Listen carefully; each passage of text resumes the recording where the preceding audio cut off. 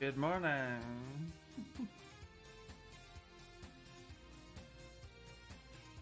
We're gonna do some Oregon trails.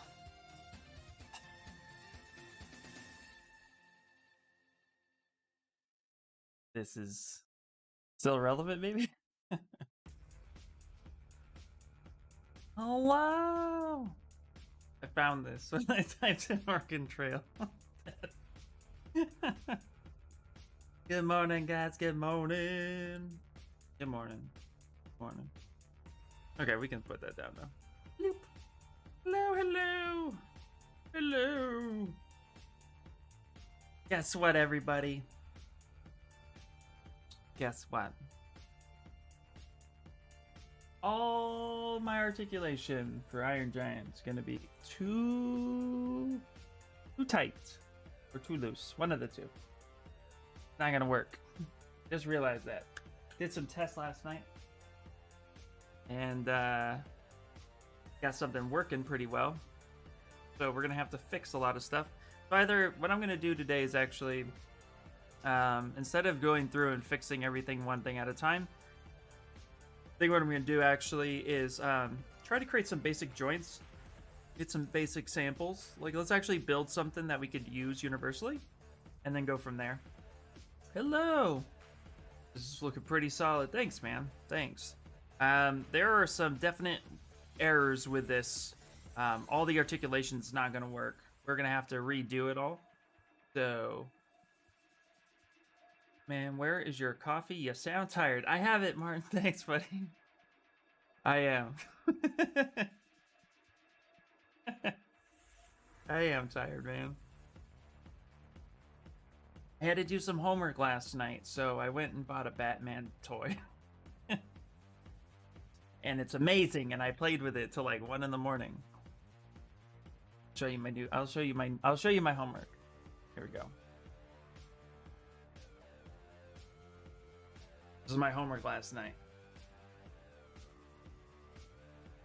This is going to be my homework for a while. I'm never going to change careers again. So I picked this thing up. 22-point articulation done by McFarlane Toys. Double knees, double elbows, wrist action. Yeah. Pivot as well as up and down.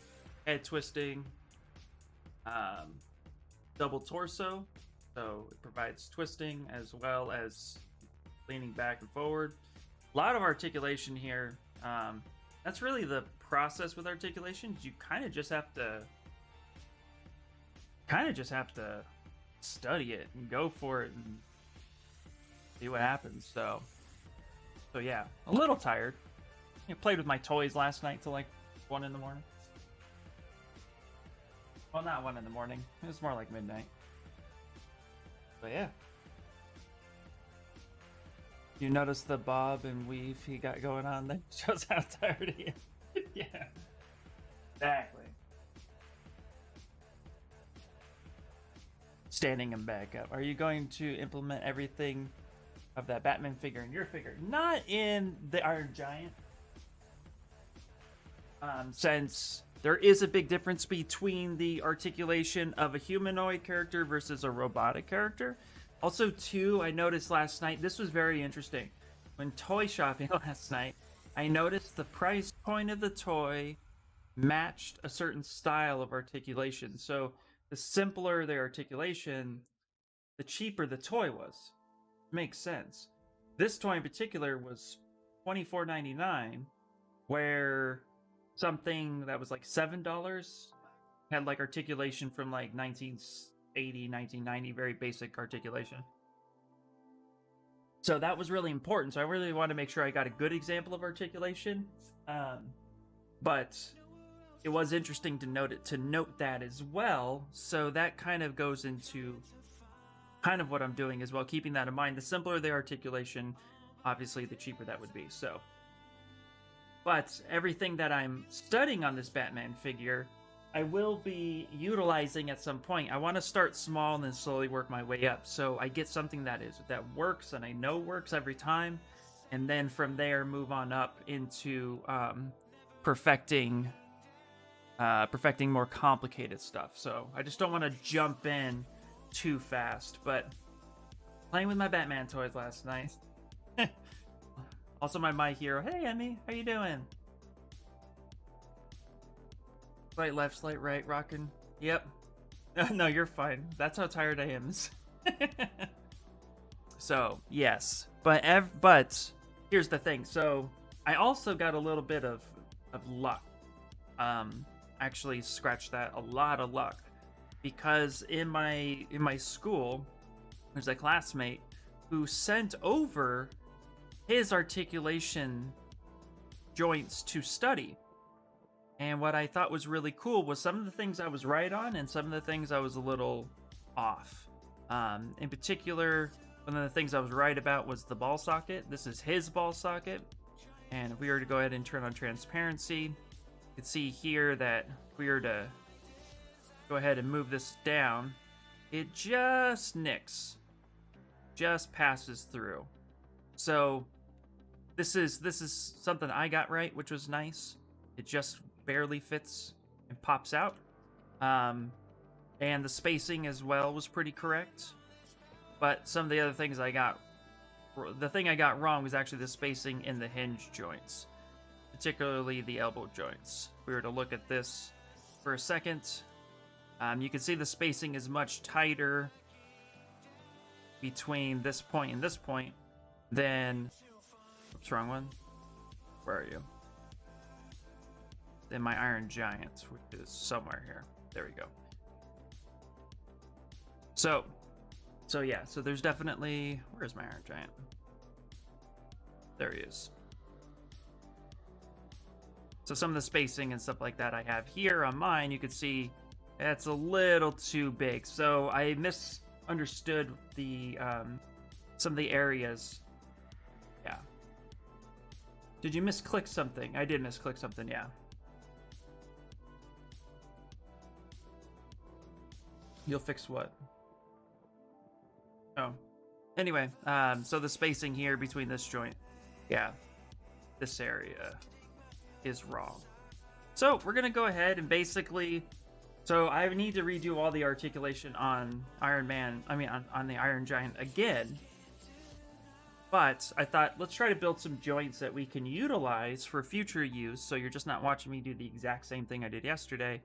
And take lessons from that. I'm also taking notes too. And my plan is to eventually create a course on this, because I'm really, really, really intrigued.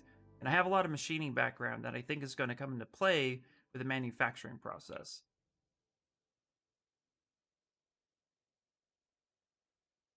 Yeah, our Sculpting's the only one needing coffee. Yeah, exactly. And we're both two peas in a pod, Death and I.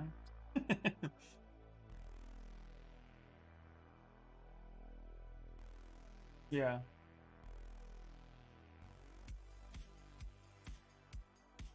Tank it out.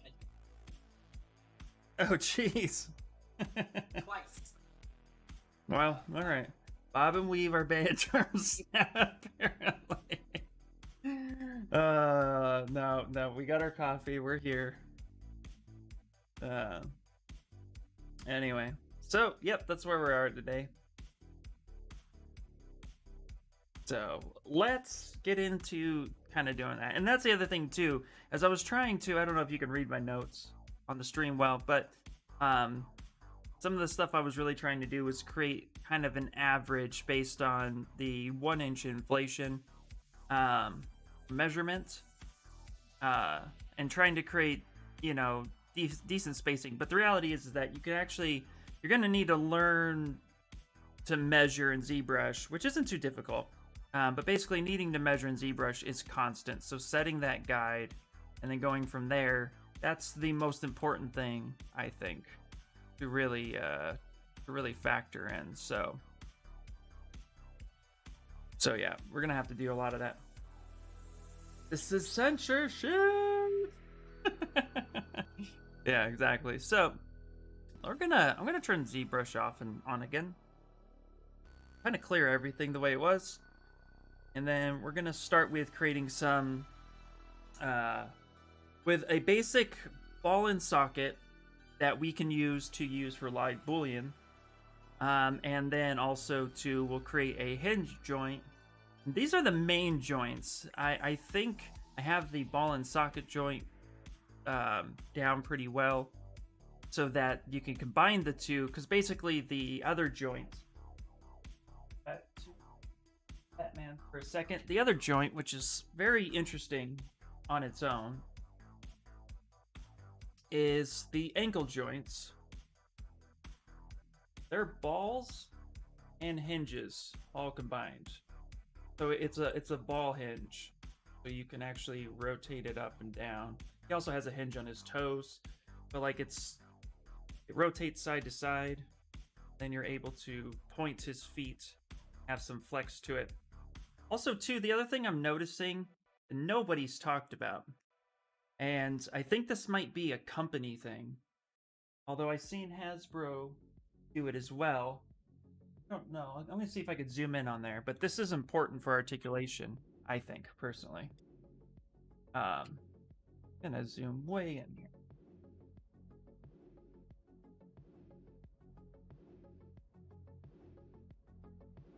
Okay. Here's a gear. I mean, here is a double knee, and there's this gear teeth, 3 gear teeth. Now this is PVC, so I don't know if maybe the joints are being made out of PVC because that's a more flexible material, but there is an actual gear teeth there, and you can feel it in the articulation when you're moving joints around. And so that, I think that helps lock it, because the PVC here, the tolerance is pretty loose. So that's what we're working with today.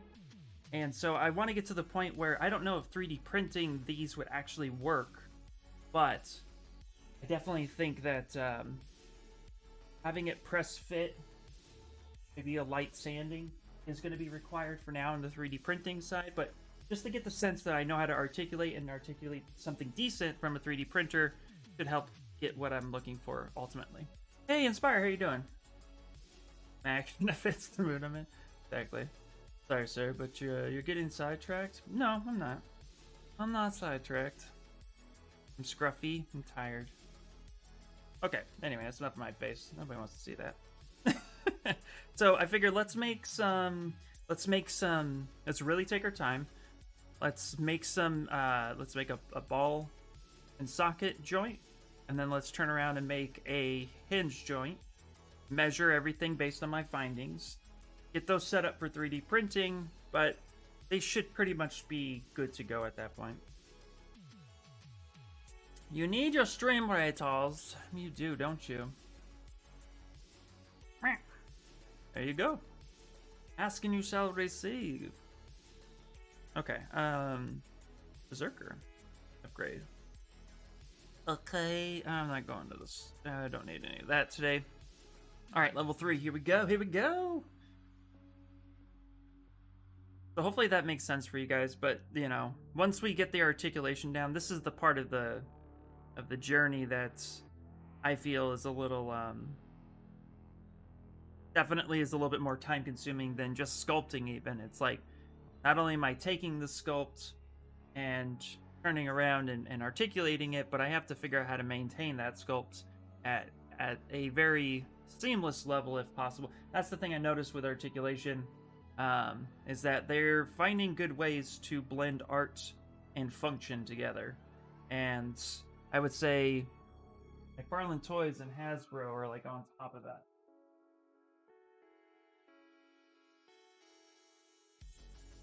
Sure.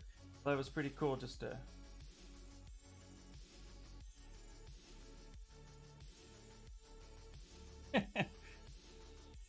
And there we go. Close them. Nice. All right, so that's what we're gonna do today. We're gonna start off with that, and then we'll go back into the Iron Giant. But also too, I think this is a really good overall just learning curve, because there's a lot of trial and error when it comes to this, and I think that's pretty cool. So Priorities. Yeah. So we're gonna go ahead and delete those original ones for the Iron Giants because we don't need it. And let's get into making our joints. So let's do it. I still like the method that I've learned. I just got to get the math right. So go ahead and grab a sphere. Let's drag it out. Red wax, baby, red wax. You're new to ZBrush. This is the only material worth sculpting in. Okay, so actually, we're gonna pick a matte cap today. Since we were talking about matte caps yesterday, we'll pick a matte cap gray. There we go. Wireframe it. So we are gonna stick with this and really work on it. So let's do it. Luckily, everything. So ball and socket. Let's actually stick with the ball and socket joint. So,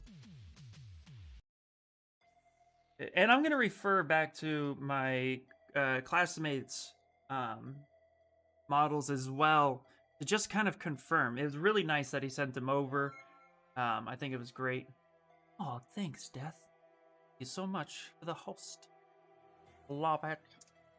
So I think that was really, really cool of him to do that. So we're gonna go ahead and make sure that we use it to our fullest. All right. So ball and socket's pretty simple. Actually, most hands and most necks are based off of this one joint. So figuring out this one joint and making something from it is going to be ideally the best solution. So we're going to go ahead and do that. Actually, let's do this. Let's merge these two down. Yep, something like that. Gonna go ahead and rotate that this way. Let's go to polygroups, group by normals. So each one of our sections is a different polygroup. Geometry, crease, and we're gonna go ahead and increase polygroups. That'll make everything nice and solid. Go ahead and subdivide that a few times. Go ahead and delete lower, so now we have this. And then we're going to go ahead and actually stitch this together. So keeping this in the center, literally sending it home. I'm going to go ahead and do remesh by union, which will give us really nice stitching all the way across. Make it watertight. Go ahead and accept. And now we're going to turn around, and we should still have the creases. If not, we'll go ahead and hit crease by polygroup one more time. And then from here, we're going to go to Z remesher. We're going to go to keep creases, and we're going to Z remesh this because we want really. I'm going to try to get really clean topology out of this. Hostess with a mostess. Sorry, work calls can't respond when handling callers. No, Kat, you're totally fine. Every time you take a call, we'll just ban you from the chat. Just kidding. Yeah, hey, that's kind of weird. In a good way. That's like, it's like twirling, but that's not what we want. So let's put symmetry back on. Let's try this one more time. Let's keep groups too. Turn adapt off. J Crew, what is happening? Hello, hello. All right. We have some decent topology right here. Let's go ahead and just half this. There we go. Yeah, keep it low. You don't want it too high. This way, when we subdivide, actually get really nice, clean topology. So I like that. Okay. Hello, working and lurking. Figured out I can join Stream Raiders for my phone. Yes. Yeah. Isn't that cool? It's super awesome. I don't know what phone you have, but on the iPhone, and I think on Android too, you can actually just make an app, and it's pretty cool. But you have an app, not on my phone, do they? Oh, I have to go to a website. Okay, I just actually went to the browser and then saved the browser as an app, and then it takes me right there.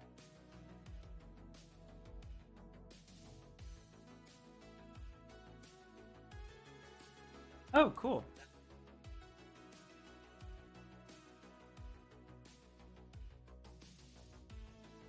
Yeah, you pay him for a battle.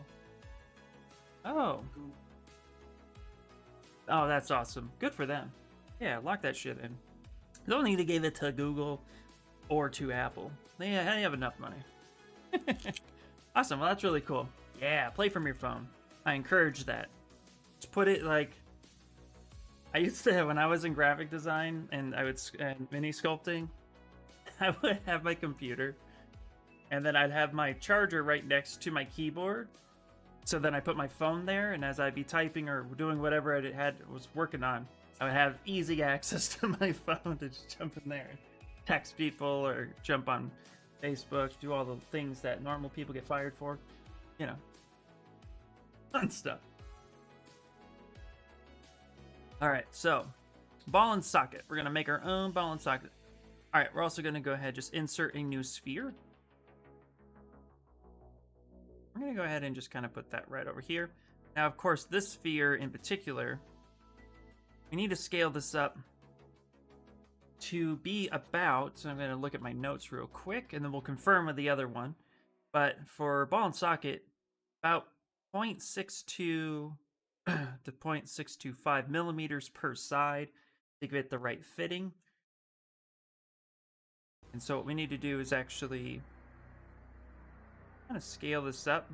Now, before we do that, let's set a measurement cube. We can set one for wall thickness, which should be no thinner than 1.2 millimeter, and then one for actual unit scaling. Which actually, the wall thickness one should provide that for us. Let's try that. Let's bring in a cube. And I'm going to go ahead and just scale this. Please scale this up. Do this. Go see plugin, scale master. Let's set scale. So 2 millimeter is about where this is at. Okay. So let's set everything off of the 2 millimeter scale. So now we come back to our sphere, for example. And we're going to measure, once you set scale on something, we have it measured. This is what this cube is. So this will be our, rename this 2 millimeter cube. Okay. And let's save this real fast. Go here. The Zbrush work. Okay. IR sculpts.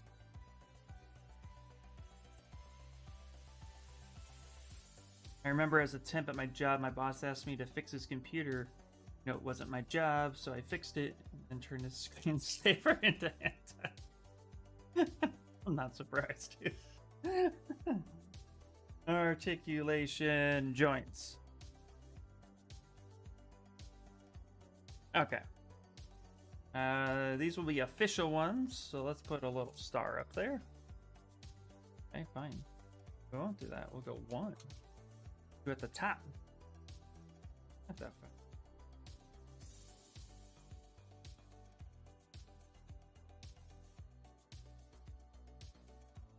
Why is articulation such a long word?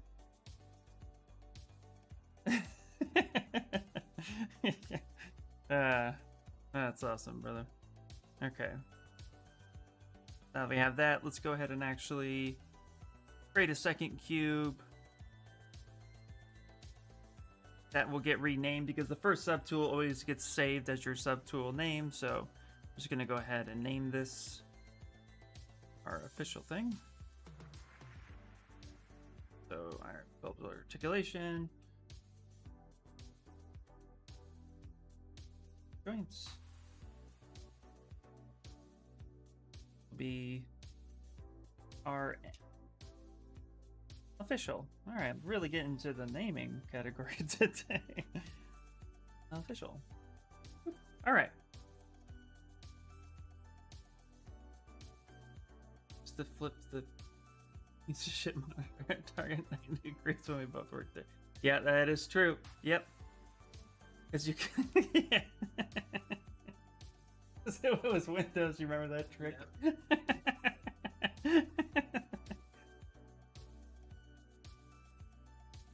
You read your comment. Oh, you got another one coming? You got another story time? Story time. Okay. So if we go ahead and measure our joint, so to measure in Zbrush, open up your gizmo. This is the important one. Open that up by hitting W, and then hit Y, brings up transpose. Once you've set scene or scale of some sort, you can actually go from vertex to vertex, and if we check edge to edge, we can actually see that's right up here. It says 2 millimeter, give or take. That's what we want to do. That makes sure that we are set officially. Only the transpose can do that. The gizmo cannot measure as far as I'm aware. No, I don't think it can. Maybe it can. Ooh, actually, I think I just lied to you guys. It tracks its distance with that little number down there. You can't really see it. Right down under the green, if you pay attention to the green. It does mark its distance. So technically that's a measurement. That lines up pretty close. So I lied. Yep, you can actually hold Alt, drag that out, and that actually would measure. Yeah, that works. Okay. Never mind. You can measure. Perfect. Lied to you. We've corrected that statement. And we are good to go. So what that means is now we need to set that distance appropriately where we need it to. So we can take this. We'll scale this up. So I wonder if we scale this up now to go to 1.2, turn on transpose. And then if we take our handy dandy gizmo, line that up here. It's about 2. Okay. Go ahead and take our transpose tool. Zoom all the way in. We grab a point and drag it out. Right up here. 0.2. Okay, so the gizmo and the transpose both work, and I love it. You just have to set the scale. God damn it, Ian. Yep, that's exactly it. It was the full video, not just the piece. I missed XP so much. I know. That's awesome. Okay. I love that the gizmo is actually tracking, makes things a little bit better. So, going back to our notes, we need to have a ball socket at least be about 0.62 to 0.625 millimeters per side. So that's going to give us about that 1.2 millimeter spacing we need in total. So we need to then go back to our gizmo. Actually bring this down, and so we can actually just drag this up until our number says 1.62. Go 6.1. Split the difference. So now if we come here,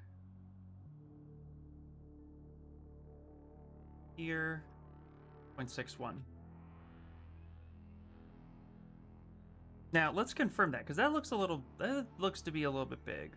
So I'm gonna go ahead and load in my articulation. Where are we? Seems to be a bit high. Go to Zbrush stuff. I have Zbrush stuff. And that's the thing. That's where we want to come up with a measurement system that matches. Also, too, actually, that's the other thing. We want to set our sphere to be... That's what it is. We really want to set our sphere to be the right size. That's the important part. Let's go ahead and do that. Let's set this up to be... I don't know. Let's make this a big thing. Because if that's that's wall thickness. So let's actually make this go to 6. Go to 5. What does this measure out to be? Let's measure it. The 9 millimeter socket. That makes sense now. Okay. That's what she said. Yeah, exactly. All right.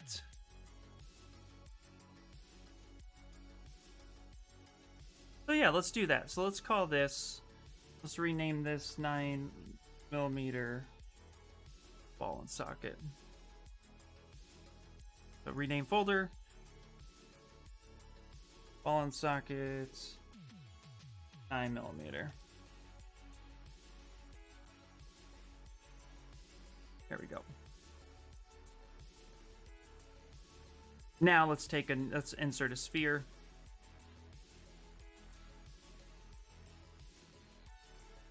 Let's bring this up. Let's scale this.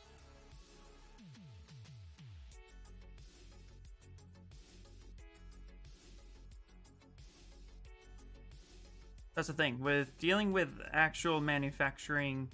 This is what this is essentially, manufacturing in a whole. We want to make sure that we actually have a basis of our size and set all that correctly. Okay. Now if we move this up to, you know what? Actually, let's try something.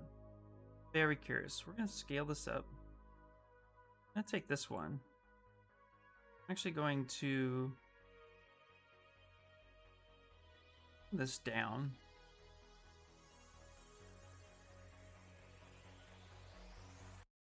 Rotate this way. What I'm gonna do is zoom all the way in here. So I dragged this out and found the apex of where this actually hits. If we grab the lasso tool, we can actually clip the edge. Let's clip this edge right here. Go ahead and get rid of this bottom part. Go ahead and delete hidden. We come back here. That right there. That should be the right size. That should pop. Yeah, that technically would actually be it. That's just enough clearance to pop in. Come back.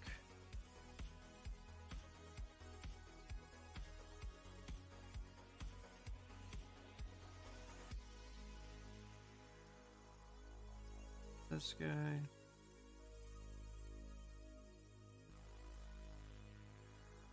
Then.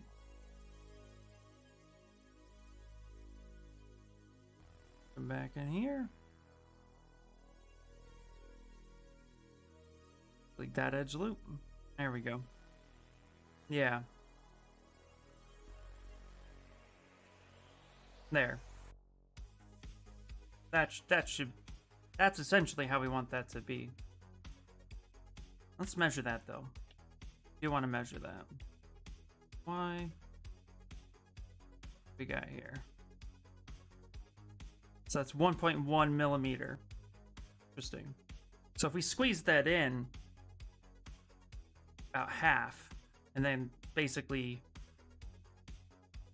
hit these, trim these balls, these edge loops off. Thank you so much for the follow, Rosatine. I think that's how you say it. Thank you so much for the follow. We want to make sure that we actually can have that clearance come through. So we'll do the same thing. Let's scale this back down. Set this. Let's actually scale this down by half.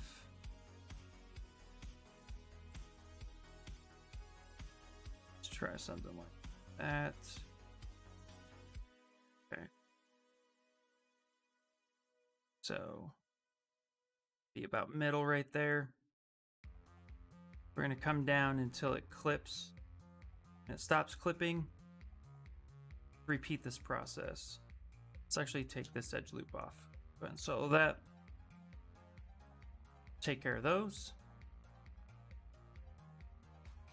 Go back. Yeah, that clips just a little bit. We can actually bevel that edge. You're going to taper the edge? Yes. Yeah, exactly. Read my mind. That's what we'll want to do to make sure that that fits in correctly. Let's go ahead and measure that, and let's see what our measurement is. Gizmo, grab this, mount. That's 0.35 per side. That might be a little tight. Well, it's 0.625 per side. No. Yeah, I mean the collapsing. The socket hole itself seems a little shallow. But we'll pull up the other guy's stuff too, just to double check it.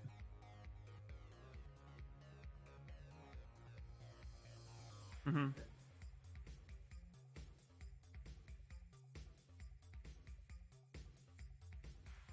Oh, that works.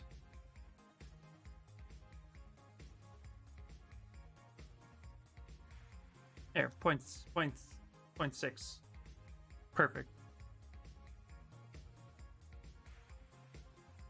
Yeah. Yeah, I won't be making the joint like a human bone. We're gonna work off a spherical for. Although that's a really cool idea. Yeah. Yeah.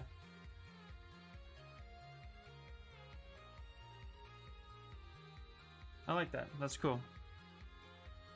Okay. Yeah, right? Okay, let's go ahead and grab this, and one more time.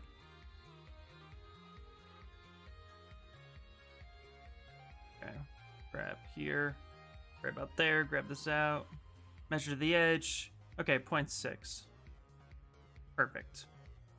So that's what we want to do. Now what we want to do, hit Y again, send this back, come here, do the exact same thing, drag this down, find the apex in which it collapses, or it collides, I mean.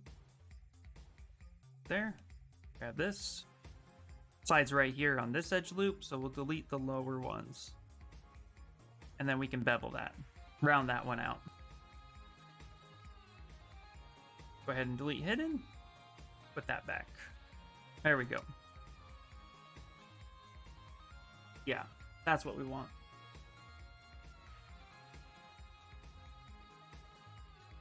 And we can take this, we'll be taking this and actually creating like a little, like either a spear or a block. Like we'll probably take another spear and extrude that out. So ideally, what we'll end up doing is take the Z modeler brush, the BZM, go ahead and grab our face, extrude all, Q mesh, extrude all. I touch a point. Edge loop, no, okay. Basically grab this, such. We do that a few times. So this will give us that little ball and socket. Then what we'll do is create that taper. So to create tapers or bevels quickly, go to polygroups on anything that you've extruded, and then go ahead and hit group by normals, which will take each face, make it a different polygroup, and then go to geometry, crease. Oops, not geometry, crease. Yeah, crease, and then crease polygroups. Then adjust the bevel width. So then when we go ahead and actually subdivide that, it rounds it out nice and smooth. We'll allow for this. Let's go ahead and just drag that part out. You can see right there, that is colliding just a little bit. That would be a tight fit. That wouldn't pop out easy. So I think that right there is going to give us what we need for the ball and socket itself. And we can actually take these primitives and then put them into, use them as cutting tools for our projects. So I think that'll work out.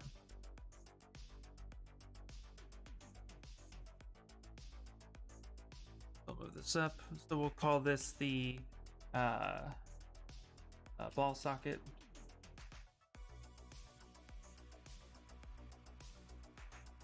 And then this will be the ball joint. Okay, very nice. Let's go ahead and save that. Then the other thing too, so this cube right here, we're going to go ahead and transparency, grab this 2mm cube. Could actually utilize this, although it's a little hard to see, but we could utilize this Go ahead and take this cube. Actually bring this up to the edge right here. And then turn on the socket. We could actually measure this distance accurately by going to the gizmo, dragging from this line to here. That's 1 millimeter. So it goes a little bit beyond. So it goes a little bit past that. Hey, morning, Ninar. How you doing? How is life for you? So this is really cool to do that. I can go ahead and transpose tool, send that back. We can send that back home. So that's our 2 millimeter cube. We can work off of that, which is neat.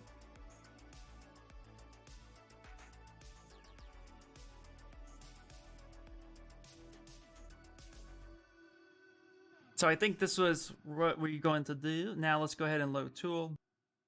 Let's go to my Zbrush stuff. And Zbrush stuff that I added in. There, let's go here. Boop, boop, boop. Where did I have it? Maybe I had it somewhere else. Ah, here we go. So this is what was sent through a really awesome classmate. And he has a bunch of joints that he created. I want to share that. He worked really hard on it.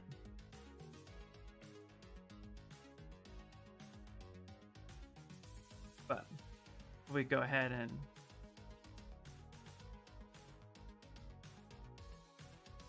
yeah, he has some like crazy ball, double ball and socket. What is showing right now?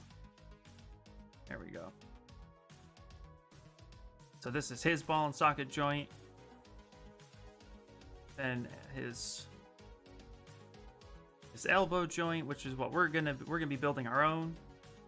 But we take his ball and socket. Let's look at his ball and socket. Standard morning over here. Yeah, no joke. Same here. I'm grumpy. I blame kids. Oh, that's a cop-out.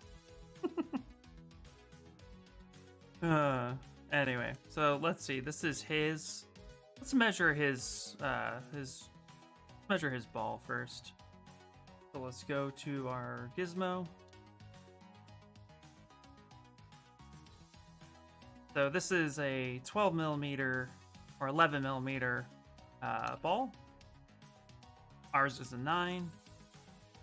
That's okay. Now we can measure this distance. So let's go back up here to the gizmo. To the transpose tool.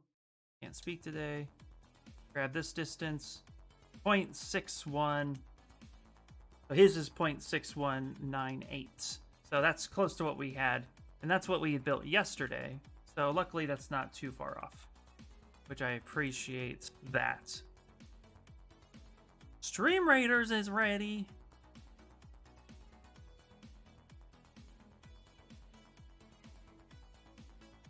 So, if we were to go ahead and measure this real quick, let's actually set scene based on this. Oh, ours is almost a 10 millimeter actually. So that's good to know. Rename that. So not too far off.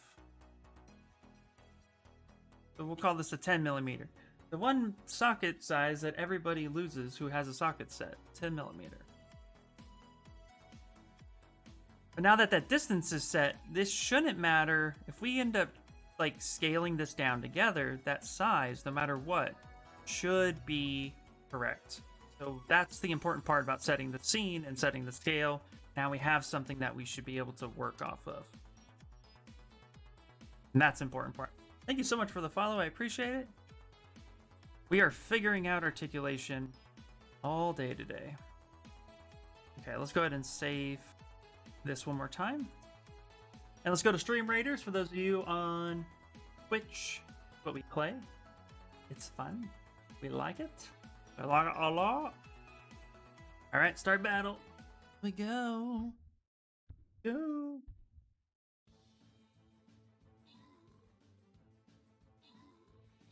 Cameras are correct today. That's good.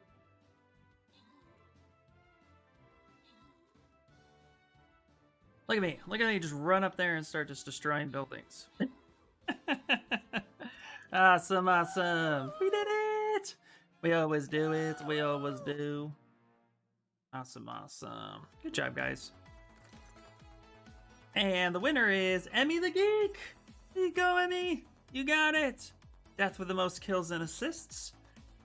Although I got 2 kills. I just ran up and killed 2 people and did nothing after. How we do.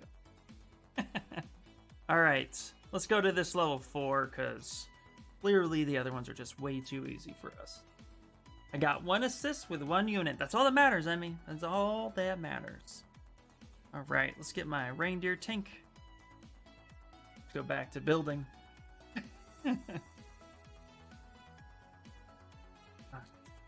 Got my amino acid. Help me wake up too. Keep me hydrated. Laces out. Pinkies up. Okay. So, perfect. Now, based on my notes for articulation, and this is based off of taking apart my toy, measuring everything with a caliper, which, if you don't know what a caliper is, because I assume... Don't know how many people have machining background. That's intermission. Whoops, wrong one. That's video recording. Here we go. Hey. So, calipers. I've had these for 15 years. No. Longer than... Yeah, no. 16 years. Anyway, handy dandy calipers. You can get these for like $10 at like Harbor Freight or some sort of or online, Amazon. You can find a set really affordable. But that's how I measured everything with the joints and stuff to grab my notes. And so now we want to create a I want to create a hinge joint with a pin, since that's pretty standard in articulation. And I want the spacing to be about 0.07 millimeters for the actual hinge joint spacing where the hinge operates. Maybe a little bit more because 3D printing, there is expansion. There's about 2 to 3% expansion, and I hear with some materials like PVC it could be 4%. So those are things to keep in mind. So expansion rate, and then or shrinkage, and then the pen spacing needs to be pretty, almost a layer height of 3D printing standards, or 0.2 millimeter. So that's what we're going to be factoring today. Hey, thank you so much, Ricky Lee. Appreciate it. So that's what we're going to be doing. Now, of course, too, I'm still new to articulation, so these are just my own personal findings. And if anybody knows articulation, and you know what's up, and I'm wrong, let me know. I would appreciate it. But let's go ahead and now create a hinge. We're going to do it off of a sphere since everything is a ball joint of sorts. And let's actually scale this up to about the same size. We want to do about 10 millimeter as well. Kumite. This reminds me of the Kumite. This reminds me of... Love it. Okay, let's go ahead and check this. So we're going to take our Z plugin, pop it over to the side. If you, on any object, and hit set scale, it's going to go ahead and actually tell you the size of your object. And this is 9.8 millimeters. Perfect. It won't change the scene once you set it, but if you just click set scale, it just checks, you know, if you pick another, of course, if you pick another standard, like Imperial, then that'll change that, but it shouldn't. Just kind of drag it up a little bit. Back here, set scene. There you go. Each time you hit set scale scene, it's just going to set it to that one. Pardon me. Can't speak today. Okay, let's rotate this over. No, come here. Now for the hinge joint, we're going to play around with this a little bit. So we'll call this a hinge joint.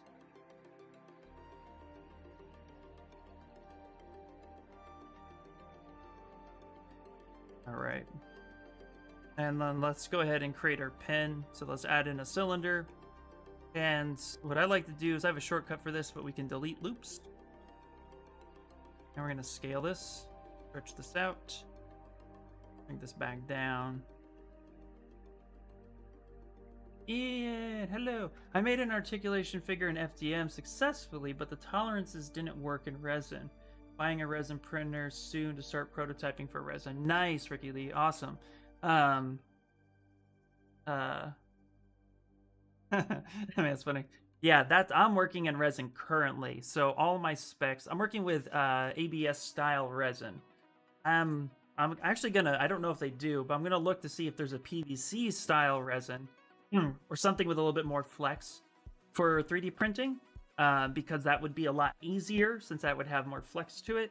I don't know if they do that yet though, but with the ABS style resin, it'd be a lot like an ABS toy. So the tolerances definitely need to be tight. But yeah, I'm definitely working on that. Sounds like you need to make a cast. Yeah, that would be super helpful. Sideshow does need to stop giving you giving you codes. That's funny. Pardon me. But yeah, FDM is how was your experience with figuring out articulation for FDM? Did you get a lot of breaking with your parts? Like, I'm sure the layer lines had a lot to do with where you set it. Okay, we're gonna measure this real quick. Let's bring up our gizmo. Let's hit Y on the keyboard to bring up the transpose tool. It is just easier to work with than the gizmo, personally. And this is a 3.5 millimeter pen. I'm actually gonna make that bigger. Let's actually scale that up. Like, let's give it a decent sized pen. So if this is a near 10 millimeter sphere, let's go ahead and make this a half of that. So yeah, now switch, bring it up just a little. Go. Grab this. So 4.5. Let's go a little bit bigger than that. Go. Let's make this about a 5 millimeter pen. Perfect. 5.0042 millimeters. If you pay attention to orientation on the parts, it's not too bad. Nice, nice. That's good. I didn't get into articulation for FDM, but that sounds really awesome. I'm glad you're able to get successful on that. Definitely would be worth playing for sure, just to get an idea of how it is, because I'm sure the layer lines would also help kind of keep that rigidity and that sense the rubbing of the materials would probably catch. All right, but I have a small little guide. It's hard to see, but this is my success. My success a little bit. I have a little arm joint that I did with resin. The ball joint broke the test, but it does move. It does work. Just doesn't hold its weight, so it's a little too loose. So kind of just like holds for like a second and then it plops. So a little too sloppy. But then I did another test. It's all over the place. Did another test today. It's kind of hard to see because it's all pinned.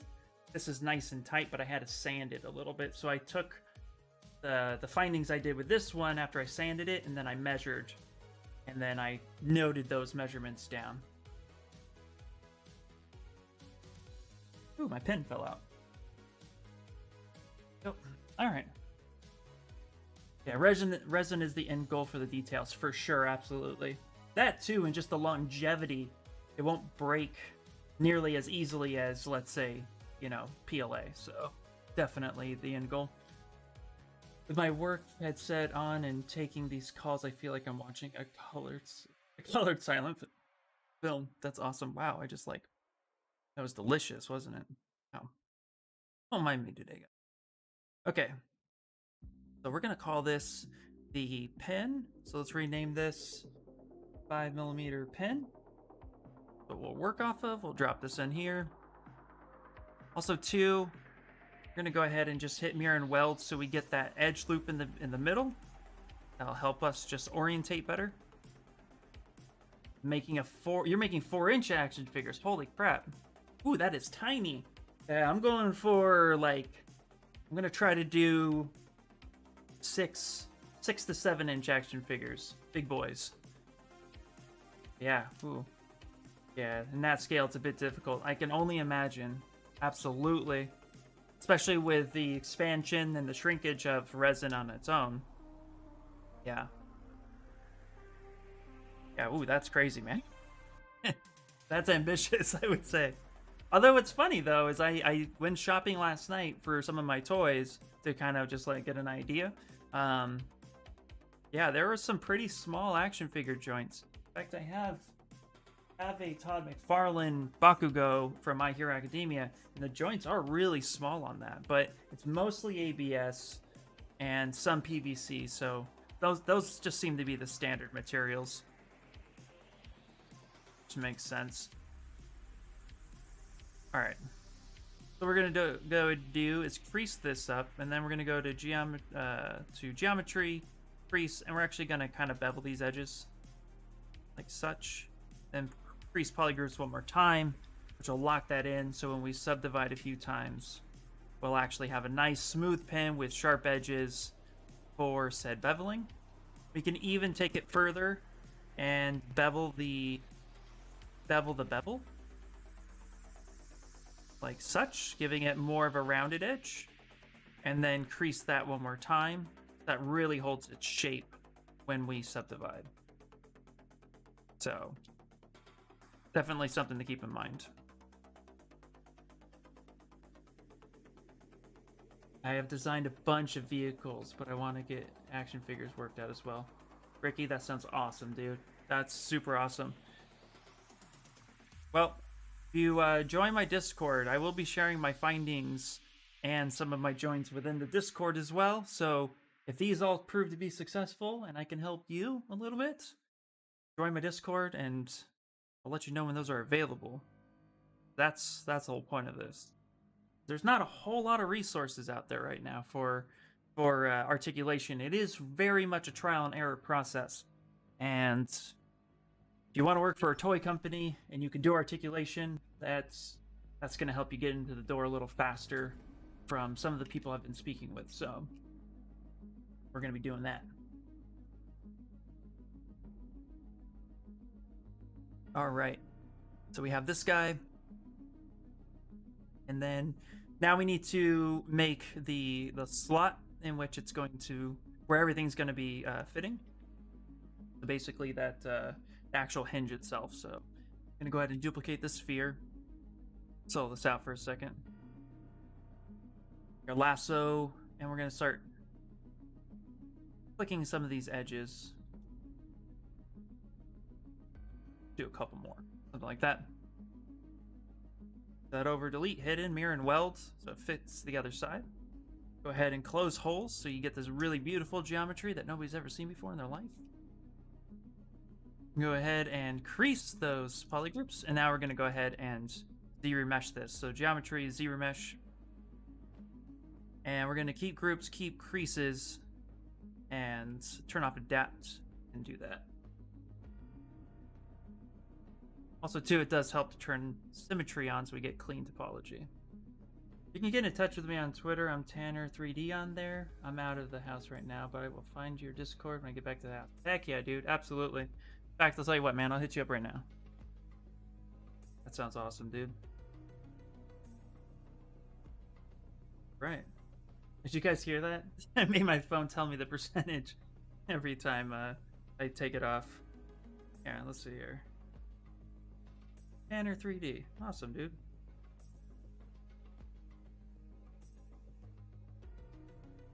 There you are. Nice. Bloop. Just sent you a follow. You can find me on there. Alright, so we have this. Let's go ahead and Z-remesh, and let's half that Z-remesh. Give it just a little bit less topology. But this be what we want. We're also going to bevel these edges because, again, sharp edges can really, even in metal, when I would work in metal all the time manufacturing, the smallest grain of sand will just ruin your day. Like, you'll be trying to fit something in there, and if you didn't take the air gun and blow it out, You know, and like sometimes it would be such a pain in the ass, and you find out first guy comes, blows it out, and fits it. He's like, yeah, it fits perfectly. Had it happen, it sucks. So you really want to make sure that you at least bevel your edges. So let's go to crease, and then let's just give it a small little bevel, something like that. And then let's go ahead and crease those polygroups. It also helps us see clearly the gap in between each one. Go ahead and do that. Now what we will do is we're going to go ahead and copy this guy. And we're going to go ahead and come on down here and copy this guy. And we're going to call this a cut. Temporarily.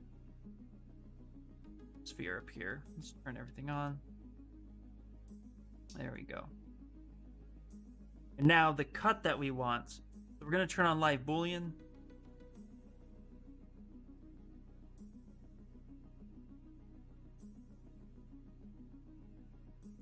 Let's just select.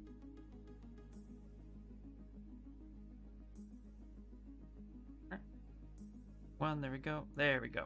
Okay. So the cut that we want is actually going to be, I want to make sure that we set the cut part right. So let's scale this up. And then let's come into here. Let's turn, not the pin on, let's turn this guy on. Back in here.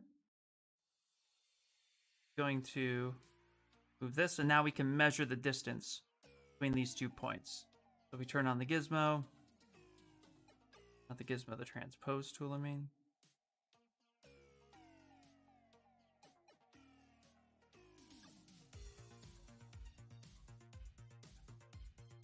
I want to measure that gap.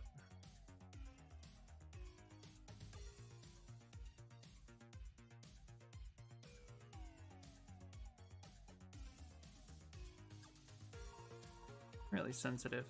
That right there. Okay.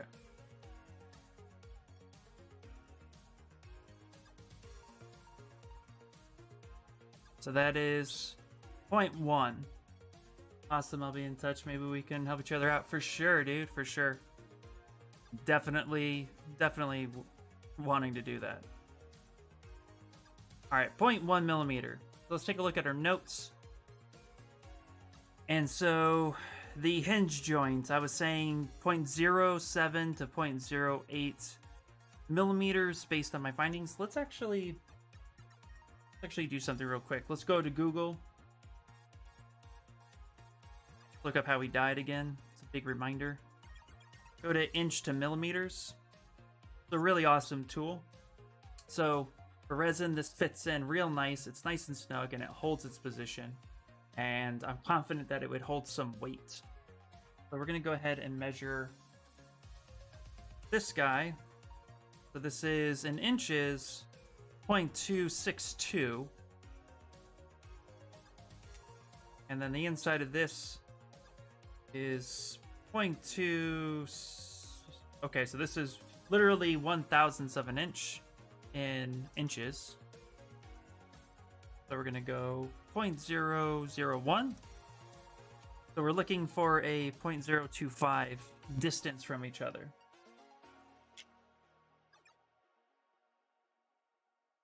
That's really small. And I did do some sanding, so it's even smaller than what I got going on here.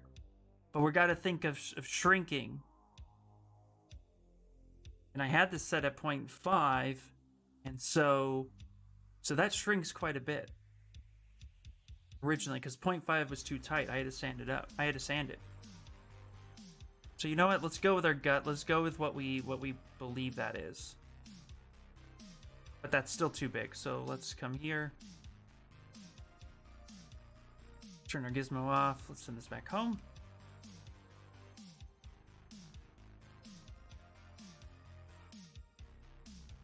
Put up just a little bit more.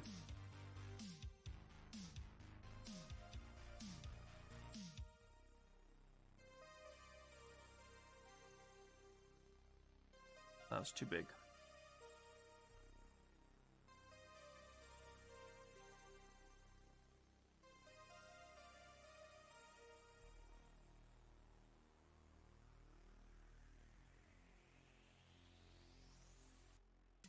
0.08.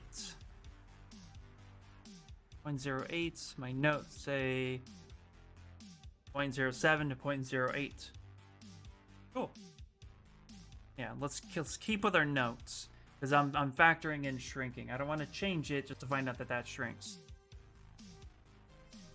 I'd rather it be a little loose and dial it back just a bit more and fine-tune it that way. I'd rather have one more failed print than have to sand it and open it up again, or find out it doesn't work.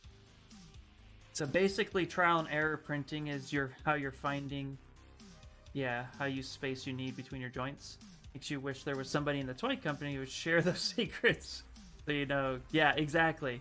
Well, that's the thing, that is something that was mentioned in the Hasbro video, was that they do 3D print their stuff. Now, the key is that they 3D print with Formlabs. And the one thing I've noticed and heard about is that Formlabs has their own resin, has their own process of doing things. It's not just like buy some Elgu resin and stick it in there. I have a Epax X1, which is the equivalent of an Elgu Mars. So I'm wondering, well, I know that my machine isn't as tight of a tolerance as what their findings are.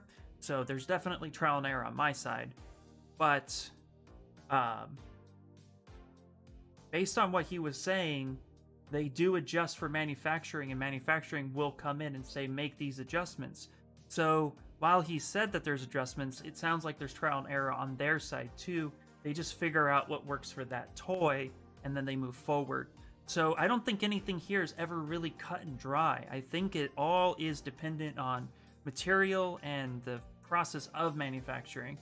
Again, that's an assumption on my part, but yeah, it is very much trial and error, at least on my side of it. And yeah, outside of paying, I did see an articulation video that Paul Bennett, actually from Hasbro, said he would do. I wasn't willing to pay $500 to learn how to articulate. I just don't have that kind of cash. So time is money. I would rather spend my own personal time with basic understanding of machining to come up with something. Yeah, exactly. So, I mean, well worth it. Clearly the knowledge is there, but I mean, I feel like articulation, it broaches on that aspect of trade secrets. Companies reverse engineer all the time, but nobody's really saying how they do it. So, yeah, it seems a little bit of trial and error, but I think it'll be well worth it. If they have custom resin, might cut down on their shrinking. Exactly. Yeah, if you can create a formula of resin. And the only reason why I say that too is because Kana, I think she has a Formlabs, or has access to a Formlabs. And I had said, oh, just get some of this resin. And her reply was, well, I can't just go and buy resin. I have to buy resin from Formlabs. That indicated to me that it was custom. So you're right. It could definitely be something on the resin side that is allowing it not to shrink so much, if at all. Yeah, exactly. So makes you want a $4,000 3D printer. So I hear the resin's expensive too. So anyway, so this will be my basic size. We'll leave that there. But what we want to do is actually give this a little bit of kind of give it some body down here. So we're going to go ahead and duplicate this guy. And we're going to kind of do something like this. Kind of bring this here. Give it a little bit of a wall.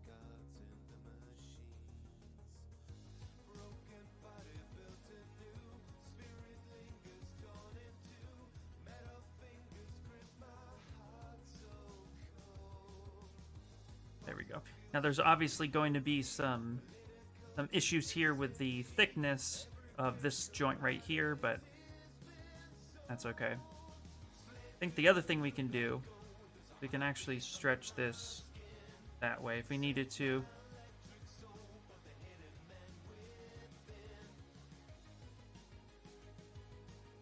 But I think that'll be okay. I'd rather spend that on a badass GPU. Yeah, exactly. Okay, lurk time. Been on PC all day. Need to stretch legs before dinner. Yeah, have fun. No problem. Thanks for the lurk. Okay. Okay, so that's pretty decent. Actually, I'm curious. Should I be working with a sphere? I mean, arms in particular are round. Yeah, let's do that. Let's not let's stick with what we know. Okay. I'm also gonna do something real quick, and I'm going to subdivide the cutter a couple times. And I'm gonna check it. Same with this guy. I'm gonna go ahead and subdivide this, apply, and check that distance one more time. So let's go ahead and grab our gizmo. Yeah. 0.1, so it does change it a little bit.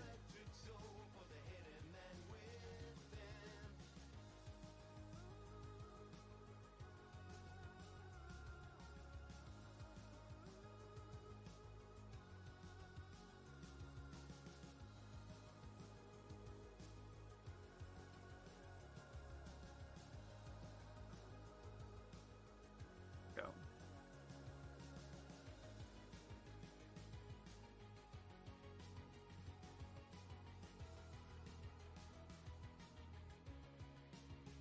There we go. At 0.76, perfect. Okay, so that's something to keep in mind too. Is it seems clearly that subdividing it changes the measurement. You want to keep that in mind before making your cut. But this looks pretty good. I like it. Go ahead and save it before we fuck things up any further.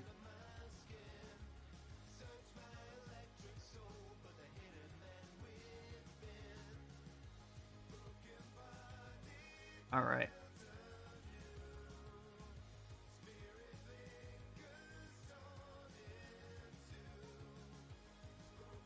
Actually, instead of adding... No, we'll keep that there for now. Okay. Yeah, we'll make that cut like that. Let's go ahead and Boolean folder. Let's see what we got. Fine here. Okay. Now what we're gonna do is I want to... You know what? Let's go back. Let's delete this. Come here real quick. I'm gonna subdivide our spheres a couple times. Give something pretty nice. The other thing I want to do is actually create a nice little lip here. So I'm gonna go ahead and insert cube.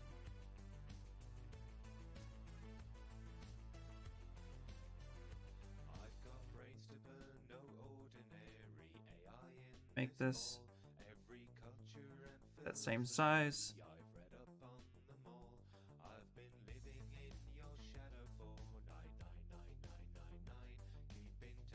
They're going to set this down below. Set this to cut as well. Actually get some decent edge happening right here.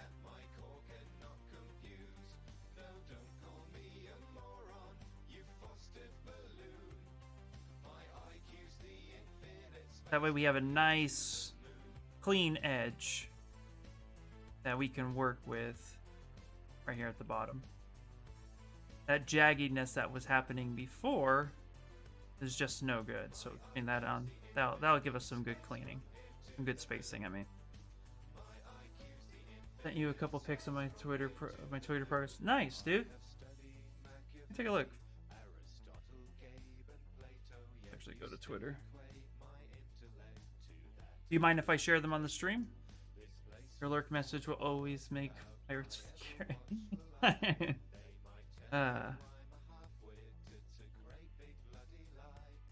I'll pull it off stream just in case.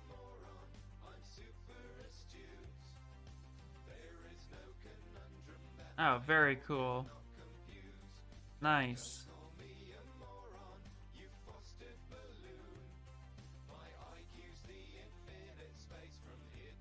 Okay, nice. It's good to see that, yeah, you have them clearly for the FDM working really, really well. That's awesome, dude.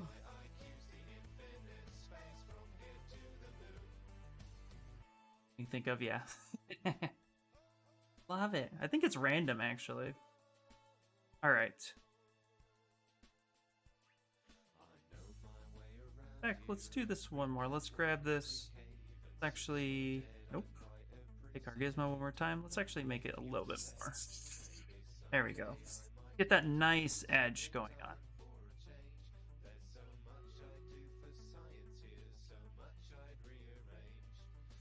Okay.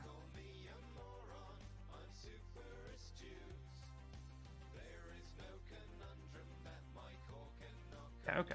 Sounds good. Stream Raiders is ready. Nice. Alright, let's go ahead and save it. And let's do it! Stream Raiders, guys. Stream Raiders. Alright, gotta head out. Mafafa, dude, great for stopping by. Thank you so much, buddy. I'm gonna keep you guys posted, too. So, Mafafa, if you are interested in articulation, let me know, buddy. I'm gonna share my findings with everybody in the Discord. Do it. Thanks for stopping by, and of course, man, love seeing you here, dude. Have a great day. Oh yeah, please do, for sure. And if anybody is here interested in articulation, want to collab on this, I will, you know, let me know. We'll put something together real easily. Let's get it, let's get it. I need some more coffee soon.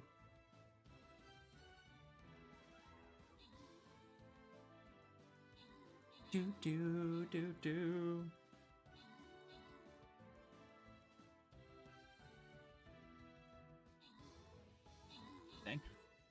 Get it! Couple more enemies, no big deal. Right, alright, alright.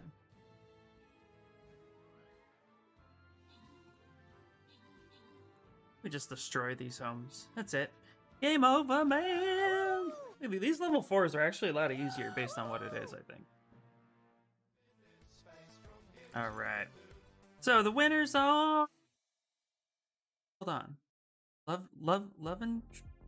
Lavendry? Is that how you say it? That's awesome. And Carde! Yay! Awesome. Try not to butcher names, guys. I try. But thank you guys so much. Get some badges. Whoop whoop. Freaking killed it. Alright, here we go. Level 3. This should be nothing. Not be losing. Ever. Alright. It's a level 3. I want to build my archer a little bit, so if you guys can drop a few musketeers near him, that would be fantastic. My archer will support your musketeer. Through and through. Right. Now we have this. Let's go ahead and apply this cut, Boolean folder. And now we have this guy right here, which is looking pretty good. But what we're going to do now, we're going to go ahead and make sure that we increase our poly groups. We want to redo this. This is pretty gross. Go ahead and Z-remesh, keep creases, keep groups, turn off adapt, see what we get. Don't get cocky? No, never. I'm confident in you guys. Part A. Not overly cocky. Much. Alright, so that's a little sloppy. Let's go up to 10. Let's get a really good subdivision. Oh, you know what else is the problem? Is you gotta activate symmetry, dude. Helps out so much. That's what I'm here for. There you go, yeah. Exactly. There we go. That's looking a little bit better. And a little bit of breaking right there. You can zoom in here. This line right here. So we can go ahead and crease this. Bring our Z modeler brush up. Hover over the edge. Crease.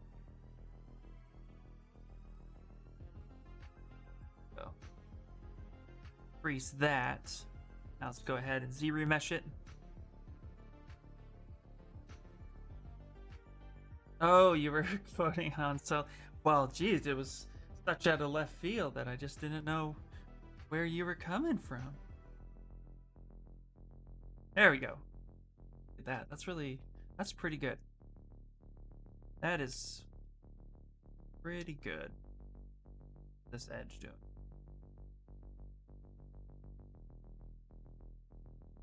Okay. So what we can do. Thank you so much for the follow. I really appreciate it. What we can do too is we have a little bit of breaking on the back side.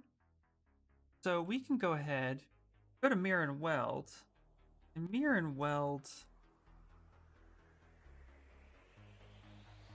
the Z axis, which will fix that back side. Because what was happening was it was collapsing here on this edge. All other edges are good. And that's a bit of a pain in the ass when that happens.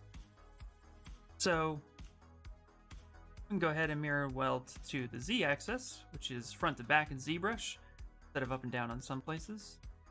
That will give us that same clean edge on each side. Now what we can do, we can actually go and kind of extrude some of this out evenly, so we have a better wall thickness between the two. And we can see how that's working pretty well. I know, there's no inflection over chat. Yeah, there really isn't, is there? There really is not. So that right there is pretty good. I like that. We can work with that a little bit. Again, actually boost that wall thickness up just a bit more. Yeah, I think that's gonna be perfect. Let's go ahead and check our measurements one more time. Make sure we didn't mess anything up. Hit our gizmo, transpose tool, one point to another, 0.0786. It's perfect. It's right where we want it to be.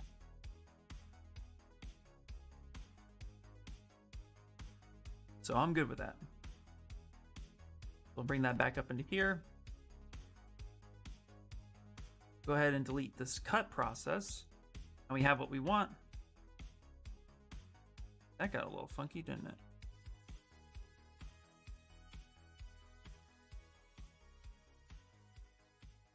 Kind of smooth that out a little bit. Not sure what happened there, but fixed it. There we go. Perfect.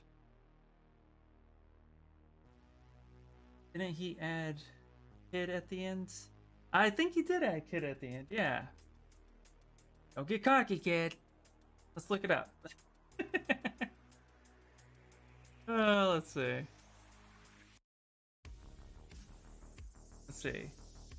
Don't get cocky, kid. Star Wars. No, he didn't. He says, "Great kid, don't get cocky." That's the quote. Ah!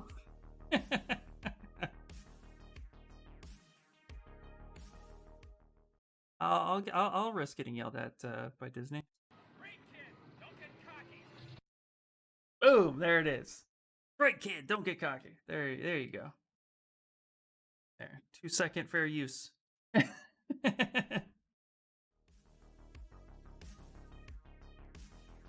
There it is, there it is. All right. Now we have all that situated, which is pretty good. I'm liking that. There it is. We're gonna go ahead and Z remesh some of this too. Once we do the final cut. So we're gonna go ahead and duplicate this one more time.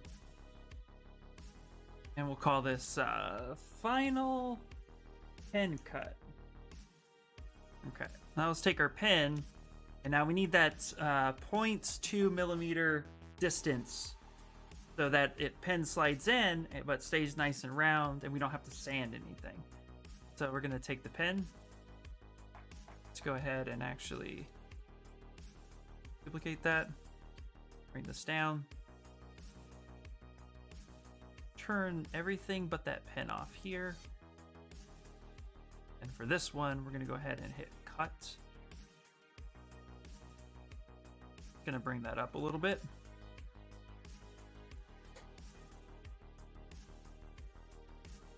Now, what am I on?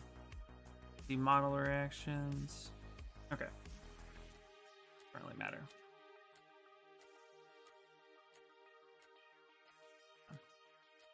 Bring that down. All right.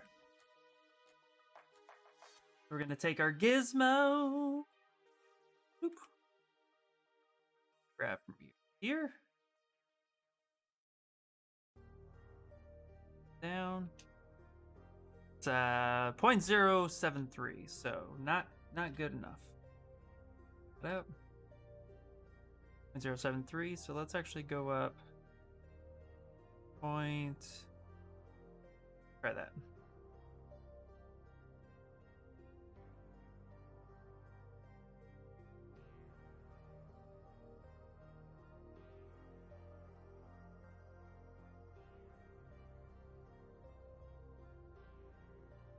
It's 0.14.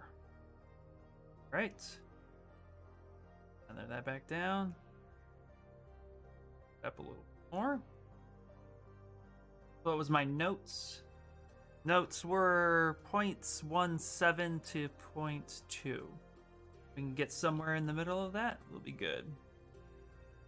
Grab this guy right here.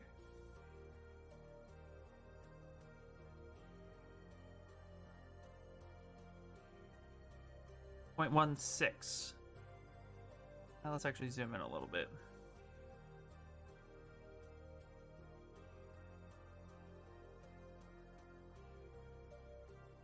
.1. 0.15 actually.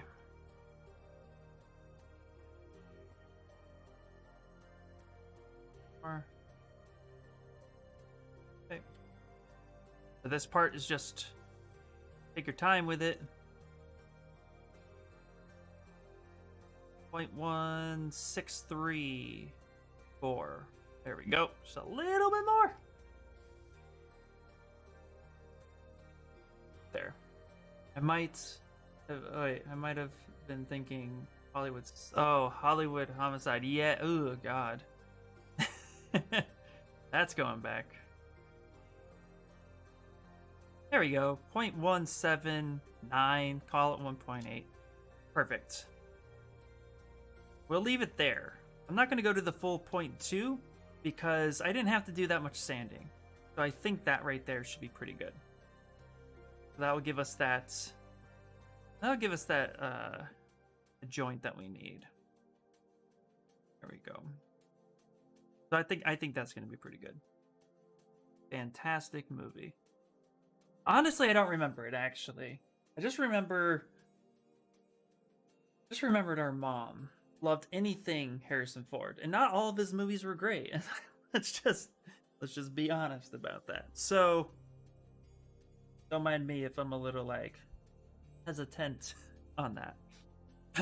Okay, so that's gonna be pretty good. So I like that.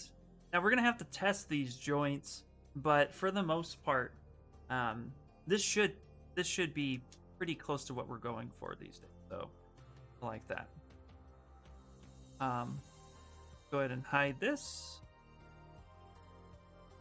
And then I think officially we're pretty happy with that. So we can go ahead and cut this. So let's go Boolean folder. See what we have now. Really, really, really pretty topology. I mean, look how gorgeous that is. Let's fix it. All right. So let's turn on symmetry. Let's go to geometry, crease, and crease polygroups one more time. And now we're going to go ahead and go to Z remesher. We're going to keep it the same. I do like it. Keep groups, keep creases, and Z remesh it. Let's see what we get. Okay, so we lost some of our creasing. So what we need to do is actually go to polygroups and group by normals. There we go. And if you do polygroups and group by normals, you keep your original creasing. So then you can just come back here, go to crease by polygroups again, and it'll just add the creases on the polygroups that are now meeting, but it won't get rid of any of the polygroups. So that way it'll be as smooth as possible. Yeah, that's right, dude. How you doing, Turbo? How's it going? So now we can go ahead and do ZRemesher one more time. ZRemesh. Now it should keep the original creases as well as the new ones, but giving us some better topology to work with. Which, yeah, that's looking pretty nice. Now we're going to want to bevel these edges here a little bit. So what we can do is we'll pull up the shortcut real quick, uncrease polygroups. Symmetry turned on. You can actually come in here, demodeler, hover over the edge, go to crease. Wow, that's a big old brush. Edge actions, let's go to crease and complete. Zoom in, get these going like this. And now we're gonna go ahead, go to crease, kind of bevel that a little bit. Just a smidget.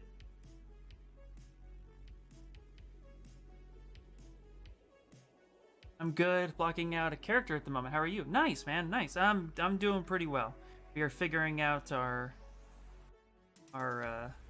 own little issues at the moment, but no, I'm doing really good. Actually, ZRemesh this one more time. This is pretty nasty. We can get cleaner than that. So let's go ahead and let's keep it at 15. Go ahead and do this one more time. Oh wait, hold on. Got rid of those creases. I want to make sure I keep those creases. Let's go 10. Just figuring out all the articulation, getting that situated. Did some trials last night and found some really good results. But now we got to clean all that up. There you go. That's better edge work. That's much better. A little bit of collapsing right here. Go here. Get rid of that. Put it right.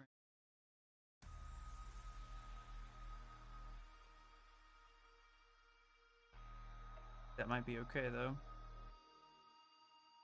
ZRemesh is a godsend. It really is, isn't it? Right, let's just do our own edges right here.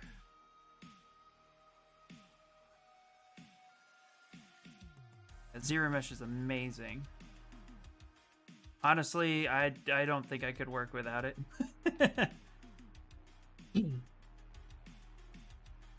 we go.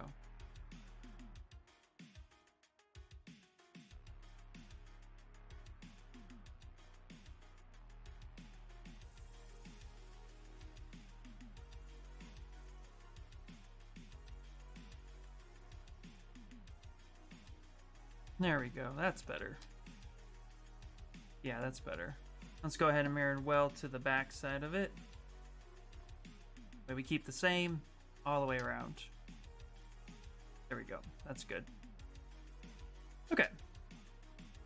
Go ahead and save it. Used to use Mudbox. I don't believe there's a feature like that in Mudbox. Oh my gosh. I used to use Fusion 360, a little bit of Maya, mainly Fusion 360, and then I did Mastercam when I was in Machinist. And we never had a feature like this, ever. You just had to build it all from scratch. All right.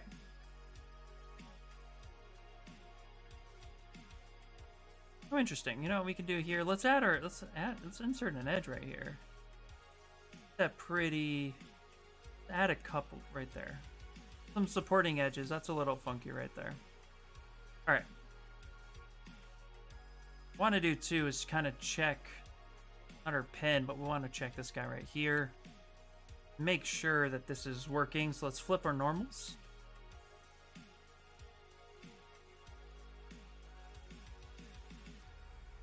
Jump in here. Let's see what the inside looks like. Which There is spacing. Good. Want to make sure there's decent spacing for it to rotate clean. Hey, Snickles. Hello, hello. Yeah, okay. There is definitely adequate spacing underneath so that whatever's going on down here, because there's a little bit of funky deforming right down here, very minimal. Won't notice it in the 3D print at all. But if that was coming up on that edge, that would be a problem. You definitely want more space here than you do here, because the pressure's on the side, so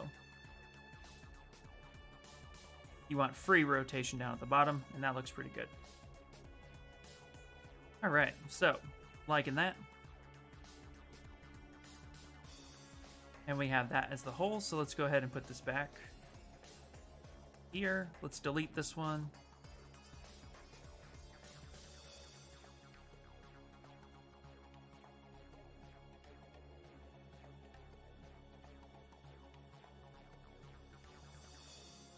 All right.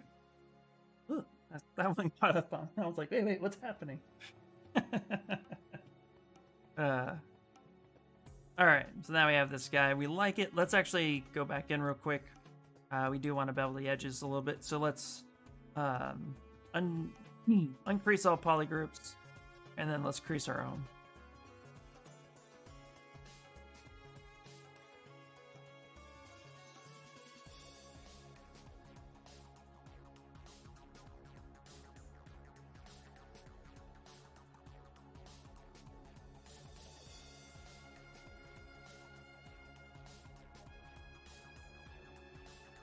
Hey, Von Buki. I didn't realize that Darth Grogu wasn't an original design. You probably said that and I missed it. Yeah, so the design of Darth Grogu, yeah, was not my own. It was actually based off the concept of Max Davenport. He works at Gearbox Games. He said it took him all 5 hours to sketch it and paint it. He just had an idea and went with it. I reached out to him to ask to translate it to 3D. He was actually completely... Wow, hold on a second. Anyway, sorry. He was okay with it. He just told me that I couldn't sell it whatsoever, and I appreciated that. But he did allow me to release the files for free, which I was really grateful for. But it was a fun collab, and I really enjoyed working with him on that. Kind of caught him up on the process, and he seemed to like it as well. So it was fun, yeah. But it was his original design. It's just one of those things. I had to sculpt it, but you know, yeah, it was fun. Still really good work on it. Yeah, thank you. Yeah.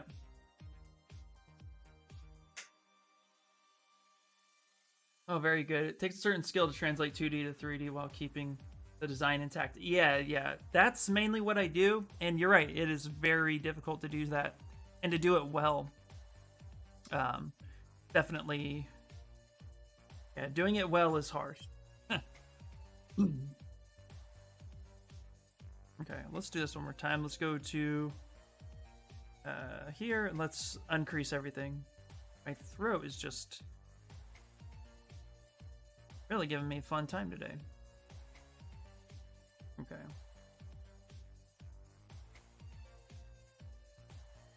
All right, let's take crease and then let's go ahead and give it a slight bevel. That bevel that we can experience will actually kind of minimize the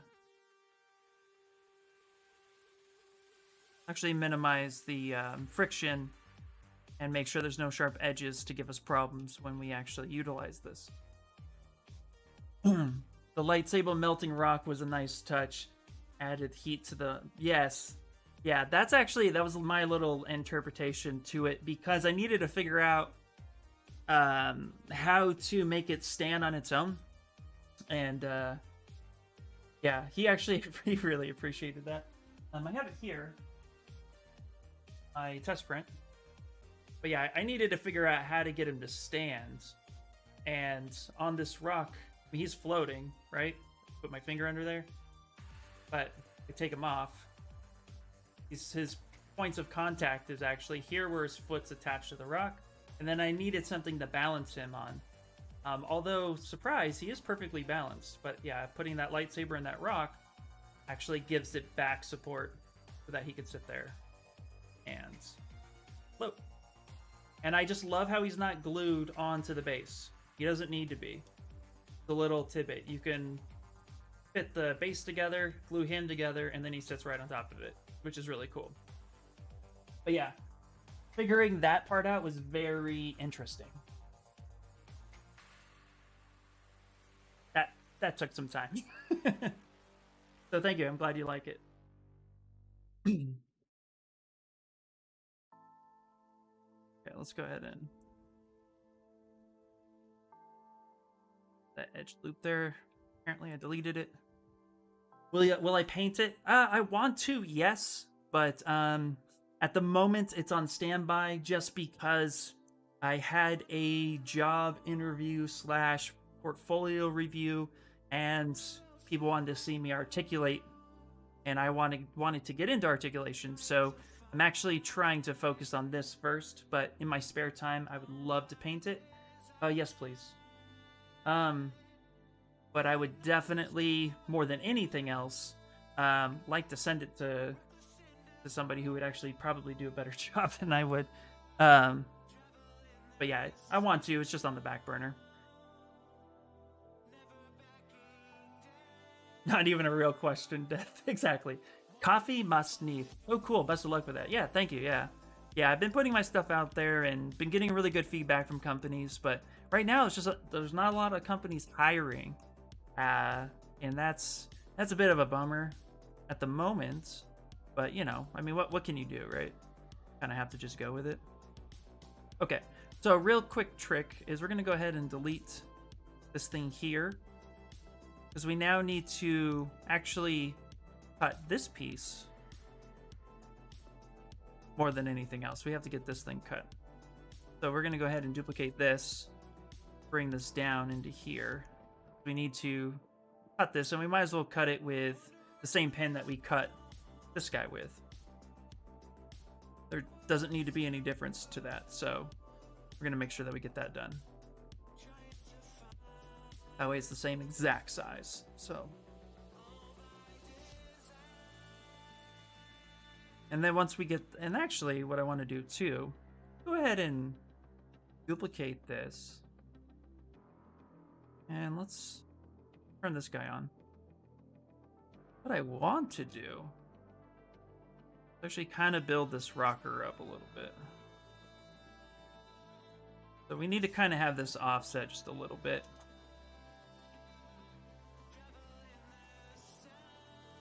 Like that. So that way we can actually connect the joint itself.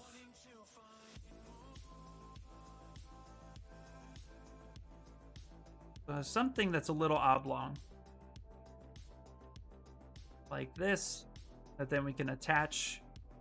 So then this part can actually rock and then be attached to whatever needs to bend and rotate. I'm sure there'll be plenty of space at Epic Games 87 new, Epic Games new 87 ARC converted shopping center campus complete with indoor pool. So you'll have to wait until 2024 to make yourself highly desirable. I will do that for sure. Thank you. Yes. Sign me up. Let's do it.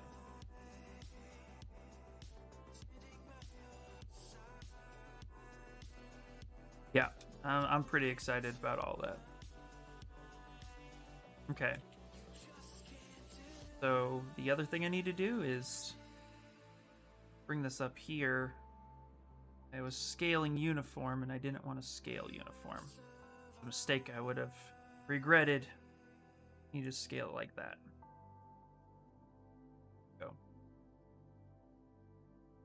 Let's actually take this and let's merge down. So it's this, and basically this is the center point. So when we rotate, right, we want to make sure that there's not a lot of collision. We squeeze that in. Let's actually hide that. Let's actually hide the shell for a second. So we're looking at something like this. That would rotate this way. Still maintaining a decent wall thickness, which would be, come here. That wall thickness would be 1.4, right within the wall thickness that we need. Perfect. Added some coffee to your sugar.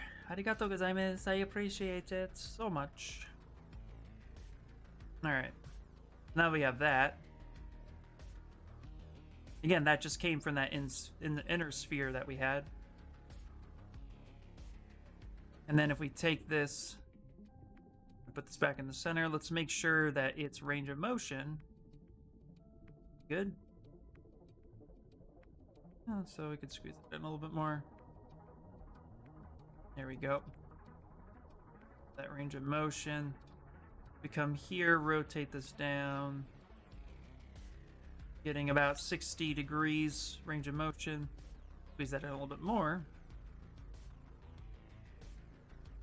39. 85.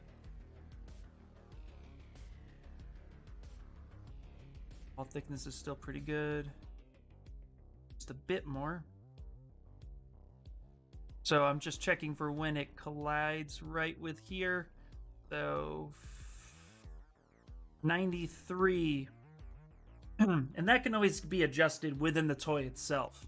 So once we attach this to the arm and attach this hinge can be, this opening can be adjusted to actually give us more range of motion. But if we can achieve a 90-degree angle range of motion, which we are getting about that, then we've already successfully completed the minimum requirement for any arm joint. So pretty happy about that. Hello, Adder. How are you doing? Adder Lovely, how are you doing? So we want to make sure that we keep that range of motion in there, and I like that. So we're going to have this kind of odd shape in order to do that. And then let's go ahead and boolean this folder. Now we have this. And just look how beautiful that is. Toasty. What I'm going to do is activate symmetry, grab my Move Infinite brush, and we're going to turn on symmetry on the Z-axis. And we're just going to quickly kind of mask off this area right here. We're just going to move this just a little bit so it's a little bit rounder. We're going to Z-remesh it, so that's going to change. But that way it's not too bad. Go ahead and duplicate that just to keep on the safe side. And then let's go to polygroups and group by normals. That might take a second. Ooh, Stream Raiders. More technical stuff today. Yes. Yes, Windwitch. Absolutely. We are factoring in all of our beautiful articulation. Group by normals didn't work. Let's uncheck that little box there. There's a little pin right here. If you guys didn't know, a lot of these buttons have two functions. Sometimes you hold Alt, and sometimes they have this little dot. And so I had the dot on, and it didn't group by normals very well, so I unchecked that, and now it did. Beautiful. All right, let's go ahead and save, and then let's do this. But yeah, we're figuring out articulation as we go. Kind of putting a little bit of my trial and error process out there. All right, let's do it. Especially if those are wanting solar articulation, come learn it with me. Let's see how we do.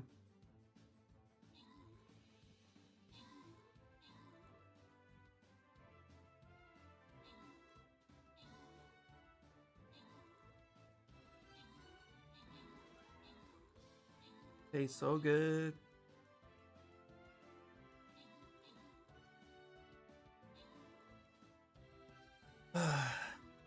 Warm. warm coffee is soothing to my throat. All right, all right. I don't know about you guys, not to get cocky, okay? But these buildings don't seem to be very difficult. See? Not cocky, just confident. Big difference. All right. Could be an awesome YouTube tutorial idea. Since you said there isn't much learning a source on articulation. Martin, you're absolutely correct, and you're already thinking my thoughts. Yes, Hermit! You got some scrolls. Got some scrolls. Yeah, well, you know. Can't be a glory hog the whole time. Just most of it. Alright, here we go. Ooh, a history boss. Alright. Grab that little lightning orb right there. Power up level 10. Nice. Alright. Back to Zbrush. Alright, so we have this. We need to clean this up. And there's a good couple ways we could do this. We could try to ZBrush it as it is. That might work.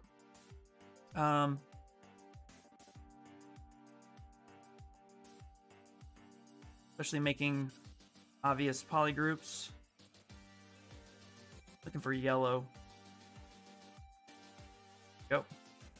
Let's try that, but this might actually need to be Dynameshed because we have merged topology. I kind of duplicated the same sphere and then merged that. So we may have to Dynamesh that before Z-remeshing, but let's find out. Let's actually go ahead and just take our Z-remesher groups, keep creases, make sure we crease polygroups, go back to Z-remesh, turn adapt off, symmetry, let's do it. Fantastic, a new Dutch animated children's show about a man with, I'm sorry, what? With a giant penis. That's an animated show? For age 4 and 8? It is extraordinary. In fact, that it can perform rescue operations. The heck? Even steal ice cream from children. The new Dutch show? I don't even know. That's crazy. Alright. So look how pretty this is. Not. That's insane to me. That's crazy.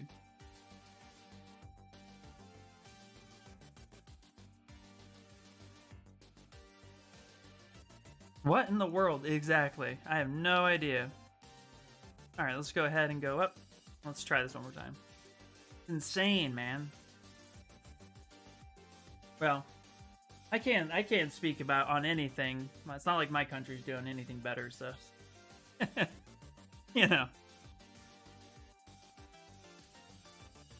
Okay. I'm gonna do a light smoothing right here. There we go. Okay. Now we're gonna do, sometimes the first Z-remesh doesn't do what you want it to do. So we're gonna try it one more time. And not too bad. Would help if we actually go back to our crease and crease polygroups one more time. And then go back to Z-remesher and try it one more time. There's something rotten in Denmark. Yeah, that's pretty crazy. Not gonna lie. Alright. There we go. Making small little adjustments on the edge. Light smoothing. That's actually honestly not that bad. I think I can live with this topology. What we will do is we will go up to crease and we will bevel set topology just a little more, giving just a little bit more depth to that, and not depth, but giving a little bit more edge relief, and then we'll crease polygroups one more time and call that as it is. And now let's come up here. Let's take a look at the whole tool. So we'll call this the rocker. This is the actual rocker element. And then have the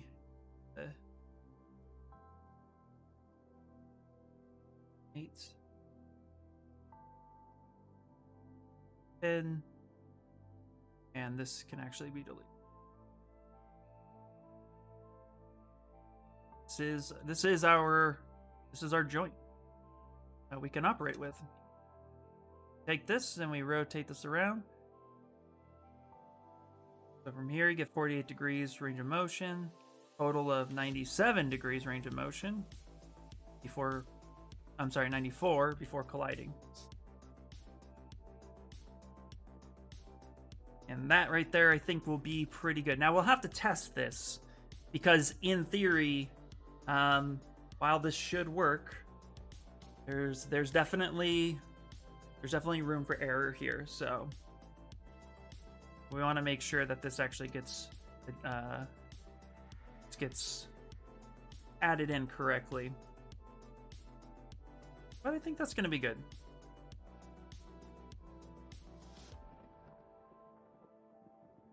Well, it's Denmark. Don't even...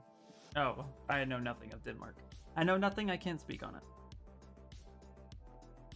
I know nothing, Jon Snow. All right. Let's go ahead and save.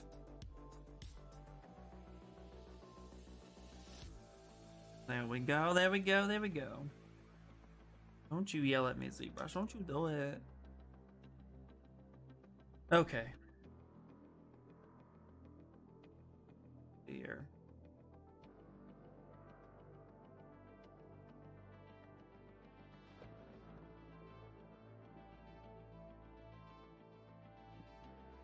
Curious. What's the set on this? 20mm. Nice. Okay. Yeah, I like that. Just double checking, taking a look at it. Let's actually confirm our measurements one more time. So let's go ahead and let's pull up the gizmo tool, transpose tool. So the space here is about 0.08 in total. Check one more time, get really close. 0.08, which is what we found to be pretty good. Come here and check the pin. Grab this edge. The pin got 0.17. It's imperative that our stuff doesn't change too much from when we originally made our cuts. You want to watch out for that. I think this will be pretty good. The other thing I want to do is I'm gonna go ahead and delete this guy now. Delete this final cut because this is no longer needed. Now on this hinge joint, what we want to do is actually create a sphere, and just a sphere. I'm gonna scale this up to be something about here. We want it to kind of match, at least close enough to the inside or the outside of this area right here. And the reason for that, we'll go a little shallow. Do something like that. So that way there's a little bit of intersecting. This sphere will be the cutting tool for the upper arm where this will actually fit, which will be part of the attachment. So we want to make sure that we cut that out, and then we'll actually end up welding that part to the top part of the arm. So this will be a single arm joint, and that right there will actually attach and cause this part, this lower part, to pivot back and forth. Yep. So whichever side that part gets into, we'll make sure that this sphere, so this will be a cutting tool only, and that's important.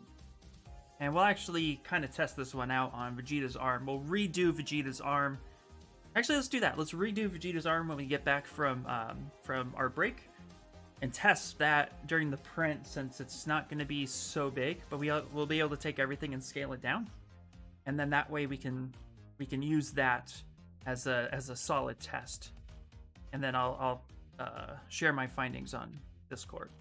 So this will be just for cutting only. was trying to bring some. Wait, I was trying to bring some class into it by quoting Hamlet. Oh, your humor is just too rich for my blood. Sorry, I failed you.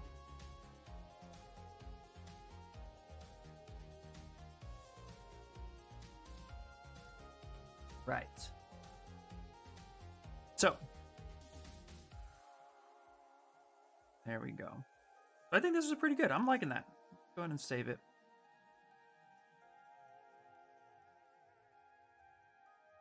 And maybe what I'll do actually is save out each subtool as its own joint, so I can just load that subtool. Yeah, let's do that. Let's save this as a hinge joint.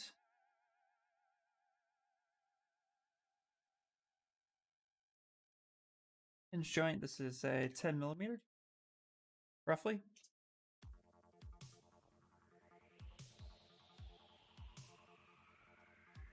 Hey, Denmark has got beautiful landscapes. For sure. Let's not talk trash about any country I don't know about. No. Experiences or not. Let's just keep it respectful.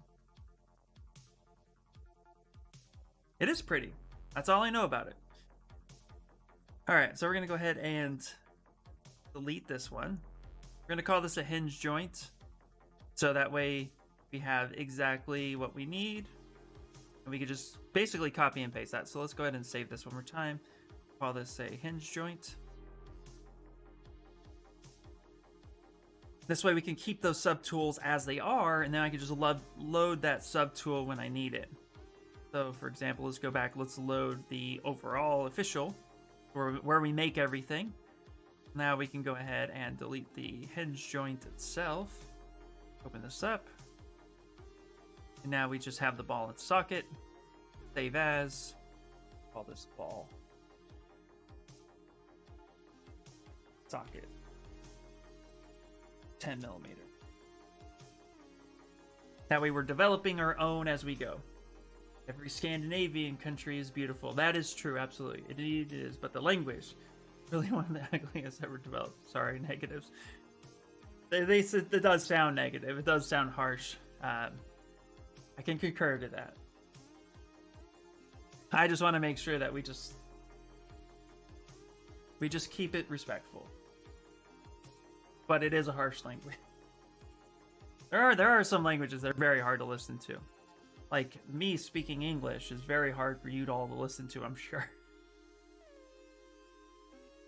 I said I don't know what I'm talking about. Okay, so now we have that. Now what we can do is go ahead and let's reload our official articulation. Now we have this. So I'm going to have one subtool with everything, and then I'm going to break those subtools off to get specific joints. Which should be fine. All right, next joint we're going to do. We got the hinge. We have the ball and sockets. Trying to think of what other joints I've seen. Actually, that's the funny part. I haven't really seen. I mean, there's the double ball and socket. So I mean, we could just go ahead and work off of that. That's going to be an easy one to do. Just go ahead and do this. I didn't mean to do that. Get load. I don't want to rename it. Go ahead and just copy this. Bring this all the way down. Copy this one. Bring this all the way down. Okay, so this way we have a double ball and socket. And what we probably should do is develop a cutter that works for both of them. So let's go double ball. Hit. 10 millimeter. Appreciate it, Death. All right. We have this. What we're going to do is let's take this guy, and easy solution is to just turn on the y-axis and mirror and weld it. Let's actually bring it up a little bit. So let's grab both. So we can bring them both up. And then just mirror and weld. Grab this one. Mirror and weld on the Y. That was easy, right? Literally, that was it. That's all we had to do. That is a double ball and socket. Done. Easy peasy lemon squeezy. Wow. All right, see what you started? See the shit you started?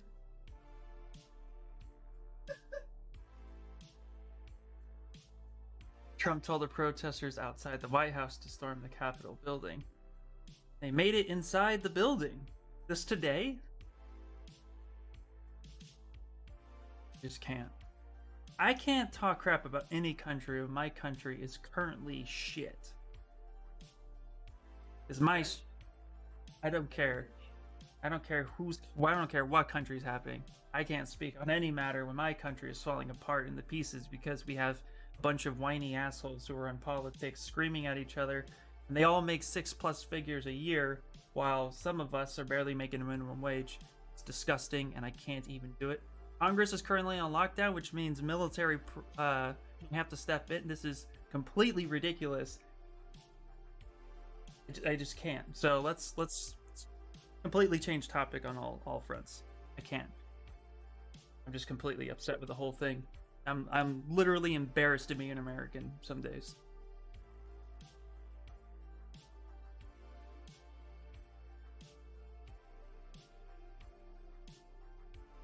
Anyway, let's change the topic, please. Stream Raiders, something. Anyway. We need the Iron Giant. Yes, we do. Thank you. It's almost over. Just a little bit to go. Yep. All right. So double ball socket is what we got going. And yeah. Okay. I'm going to save this real quick. How about strippers? How about them strippers? Thank you, brother. Anyway. All right. So blah, blah, blah, blah, blah. I'm going to go ahead and actually save this out as a double ball socket.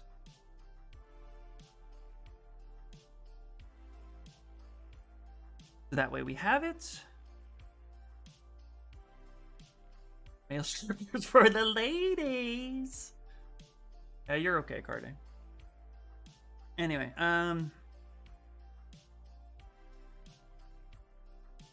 hinge joint. There we go. All right, rename this one officially. Clearly a double, but I like to have my names organized. So let's do that. And then this will be the double ball sockets. Double ball socket. Yay! So double ball joint, double ball socket. Easy peasy lemon squeezy, right? There it is, there it is. Go ahead and save it.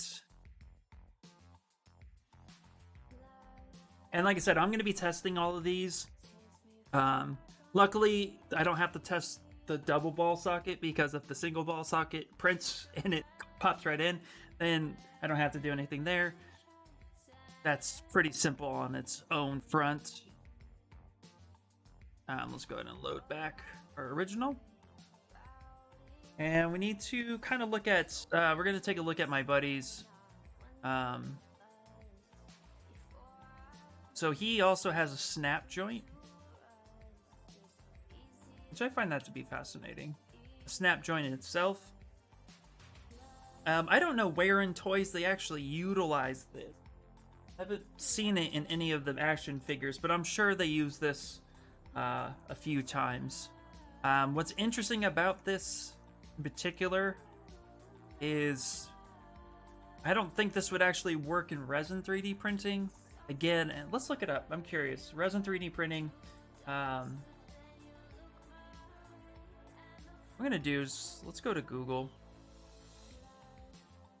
Because if they make PVC style resin that I can print with that has flex to it, then this changes my whole game for action figures, and I'm gonna stop printing in resin ABS like, and I'm actually gonna be printing. I would actually print in this instead because this would give me truer results to what is being manufactured today. So 3D print PVC like resin. Let's see what we can find.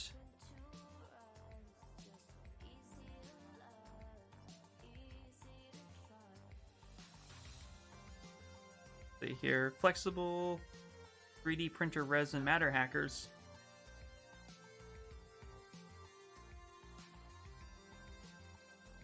Wow, flexible resin, 77 bucks.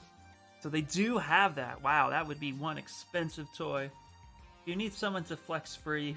Just see that. Thank you. Yeah, I appreciate that. They make great tables for your cocaine. Yeah, they do. Okay, so they do make flexible resins.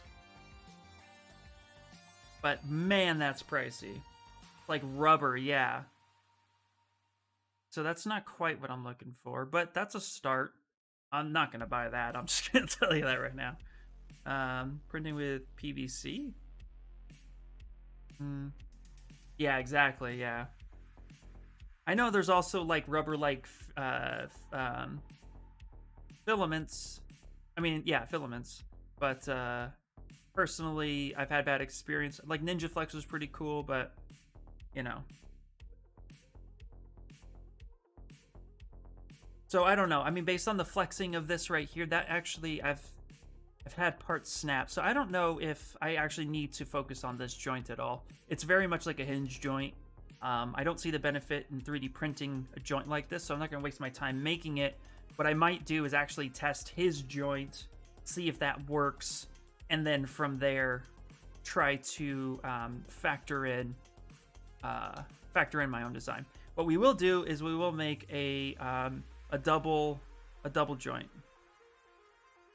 and that's kind of what he has here. Now, a double joint should be a lot like our original joint, but instead, you know, we won't have to really push out that material like we did before. We don't have to make that an oblong shape because this part, the knee part, technically, this is where your knee or elbow would go.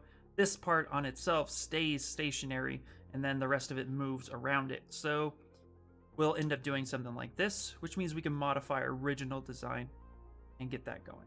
So let's do that. So let's go to the, keep them organized. Let's go to the hinge joint. Turn this bad boy on. And we can actually work with this the way we need it to. So actually, this shouldn't be too complicated. What I basically need to do is just pretty much just figure out the spacing. Ooh, what's this? You can mix it with your regular resin. Oh my goodness, Inspire. A flexible and highly impact resistant resin by Sierra Tech. Damn, dude, look at you. That is, yeah, mix that. Okay. Nice. You know what? I'm gonna just go ahead and I'm going to add this to my list. Love Sierra Tech, they're amazing. Okay, it's added. And I'll take a look at that later. When I get a little bit of money in. Who needs a commission? So we'll figure that part out. Now to make a double, we're gonna basically manipulate this hinge joint. So I'm gonna go ahead and actually duplicate this folder entirely. Rename this, rename folder, and we'll call this a double hinge.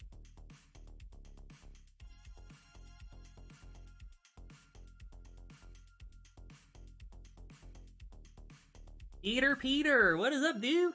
What is up? Hey, Peter, just so you know, my filament's coming in soon. Be in today or tomorrow, so I can continue that. So, just wanted to let you know. Since you're here. All right, what we're gonna do now is let's actually take this, move this all the way up. And we're gonna just go ahead and mirror and weld this to the y-axis. That's actually, move that there, mirror and weld. Yeah, that looks like to be decent distance. This distance can always be changed. So let's go mirror and weld. Yeah, let's do that. Actually, let's measure my friend's distance. Let's measure this guy's distance. What did he do? Since we're doing all the fun little stuff. let's see, from one pin to the other, 10 millimeter distance from one pin to another. Okay, that's actually good to know. This is why I'm glad he sent me things, because he sent everything. I mean, he sent everything final. And if you guys want to take a look at these, I can share his ArtStation because he did release it for free. In fact, let me do that real quick because this guy's awesome. If you guys want to try these for yourself, you can.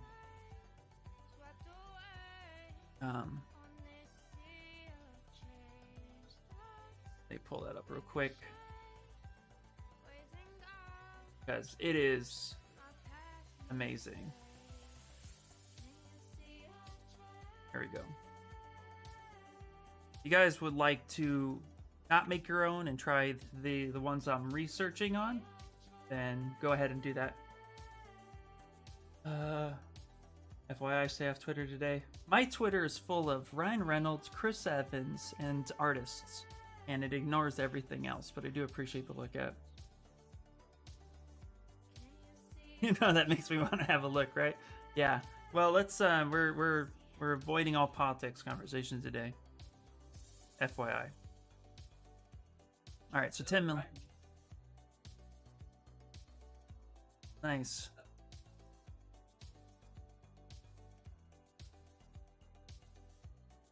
Yes, I love it. Okay, so what we're gonna do is we're gonna go ahead and hit mirror and weld on this, and one pin to a next.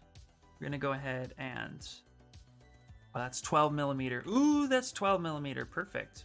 So we're almost there. Oop. Go ahead and hit Y back here. Bring this down if it's 12 millimeter. Go here. Go mirror and weld one more time.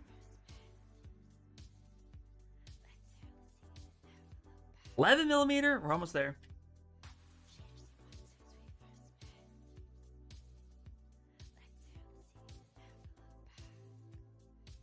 Mirror and weld.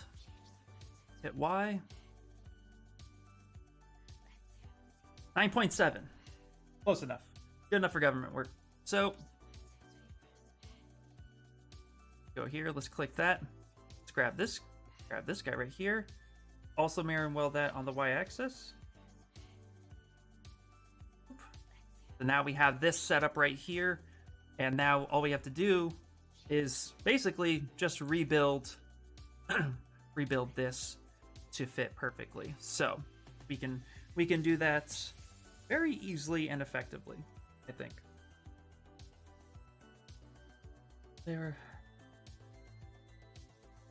We're not getting technical. Have you done other courses besides a 3D character workshop? I have done a couple Vertex school courses. Highly recommended if you can get into one of those. That one is a little bit more of like, you know, like a 6-week course, and you follow it and you send in your work and they give you some feedback. But it's just within that 6-week course. Some instructors don't mind you reaching out beyond that, but for the most part, it's just a very set, like 6 to 8 week course. Follow it and it should be good. I chose the 3D character workshop because it's a lifetime access. So if I ever have a question about something, I can always post it in their forum, and then I can get some sort of answer. And I'm able to tag Shane Olson into it, and he can respond in his own time. But what's neat about his forum is that it has other artists in there and other professionals in there who are in the industry who are volunteering their time to come in, kind of help. So yes, I've done other courses, but I do see a longer benefit to the 3D character workshop. But that's my own humble opinion. But yeah, if you're looking at a specific course, I do know I would love to take Pablo Munez. He has a ZBrush for Illustrator course. I really want to take that. And then Spicer has a ZBrush for Collectibles course. I would love to take that. But again, it's all about money, right? And that course in particular, which I think would up my collectibles game, that course in particular is very expensive. And would love to take it, but I need money. But I would recommend those just based on the fact that I've seen such great successful artists come out of those courses. So, and I've seen people who started those courses who were okay. They came out, and I'm like, dude, your work changed night and day. So that's awesome. Let's go ahead and mirror and weld this on the Y. Oh, that's interesting how that does that. Never mind, we're not going to do that. Just joined Shane's course the other week. Seems good so far. Nice. How much does Spicer charge for his? I think the one I was looking at started at about $350, and I think there's a bonus one for $500. Don't quote me on that. I would check his website. I love to go to Nomen, but yeah. Here's the problem with Nomen. I love Nomen, by the way. I've never been, but I've seen the artists that come out of there, and I've seen the school personally. Been there. Looks great. They are not only expensive, but you already have to have a top-notch portfolio to get accepted. And that's to weed out all of the people who aren't serious. So while I appreciate that, I think there's a little bit of a downside there. It's not just a, here, give me money type thing. I think it's very specialized. So I would love to get in there too, but not only is it really expensive, but on top of it, I already have to be great at what I do. Which I think I'm on my way.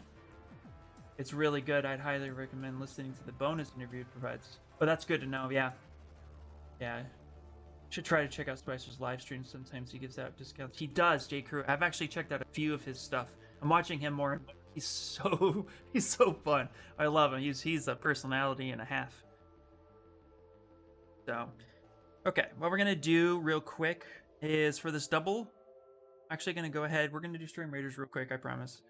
I'm going to insert a 3D cube, and I'm going to kind of to eye this real quickly to the exact size that I need this, because we already did the math here.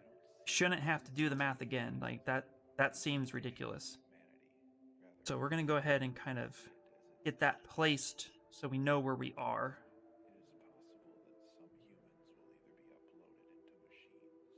This way, we're already setting ourselves up for success. Well, but you could definitely be sure to get a job when you finish Nomen. For sure. Absolutely. No, hands down. I want to make sure I'm saying it clear as day. Like, I'm not talking crap about Nomen whatsoever. I would love to go to that school. It's just so expensive, and it's not worth new artists looking at unless that's your goal to get to it. If you want to get there, then focus on the other stuff first. Get as good as you can get, and then apply. And that's the thing, you have to apply for it. So it's like the lucky few. So for me, it's like it would be a goal to go, but I definitely want to make sure that I have the best portfolio on the planet. And it might even help you to already be working in the industry, even as like just a generic artist, just to get that experience. So then when you get into that school, but you can take their online courses. But again, I've seen their online courses at like $1,500, and it's a bit of a hit. You know what I mean? And at 37 years old, I just don't have that kind of disposable cash. So, and I'm not taking a bank loan out for that. Yeah. So, I mean, I would love to go, but yeah, that just seems heavy. That's all. That's my point to it. But I've physically been there, and it looks like a great place. The instructors seem really awesome. I've even caught some of their live streams. They're a great school. Boop, boop, boop. But yeah, if I got a discount code, oh my goodness, that'd be awesome. Does he stream today? I think he streams on Wednesdays. No, A-Cube streams. Well, maybe he streams after. I'll look it up. We'll find out. That might be what I do today. I'm excited. All right, guys. One more enemy. Come on, we can do it. Oh, look at me going from behind. Take that. There we go. All right. Easy. We did it. All right. All right. Open chest. All right. Legendary and death. There you go. I still can't believe that school he was talking about a long time ago, which cost 90K. I'm sure not anymore. Oh yeah, it was the Art Institute. Yeah, boss defeated. Yeah, the Art Institute. And I was looking at it for photography, by the way. when I was looking at it, which is even more ridiculous in my opinion. But yeah, the Art Institute was they're not around anymore actually. At least not the one that I was applying to. They are not around.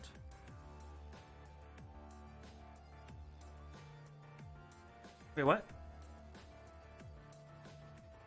Oh. I wish we could back out. Can we back out? Can I pick another one? Once I pick it, it's done? Oh. Well, that's scrappy. Alright, whatever. Whatever. I put a healer down.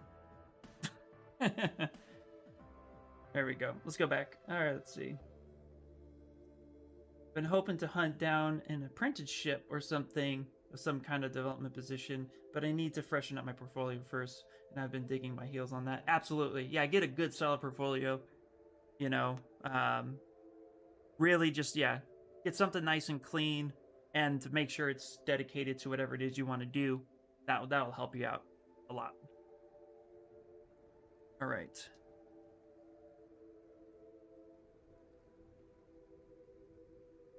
All right, there we go. Let's face the right direction. All right, what we're going to do now is, before anything else, we're going to make sure that we're going to do group by normals. Polygroups, group by normals. We're going to Z-remesh this. So geometry, crease polygroups. You can see that's a theme with me. It just helps get really good clean topology using Z-remesher.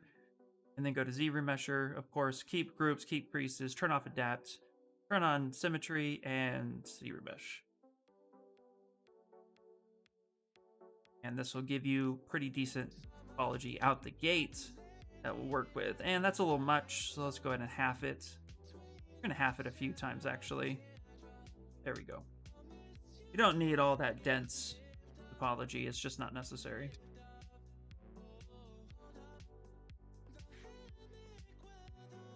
All right. Now what we're going to do is we're going to go ahead and we're going to merge this out for a second. We're going to insert a cylinder. Scale this up. Bring this around. Delete loops, because we're not going to need that. Bring this over. Scale that to the size that we need it. Go ahead and scale that down.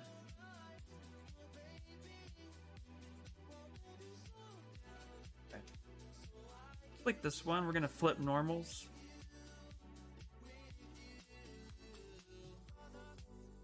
Now we're going to try to get this in the right position.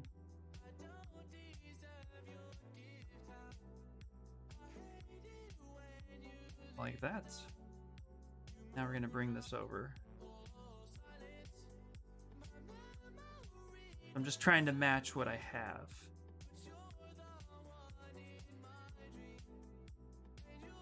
Close as possible.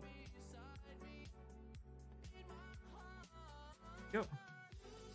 Here for a second. I'm going to go ahead and stretch that until it starts blending into what we need.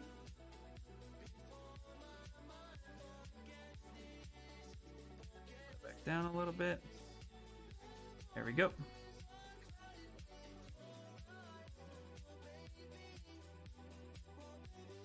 Kind of matching that as close as possible.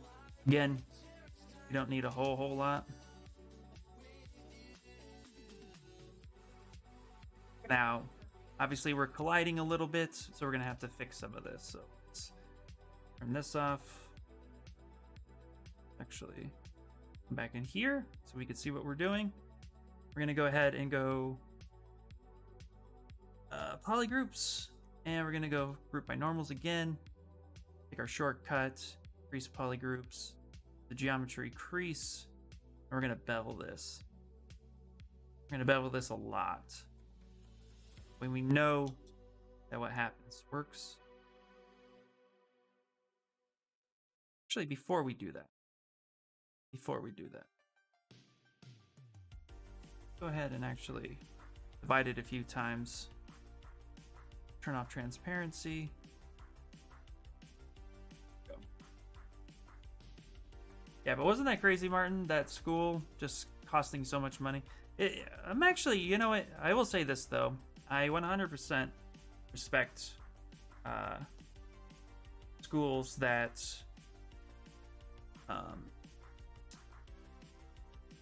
100% respect schools that offer a great service, and then that can not only do that but turn around and deliver a job. You know, I think that's fantastic, and that's what Noman does.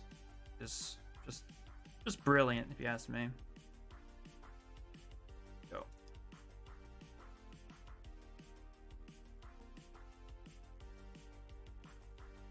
But at least so the good news is if you get into that, yeah, you're golden child.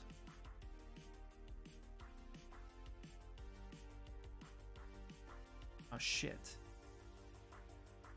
Whoops. Just deleted the wrong thing. Okay. Here's what we're gonna do.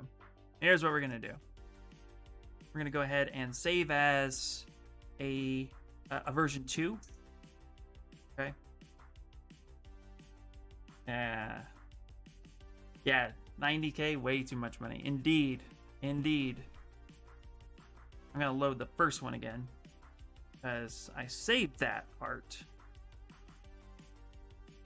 right here. I'm gonna go ahead and take it. I'm gonna copy this. I'm gonna go back here.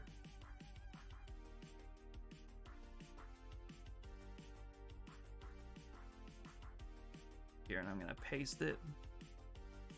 Go.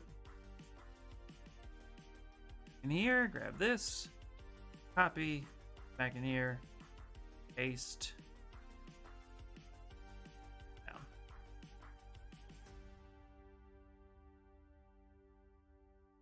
That's the sphere part. All right, so let's go ahead and call this a double hinge joint. Oh god, so expensive. Still pause when buying branded stuff. Yeah, I know exactly. Yeah, I still go into Ralph's or my local grocery store and say, spaghetti sauce, $5. Oh look, Kroger, $2.99. I'll buy that. All right. There we go. Now we got that situated. We're gonna go ahead and merge these two down. So we're gonna go ahead and merge down. Save as. I'm just gonna save this as version 2 right now, just to make sure I don't make any more mistakes. Cans of soda are outrageous. Yeah, they are. I'm actually glad. I don't really drink soda anymore, so I mean, I'll have like some sodas, but I don't like actively drink soda anymore, and I couldn't be more grateful for that. Okay, now that we have this, I'm gonna go ahead. We have symmetry turned off, so I'm not gonna dynamesh this. I'm gonna send this home. I'm actually gonna go ahead and remesh by union, stitch that together, just like this, which will be just what we want. Then we'll go ahead and accept that. Now that we have this the way we want it, let's go back to polygroups and group by normals.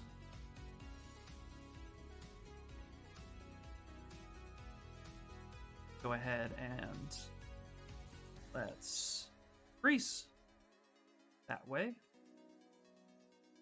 Now let's go ahead and Z remesh it. All over the place.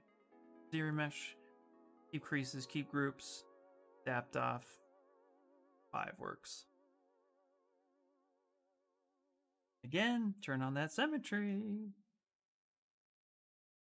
My only soda vice is Coke.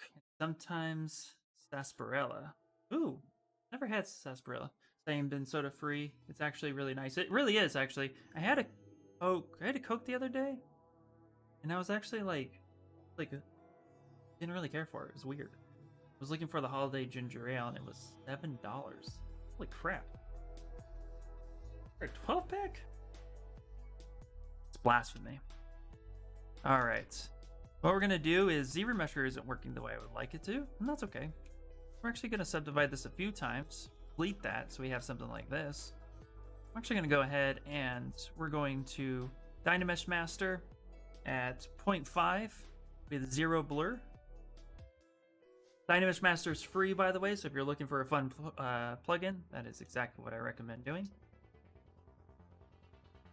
All right, now we're just going to go ahead and turn symmetry on, and we're going to do a clip curve, and we're going to do this just ever so slightly on the edges. So slightly, in fact, that we shouldn't really notice. If we turn on our gizmo and get our transpose, zoom in for a little bit. Actually grab this edge right here. So 0.09, that's a little bit big. So we're going to go ahead. Just going to stretch this just a little bit. That very, very small. We want that 0.07, 0.08, which is almost there. A little bit over. Symmetry. Something like that. Is transpose back on, because it is easy. So I'm holding shift down as well to grab the measurements. Get way in there.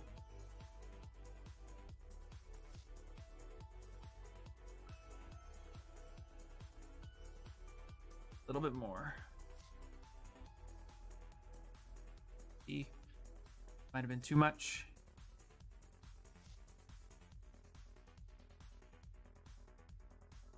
There. Ooh, there we go.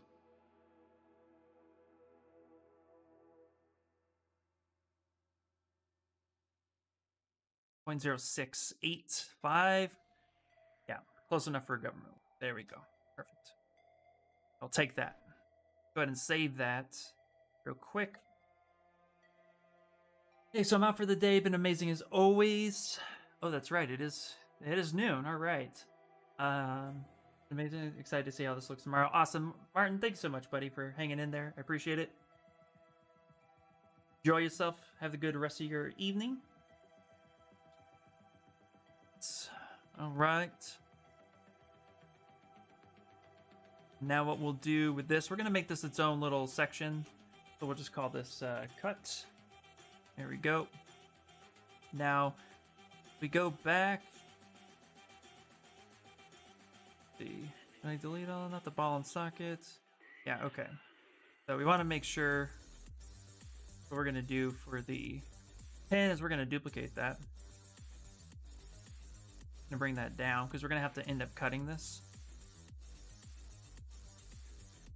We're going to activate symmetry on the Y axis. So it's right here in the middle. What we're going to do is scale this up. The local sim. Scale this up to match the hole as close as possible. Not exact science, but close enough. That down for a second. That Boolean. Back on. And see how that matches up. That matches up pretty good, actually. Actually, pretty damn good. And come back here, for example. Down. Now we can go back up until it disappears. There we go. Just to make sure that that's right. So we're just following the original example as close as we possibly can. I was thinking today was Monday. Yeah, today is not Monday, my friend. Not in the least. Not even. All right, so now we have this. Let's go ahead and Boolean this folder. Let's actually delete that real quick. Come back. Apply a dynamic subdivision. And put it back one more time. There we go. Because we want clean want clean topology as much as possible. But now we have this joint right here. And now what we're going to do is duplicate this. Hide this one. Polygroups. Group by normals. Let's see what we get. That didn't work. Let's turn that little dot on. Do it one more time. That didn't work either. Sometimes if you just hold Alt, you'll get a different result. It didn't work either. Okay, no big deal. So what we'll do is we'll actually keep those groups. And we're going to go ahead and Z-remesh it. So we can go ahead and go to crease polygroups. It does work on Dynamesh stuff, FYI. Even add a bevel, but you can see it's kind of crushing that topology, so we'll do that. But we are creased, which is nice.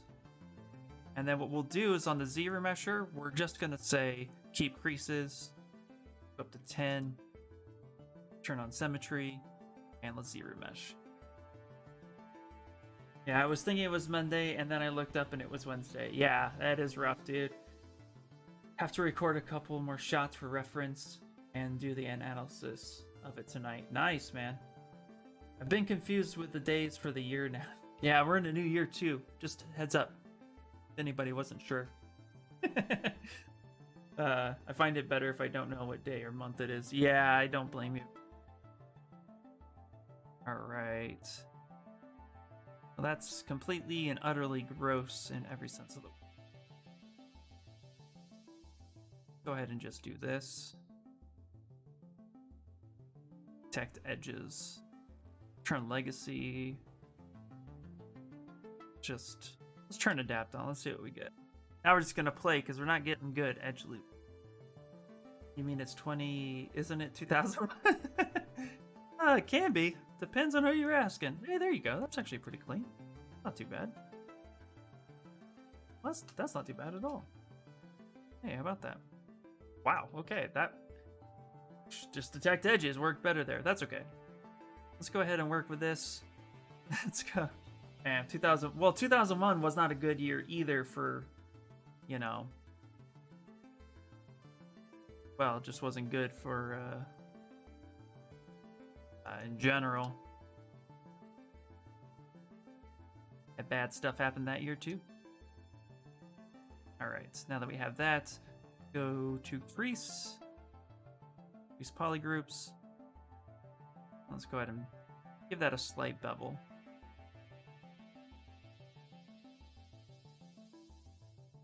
Well, DZ is about to sculpt a Hellboy. I'm excited for this one. Oh, nice. No, it's 2021. What? I like what you did there, Peter. Very, very nice, Peter. That was very freaking clever, dude. Gonna need a stiff drink. Yeah, no joke, right? Okay. Go ahead and increase polygroups again. Let's see if we can just get a little bit cleaner topology. Just a little bit. Now we can keep creases, keep groups. See if we can get something worth enjoying. There we go. Yeah, that's a bit better. That's a bit better. That's good for government. There we go. Keep saying that. I don't know why I keep saying it. Oh, I had local sim turned on still? I'm an idiot. Okay. Back this up a little bit. That actually could play a big factor in everything that we do. Try this one more time. Crease. Let's just detect edges. Let's just go here. Let's just go detect edges. No need to keep groups. Let's try this one more time. One more time. I totally forgot. If you have local symmetry turned on, that can throw off Z-remesher completely. So you really want to make sure that's better. That's good. Let's try this one. Bourbon and Coke? I got absinthe. Might need a lot of that. Go. Okay, let's go 5. Let's see what we get with 5.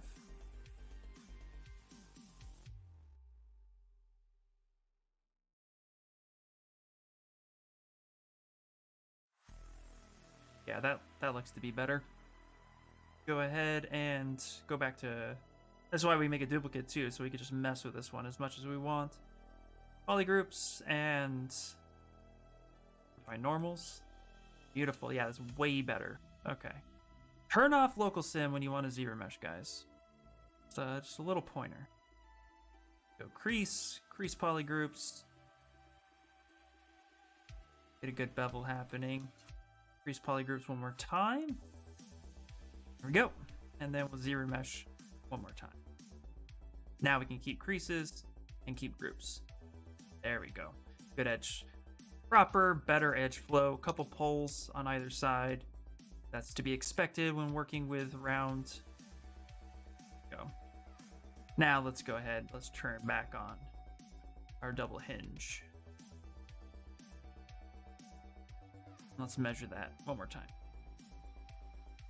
I've been debating on getting the free ZBrush. My only concern is that my computer isn't chunky enough to run it in a laptop. I don't on the desktop. Actually, the free ZBrush is perfect. It's 100% perfect for laptops, hands down. It is very lightweight, has the same amount of processing power, or uses a good chunk of processing power, but it has the same power that ZBrush has. It's just like stripped of tools. So there's a lot of things on the back end that actually won't affect you. So I've run ZBrush Mini Core on the crappiest computer in the house, and it works flawlessly. So if you want to get it, for sure, if you at least have, 4 to 8 gigs of RAM on any given computer, it will run it.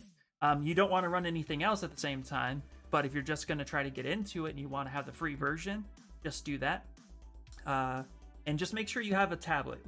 Just go to XP Pen or something like Huion and get like a $40 tablet.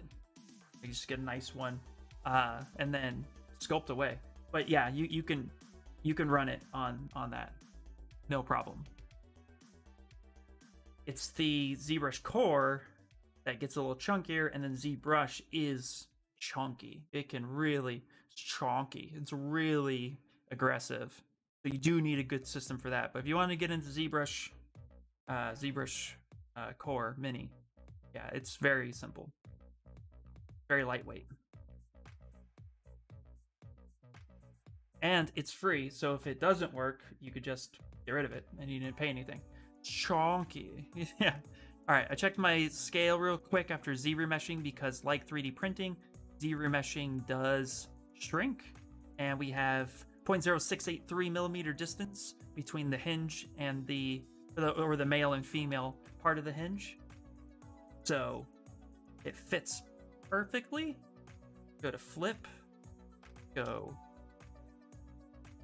back to transparency so we can see on the inside, and make sure that it's not colliding at all with the inside, which it doesn't appear to be. It seems like there's pretty good space between that, so I think we'll be okay.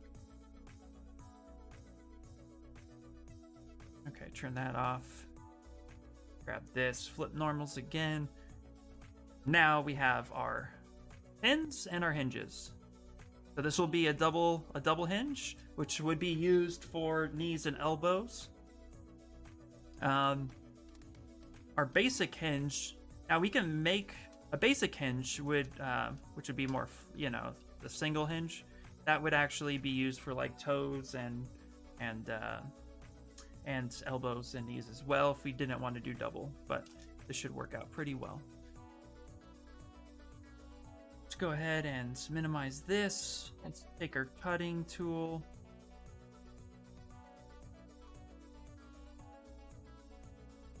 Let's actually bring this up here. Let's grab this one, move this up into this category. Grab this guy. Let's delete this and delete this one. There we go. Go ahead and save it. Now we're going to save over that first one. So let's take this one, delete that. Let's save this one. I got a Dell 13 7000. I don't know that computer. Dude, you got a Dell. Guys want to go back in time? Dude, you're getting the Dell. This is your system?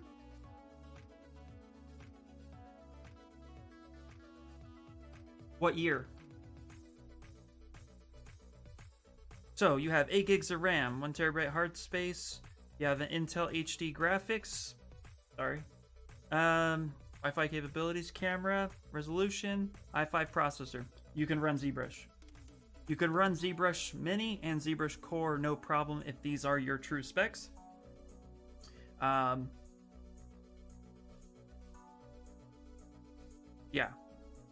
Yep. You can run Zbrush Core and Zbrush Core Mini, no problem. You could probably even run Zbrush, although you would experience some hardship for sure. Those of you who remember me streaming way back in March of 2020, when I first started, I had the AMD Ryzen 3 chip with a GeForce 1080 graphics card, and that was giving me a little bit of troubles ZBrushing and streaming. But I was able to ZBrush, and those were pretty low specs. I've since upgraded. Yeah, you're fine. Yeah, download ZBrush Core Mini, and have fun. Because Mini limits you too. And if you ever want me to stream ZBrush Mini, let me know. I have that. I have Core, Mini, and full version. I just need to take this thing in some tech support because my fan is constantly humming even though it's not hot. It makes me think something's loose or is off with it. Just don't dynamically subdivide Dynamesh model. Yeah, well luckily ZBrush Core Mini I don't think has subdivision levels. It just has Dynamesh and it caps you at 750,000 polys. So, but yeah, definitely have a bad time. A constant running of a fan. Yeah, I would tech support that, but that may not be a bad thing. Depends on the system. I've had a laptop before that the fan was constantly like on overdrive, and it was just nature of the beast. It just wanted to keep it as cold as possible all the time. It wasn't anything inherently wrong with it, but it was a power drain. So, you know, but it doesn't hurt to get checked. I would just take a look at, make sure you do your typical like disk defrag or optimization if you have an SSD. But if you have a standard hard drive, just defrag your computer, because that can also cause your computer to take longer to search for files, causing the fan to turn on because now it's running and it thinks it's on overdrive even though it's not. So do a disk defrag, a system generic cleanup, and then if you're still having issues, call tech support. You'd love to see me stream Mini sometime, see what it's capable of. You want to do it tomorrow? Tomorrow is going to be my last Thursday stream. It's going to be a 3-hour stream, but I will stream it, no problem. Tomorrow, 9 to noon. We will do it. Go all down. ZBrush Core Mini. I've played with it before. I sculpted a little Bowser head. So, hey McBobbles, you're here. Yes, I'm not going to be streaming on Thursdays anymore, just because I have a lot of stuff that needs to happen. So, dedicating to making YouTube videos on top of studying and trying to get work, on top of school stuff for the kids, on top of commissions that I've been getting. So I'm busy. But Tuesday, Wednesday, Fridays are still on, guys. Don't worry. I'm not streaming. I'm just minimizing, because those are 6-hour streams. I'm out. Make the kids stream for you. Ooh, that would be entertaining, wouldn't it be? Yeah, totally. Yeah, just a little concerned with it, but it might be good cleaning. Mostly just anxious. Yeah, exactly. Just obnoxious to hear. Absolutely. I completely agree with you. Believe you me. All right. So now we got this. So we've created in this 3 hours a double hinge joint. We've created a single hinge joint with a off-center pivot, so we get a good 90-degree range of motion, which also includes, if not limited to, a cutter tool that we can use to cut against to make sure that that fits as close as possible, a single and double ball joint as well. So, ball and socket joint. So, all good stuff. I think we're pretty locked in on that. Now it's all about testing. In fact, okay, question for you guys. If you want, we can sculpt something kind of fun and cool in Mini right now when I get back from my break. Or you can watch me refix Iron Giants. Because we're going to have to take all these that we've now done and apply to Iron Giants. Or we can turn around and test another Vegeta arm that's going to take the full stream to cut that arm up. And I can show you how I'm going to approach articulation on an arm. And then tomorrow we'll do Mini. So you guys tell me what you would like to see. But let's go ahead and save this real quick here. And then we're also going to go ahead and turn around and save this as a double hinge joint, do Stream Raiders, then take our 30-minute break. So we're going to go hinge joint. Let's make a double hinge. Double hinge joints. This way we are organized with all of our tools as much as possible. And that way I can just load one subtool in at a time for each project. I don't have to keep coming back. Personally, I don't mind. Dealer's choice. Perfect. I love it. Okay, let's do the articulation on Vegeta's arm because that's gonna be time consuming, but I would like to showcase my approach. And then tomorrow we'll do Mini, the ZBrush Mini core. And then yeah, hopefully we have some results to fix Iron Giant by Friday. If you're taking a day off from streaming, then I say you must do unicorns all day as pen. Cool. All right, sounds good. You guys are amazing. All right, let's do this. Let's remove the double. Let's remove the single. Now we have our double hinge.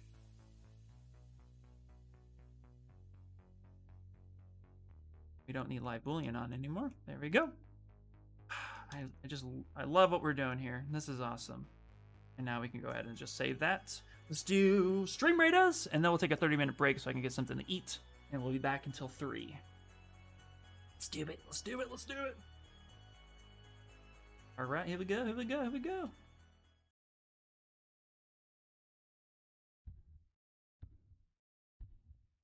And also, too, I will be posting my new schedule this week in my Discord. Hey, hello, hello. Can I ask how to pronounce your name? I don't want to butcher it, so I've been avoiding it. I'm honest, I'm bad with names. Yay! How do you say it? Oh, the A is silent? Abelish? I want to pronounce it Abelish. I want to pronounce it Habelish. Is that how you say it? Could you break that down? I'm really bad with names, and I hate butchering it, and I get scared that I'm going to just make somebody upset. Oh god, Unicorn Anatomy. I think I actually would love to sculpt a unicorn.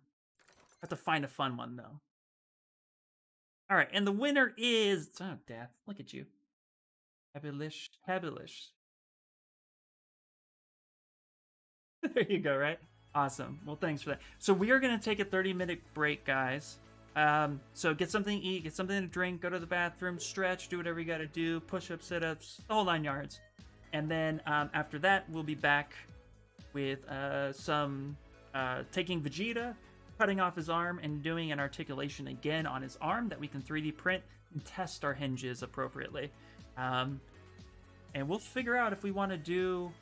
I think I want to try to do a double joint hinge, since that is what is... That seems to be the thing. So I want to try that. But anyway, I digress. We'll figure it out. Back to map. We'll use Stream Raiders as a good timer. So let's go right up here. Unicorn Anatomy is fun when it's not a horse with a horn. Yeah, yeah. Get creative with it. Well, I really love this game called Unstable Unicorns. And there are some crazy designs in there. Just saying. If you guys don't know, look that up. Alright, this is a simple one. So let's go ahead and drop this guy right in there. Alright. That is it, guys. Okay, so we're going to take a break. Back for the brownie. Woohoo! We'll take a break, and then we'll be back, and we'll articulate an arm. All right, let's do it. See you guys in a minute.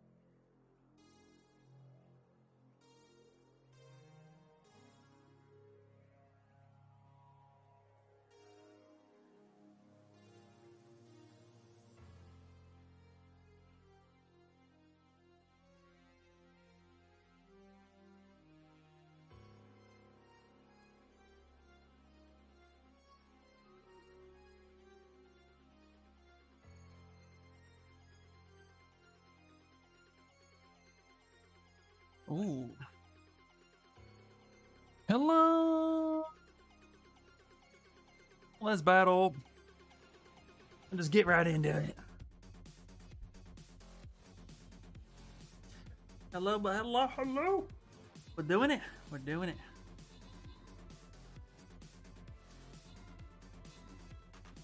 Alright, guys. Thank you. Hello, Turbo again. Just battling straight out the gate. And now we'll get into Vegeta. We gotta cut him up. And we'll do a test arm. Alright. And what I'm gonna do too is he's gonna have a ball and socket shoulder with a hinge attachment. That's how we'll figure out his shoulder. Alright! Look at that. We did it. And the winners are TWC Blank and J Crew. Alright. Alright, let's get right back into this number 4 star battle. Never actually watched Dragon Ball. Ooh, you mean like Dragon Ball, not Dragon Ball Z, like the original? Dragon Ball's awesome. Alright, here we go. I was getting so hungry that I started getting a little shaky. That happens sometimes. I'm like, I'm really... And then I've eaten, but I'm still like, oh, I want to eat more. Oh man, interesting. Well, Dragon Ball itself, the series itself, is a little slow, but it is a great story. I would recommend getting into Dragon Ball Z, though. You could start there because Dragon Ball Z explains everything you need to know about Dragon Ball when it's relevant. So they do a lot of flashbacks. But, be warned. Dragon Ball Z, great show. Lots of filler episodes because they were demanded to be on every day, every week, no breaks, when it originally aired in the 80s. So there's a lot of filler episodes, but it's a great saga. Great series, I mean. When you get too invested in modeling, you forget to eat. I know, seriously, right? So yeah, I highly recommend it. I have the entire Dragon Ball Z collection on HD DVD. And then I also have Dragon Ball GT, which, if you love Dragon Ball, so if you end up watching Dragon Ball Z and you love it, you have to watch Dragon Ball GT. Even though it's not canon anymore, you have to watch it because it just gives you better appreciation for Dragon Ball Z. And then Super. Super is a great saga as well. If you love Dragon Ball, there's problems with it like every show, but for the most part, like, I enjoyed it as a whole. I thought the story was great. And each saga, Goku Black was an amazing saga. The Tournament of Power was amazing. I really enjoyed it. Like Star Wars, there's a lot of hardcore Dragon Ball fans, and that can get a little intimidating, but it's great. I think you'd enjoy it. If you like Shogun style anime, so it's right up your alley. And it's actually probably the most popular anime of all time. So get in it, check it. I hear the most recent fighting games are really good. They are so good. I've played a few of them, love it. The fighting games in general are just getting better. I think with the downfall of Street Fighter V, which, by the way, Street Fighter has always been one of my favorite games, and the rise of mobile games and some other stuff. I mean, like, they're really like honing in what a fighting game should be today, which I think is great. So yeah, it's only gonna get better. The Anatomy for Sculptors book is discounted right now if anyone's interested. I always hear good things about it. Ooh, can you drop a link, J Crew? That's awesome. Anatomy for Sculptors is amazing. Okay.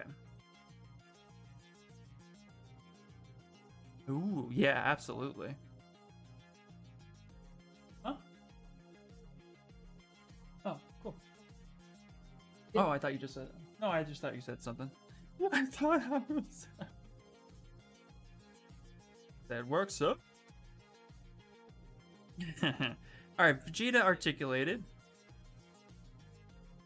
And let's go ahead and open up this first one.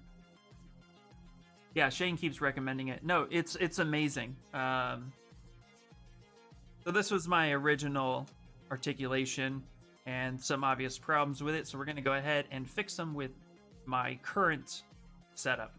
No, it's amazing. I highly recommend it too. If you can't afford the book, there are definitely... they release enough free information to follow, but the book just goes even further into it. So if you can get your hands on it, do it. Debating if I should get the ebook or the physical copy. It's up to you and how you learn. If the ebook is cheaper, like if the ebook is 20, like what is the discount?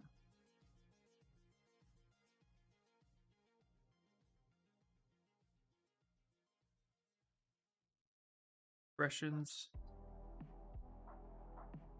Okay, so sale. Yeah, that's pretty good. It's the I wonder if the ebook is cheaper. But no, this is a great resource. This is absolutely needs to happen. So probably just put my PayPal on it later. I need to get the one too. I thought, you know what, a physical copy would actually be better. I think the physical copy would be better to have. Ooh, there's one for facial expressions too. Yeah, isn't that cool? Okay. So this was my original setup, my original pen setup. And so we're going to go ahead and start over. So we're going to go ahead and save. We're going to...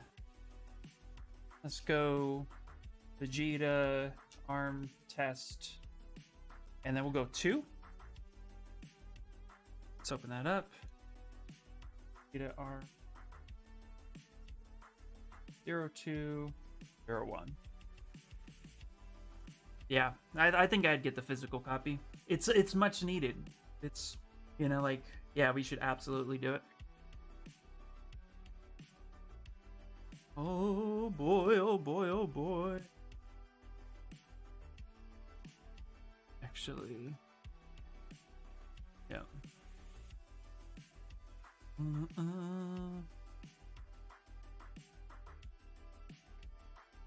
Boo, boo, boo, boo. All right. Yeah, that's a steal. That's a steal. Okay. So what we're going to do, let's start over. So let's delete this one. And let's just delete all this. Let's just delete everything. Start from scratch. It's just going to be the best way. So say yes. Yes, yes, yes, yes.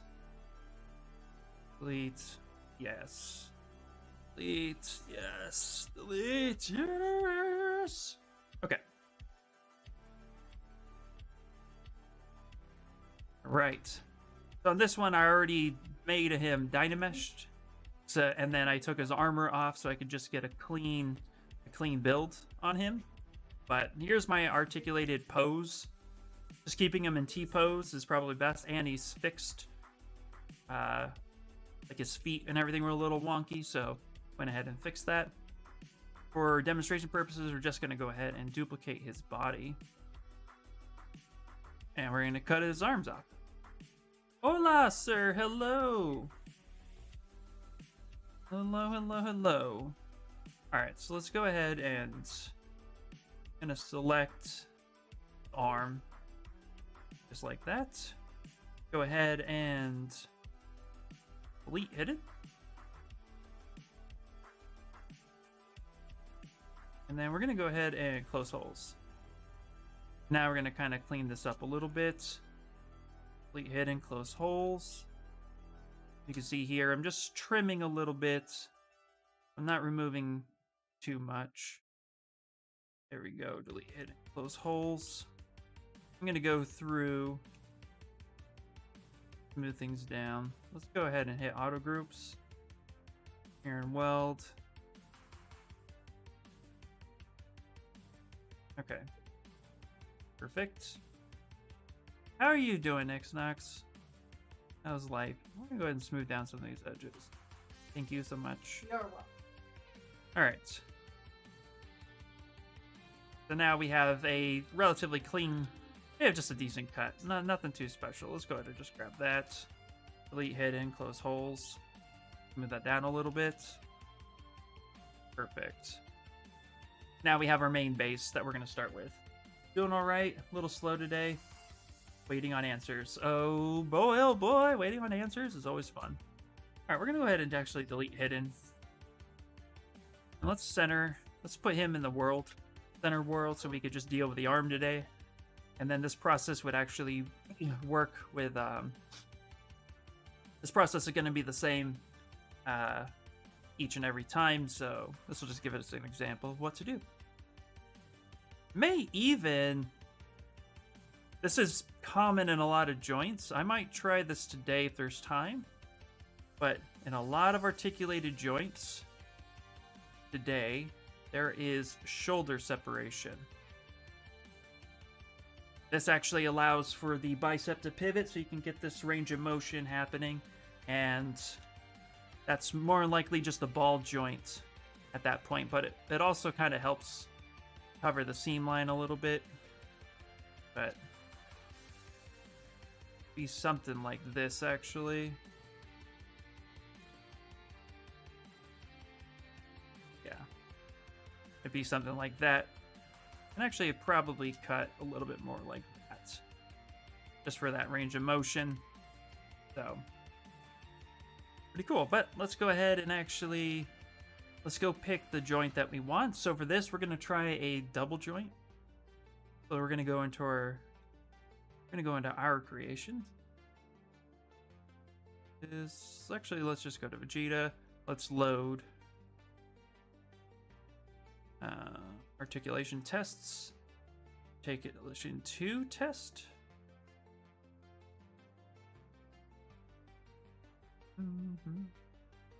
Right here. Okay, so I have a double hinge joint. I'm going to go ahead and open that. Now what I'm going to do is actually merge visible. Go back to my Vegeta arm. Go to the bottom, hit insert. Now I have my merged hinge that I can bring in. Set this in the center of the world. Actually start positioning. And we're going to go local sim. And we're going to start putting this where we think we're going to need it.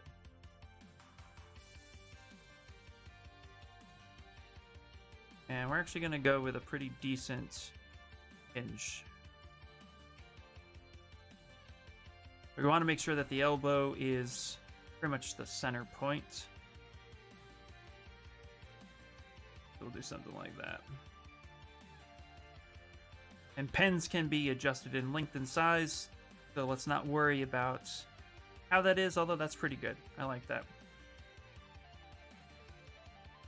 This is gonna be fun. All right.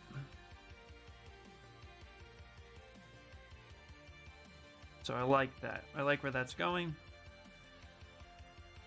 Go ahead and we make sure that we save this. Go back to Vegeta articulation, test 2. And now we have that situated. And now we can break up the hinge itself into what we need. In fact, what we're going to do, let's delete. No, let's not delete. Thinking too many thoughts. All right, now let's figure out how we want to cut this. So we're going to need to cut this in a couple locations. And we want to keep the hinge in mind over everything else. Actually, I think we want to go bigger with the hinge. What we're going to do, let's go bigger. The hinge. But we can actually... Yeah. I think we may want to do something like that.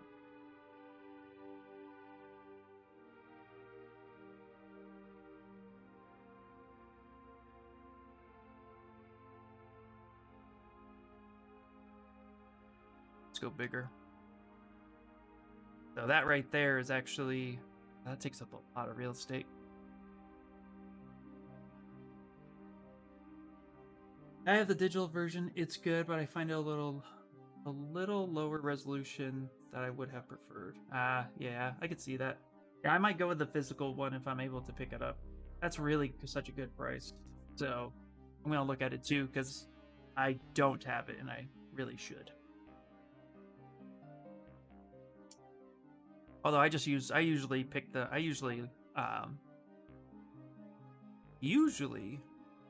just whatchamacallit. I would just go to the resource page. All right, try something. I'm actually gonna flare this out a lot sides, and I'm actually going to just kind of bring that down a little bit.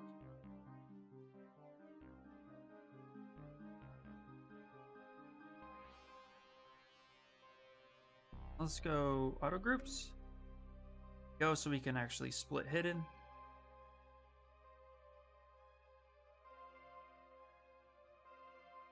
Thing. Grab this one and grab this one. Split hidden.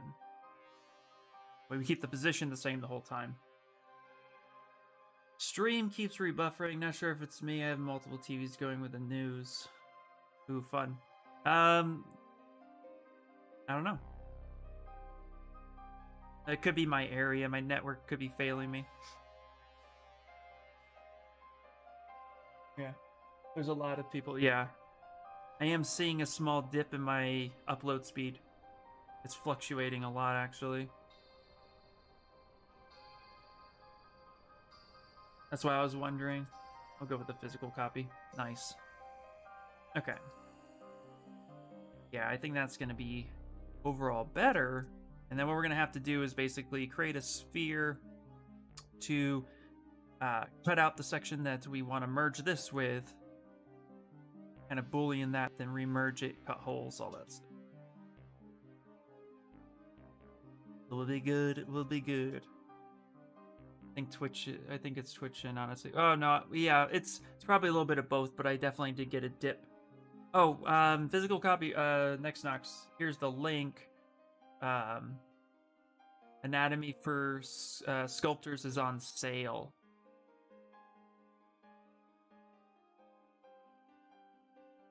And it's a great price. J. Crew had posted it, and I think I mean, I've been meaning to get a copy, and I probably should, so I'm gonna look into it as well. But yeah, a physical copy of that. Okay. There we go. There we go. There we go. I like it. All right. Gotta kind of get everything. Right. Let's figure out how we want to split this arm based on all of this. And what I'm going to use is I'm going to use slice curve because I could probably get a lot better edge work. What I'm going to do is actually slice something like this. So I have that. And then I'm going to go ahead and slice elbow off like this. That will give me 3 pieces of where I'm going to want to make those joints. I'm going to go ahead and duplicate this off. And I'm going to start splitting off the different points by going split hidden, then close holes. Go down one. Oops, actually, let's go back one. Go to delete this copy. Go up, back up. Okay. Grab this. Actually, now split hidden. Keeping that arm on top. Now grabbing this guy. Split hidden. Then I have the lower arm, elbow, and his main joints. So we'll go rename bicep, rename elbow, give you 2 a try. I got the hard copy. It's really nice. Hard. Yes. Oh, you do. Got the hardback copy. Nice. So you actually have it. That's a word I forgot. No worries. Yeah. Close holes. There we go. There's that part. And then Let's go ahead and close hole. There we go. Now the thing to remember, and this is what we're going for those who are new, is Batman with my homework last night, and this double joint right here, you could see the joint clear as day, and it's not really disguised too much in what's going on, so we can sculpt a little bit of this out of there and then apply some detail back to kind of camouflage it. But this double joint itself, if you look at the back side, elbow is just that single piece that's attached to that hinge that doesn't move. So that's what we'll be focused on today.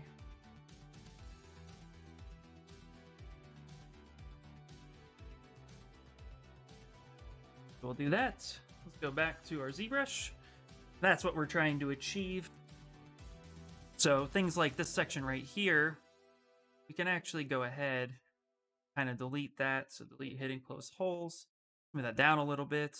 Or instead of smoothing, you can use trim dynamics. BD, BTD, I forgot that now. And we can kind of re-sculpt back some of that detail. We're working with Dynamesh, so don't worry about crunchy or anything. We can just clean that topology up. It'll be fine, so when we merge it back together, it'll be okay. We're also going to be projecting some details, so we don't want to take too much off, but kind of clean that up a little bit. Should be fine.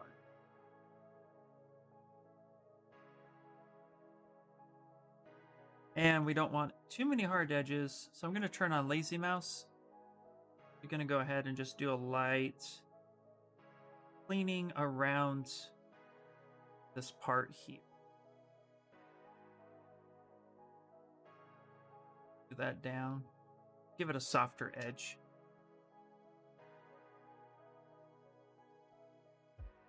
A little bit. Go. There we go, there we go, there we go. Try not to get rid of too many details. And we'll do the same thing for the elbow. Actually, with the elbow, let's leave it right now, because I have a feeling that this part is actually going to be going away or projected onto the other side. But we don't want any parts sticking out, and as it stands right now, here's the hinge. This section right here is going to stick out, but we actually want to project the hinge detail, or the bicep details to the hinge. So we'll leave that alone for now. Take this one, those holes. YouTube seems far better, but now I can also tell it's delayed for a bit for sure. Yeah, YouTube delays by 20 seconds or up to. Yeah. But I think there's something, it seems on my end it's regulating a little bit. I did notice a dip in my upload. But with everything going on in the news that we're not going to talk about here, because I can't right now, I will go on a rant. Anyway, so moving on, yeah, I think people freaking out and jumping on the news for the first time in their lives is actually preventing my internet to being what it is. It's never been this busy at this time, even with school, so, you know. Cool elbow. Thanks. Nice. So, yeah. But I'm really excited. This articulation is, I'm way, way into this. This is probably the coolest stuff about sculpting. I'm super, super impressed with it. I can't wait to really perfect it. All right, so noticing right now, we'll have to push in some of this, and actually we'll have to pull out. Sorry, we'll have to pull out some of this detail here. Thank you for the follow. Thank you so much. We're actually gonna have to pull out some of this detail here of the back of his arm, and then we'll have to check wall thickness. But we need to make sure that this part itself is at least around close to. We gotta fit this.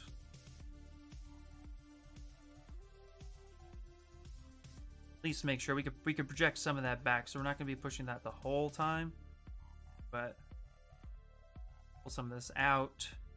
And that's not going to make that much of a difference visually, so be okay. Kind of pull that out a little bit, even that out. And yeah. Cool potato. Did you just fart? Oh man, but good sometime, but you would never know. How are you doing? Welcome in. All right, so let me take this part,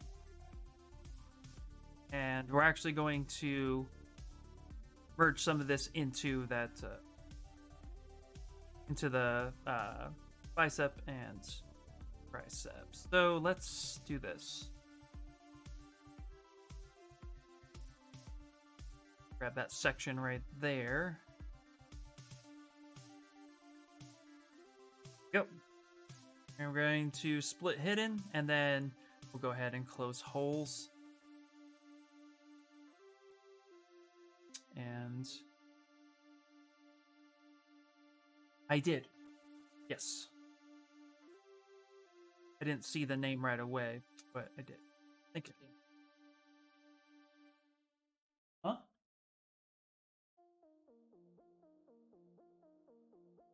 Yeah, I think so. All right. Part will be there.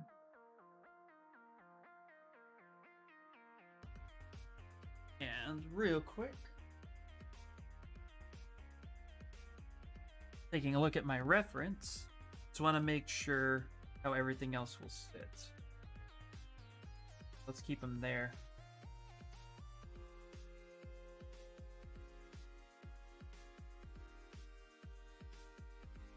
Go ahead, delete this one. Looking at my reference real quick. See here. Back this up. Nice. To do is actually going to take our move. Let's take our move infinite brush. Kind of move this forward a little bit. So you move everything at the same time.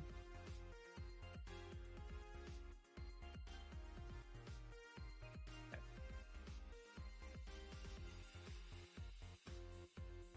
Go. Touch. What I'm going to do is actually kind of lasso this. Go ahead and split hidden. Go ahead and close holes.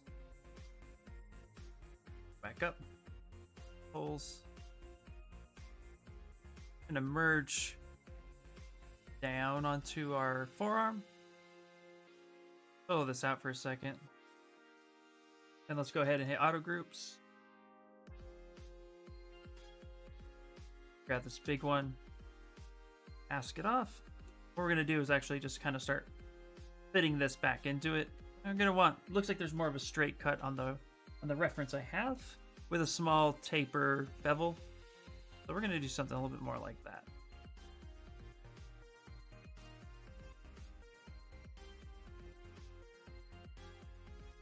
And we'll merge this back into itself.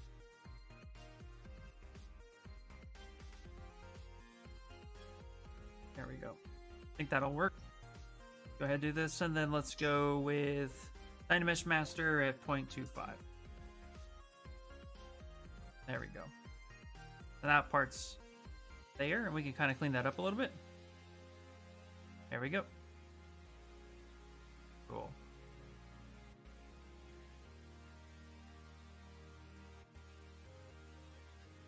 Let's do the same thing. Let's go back here. The top part. Take that section off. Yeah, let's split hidden. Fill that out. Here on the elbow side, that's by itself. Let's just go ahead and close holes. And then we'll figure that little empty space, we'll factor that out later. Then on this top part, we need to merge it down with the elbow piece we cut back out. I just made a bad cut, and we're kind of stitching it back together. Reach down. There you go. Groups.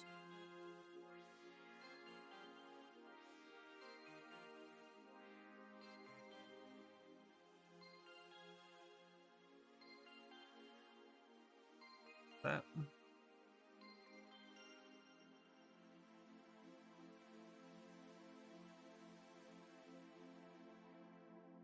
We can make sure that that put where we need it to. Wonderful. And then go ahead and image master that. We can do a light cleanup.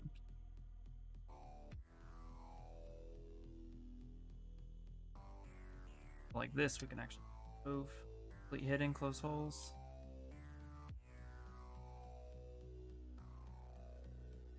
Wrong user agent. I like the name, that's cool. Kind of smooth that back. There we go. Now we got something like that. Now, I'm gonna go ahead and go back to the elbow and officially delete that part.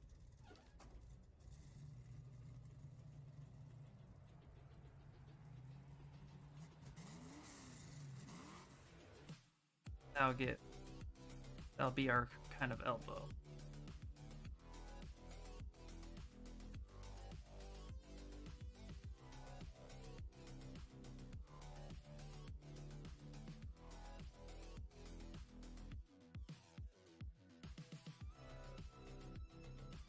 Go.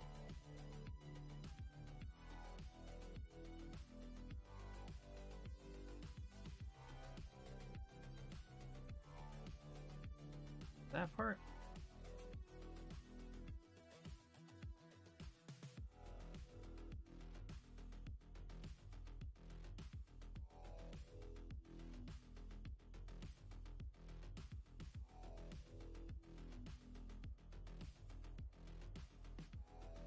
Take that, delete hidden, close holes.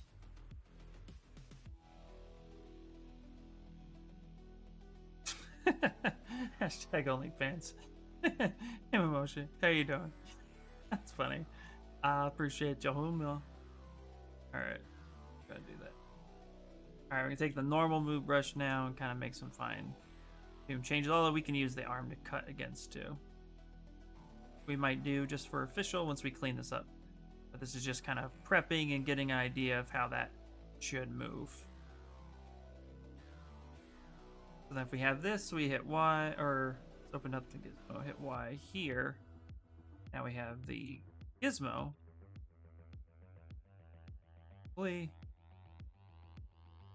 This would move. This would start to move. So we need to basically make sure that this gets rounded out. And we'll actually grab a sphere and make that a little bit more official, but that's going to be the generic. So, hope you're doing well, by the way. Yes, I am doing well. Thank you so much. Oh, Stream Raider, is that ready? That time? I'm doing good. We're just doing arm articulation, or just toy articulation in general. And so, there's just only a lot here. We just started cutting the arm up, so it's going to look sloppy before it looks better, as they say. Sculpt is looking awesome. Thank you so much. I appreciate it. Okay, so Stream Raider time for those of you who are playing. Here we go. Coffee.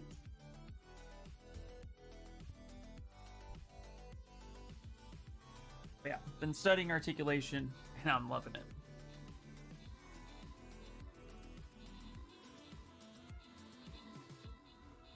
All right. Get him, guys. Get him.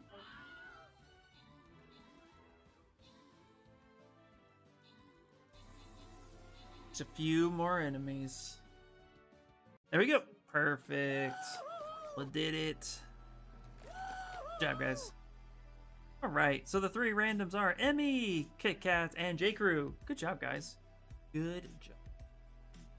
Back to. All right. Let me collect my scrolls. Scrolls. All right. Let's go up a little bit. Because we got some good stuff happening. 3. So let's put my monk down. My monk right there. Perfect. All right. Back to Vegeta's arm. Okay.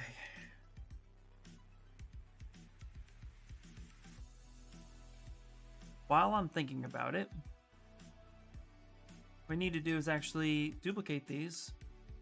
And then I need to turn everything off. He's on. What I need to do is actually local sim. We need to scale this up. What we're going to do is hit Y. Touch right there. Hit Y again. And that in the center. Also that. I'm going to go ahead real quick and lasso that.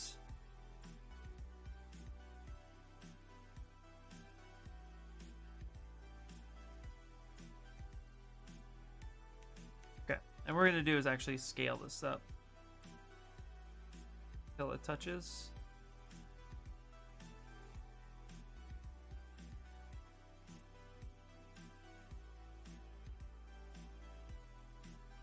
Going to be for the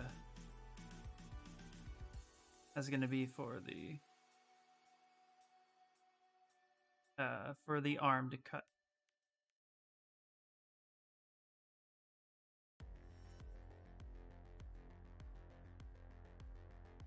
And actually complete hidden, and then we're just gonna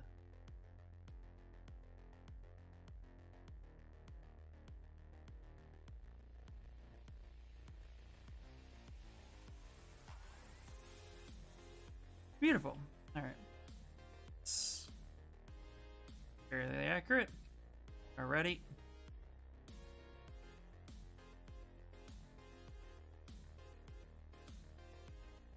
Right, there we go.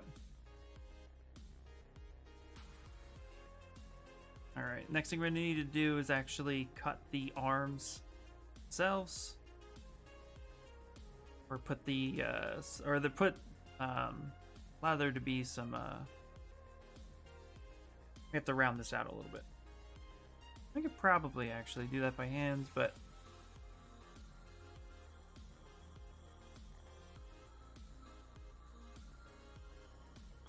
I think it might be helpful just to put the spear in. Okay, let's grab a primitive. Let's go our standard sphere.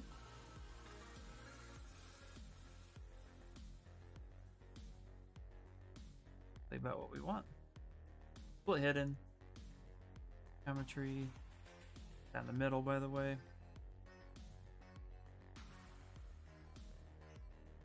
I am all over the place today. Split and split unmasked.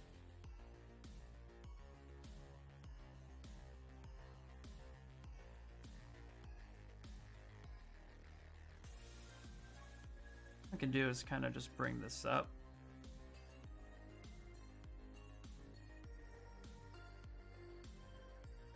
We want a good pivot point on this axis. That's why we put it there.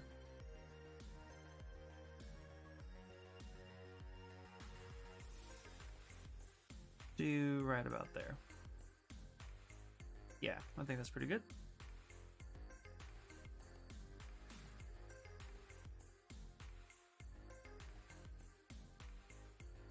Now we're going to do the exact same thing over here. I'm going to go ahead and drag that out. Split mast. Center.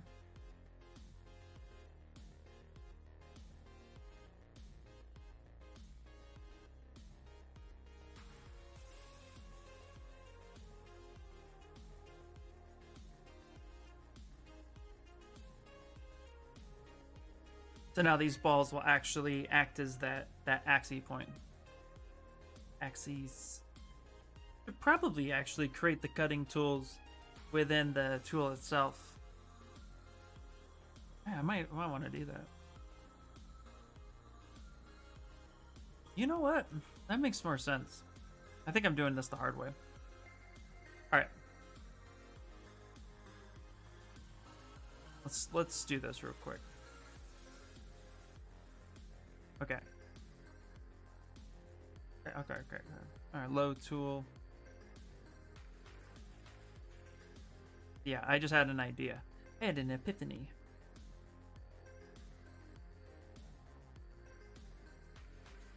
All right, there we go. Let's go to save.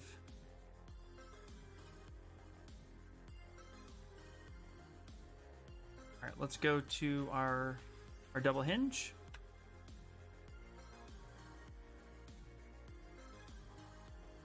Let's grab this guy right here. Let's do symmetry on the Y. So we keep this as legit as possible. And we're going to put this here. We're going to bring this right into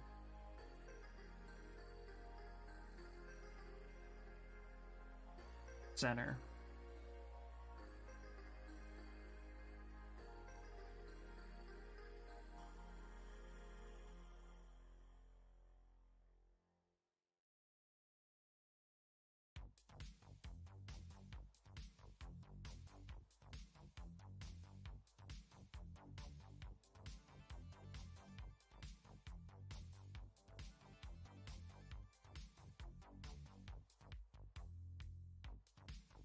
Kind of using the gizmo to line it up with the additional line. Yeah, there we go. That makes sense. Okay. Let's go ahead and split unmasked. Move this down. Go ahead, just auto group. Groups. That's fine. Auto groups, perfect. And then we're going to go ahead and rename this Putters. There we go. This is definitely the way to do it. Double hinge joints. That way we keep everything in on a consistent level.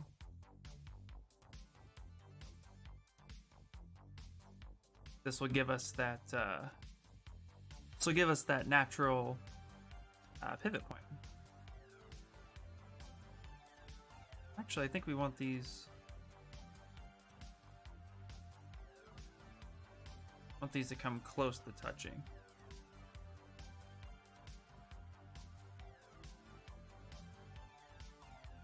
Yep, like that. Beautiful.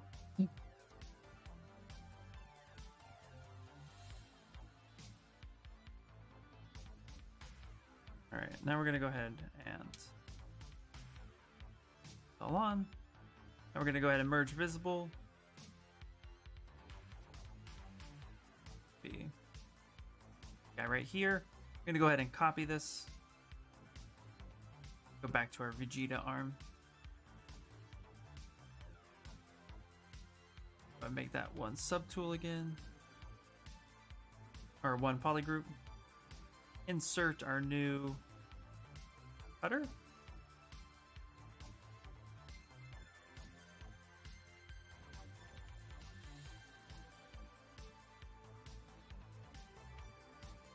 Let's apply it.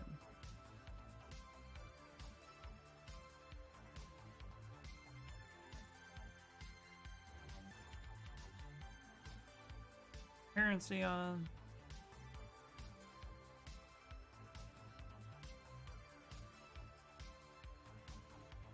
There we go. I think that's better.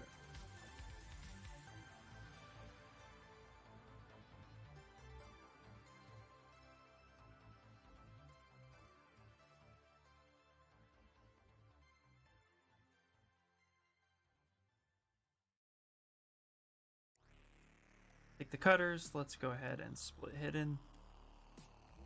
Rename cutters.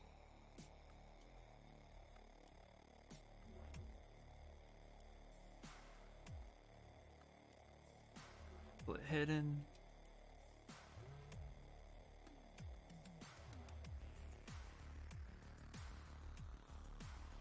Hinge.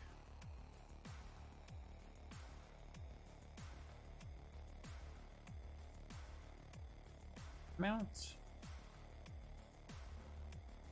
then hinge pin. Perfect. Go. Now for these cutters, we're going to duplicate this. We're actually going to take this arm.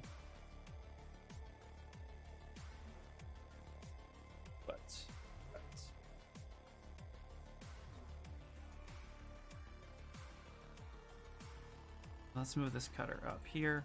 Turn everything else off.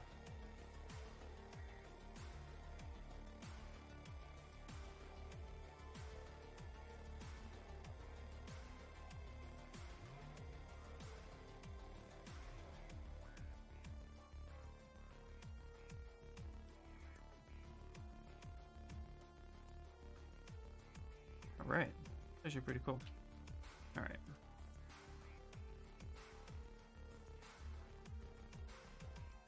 And I think what I want to do is actually just follow this.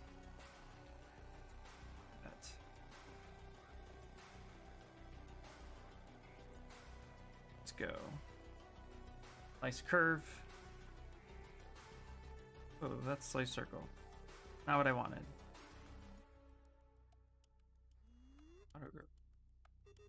Oh no. Oh, interesting. Let me see something. I see these lines here. This is what happens when you slice curve. Oh, perfect. Never mind. Back that up. Can't. Funny enough. Okay. Never mind then. Usually when you do slice curve, it actually stitches at the same time. So you can kind of follow this a little.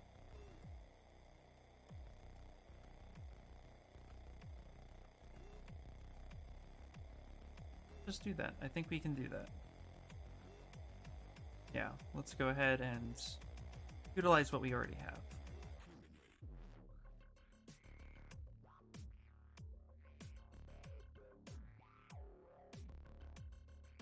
Go split hidden.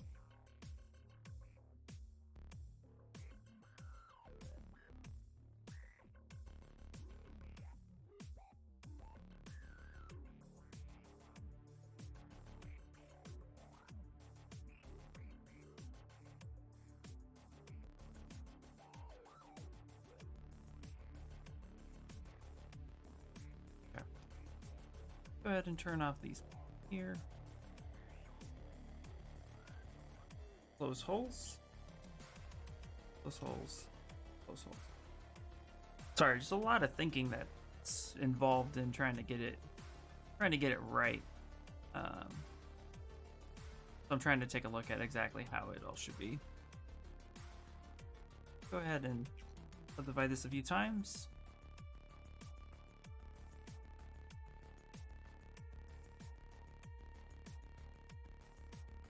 Delete lower.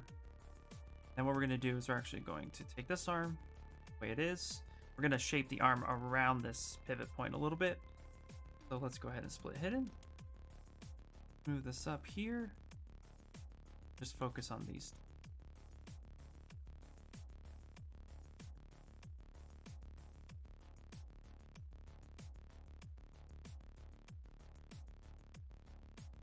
Go ahead and take this. We're going to use the project tool, so BZP, and we're just going to go ahead and kind of paint that. So that's going to kind of take that sphere and project the details onto the other side.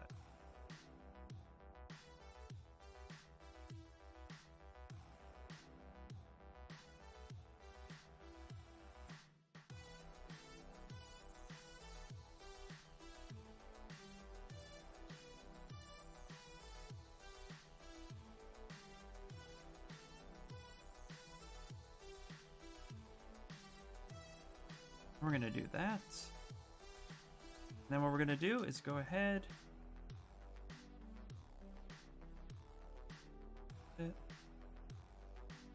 Go trim dynamic. BTD for trim dynamic. I'm going to go ahead and kind of shape some Quick. Hello! Hey, how's it going? We're doing articulation today. But don't mind me, I'm pretty focused at the moment. Trying to think of exactly how I want to do it, etc., etc.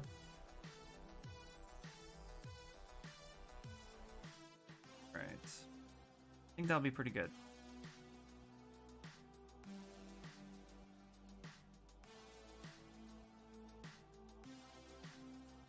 I think that will be a really good range of motion as it rolls back and forth.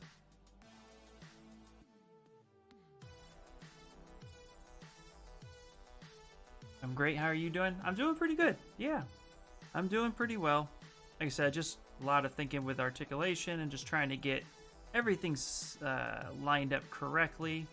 Since I've only done this a few times and trying to get better. What we're going to do is pull out some of this right here, giving us a decent wall thickness. Where this meets. This will be a combination of matching the sphere to the arm and the arm to this. So come here. Actually do that real quick, which will merge, kind of project the details from the sphere to the arm. Don't want to mess with that.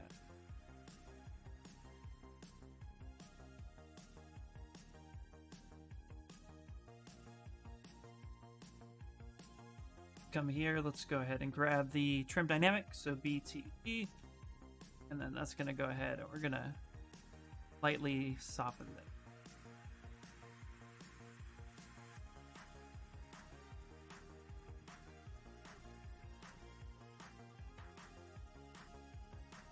FYI, I see all you bots here.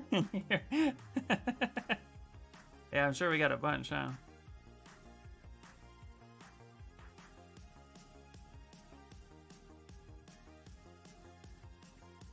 Hello, Snickles!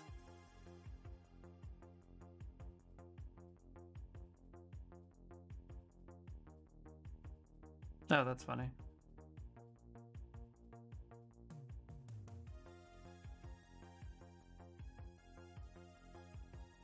Uh-huh.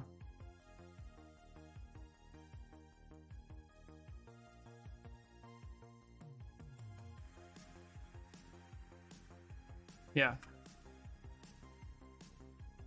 Okay. Go.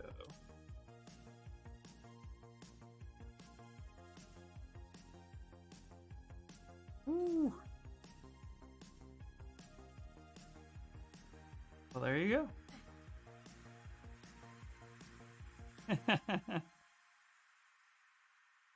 Going. Yeah.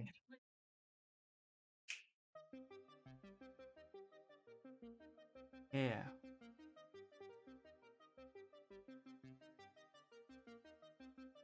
Okay. There we go. So we have this now. Now we're going to project the ball detail onto the arm. Or the arm detail onto the ball of me.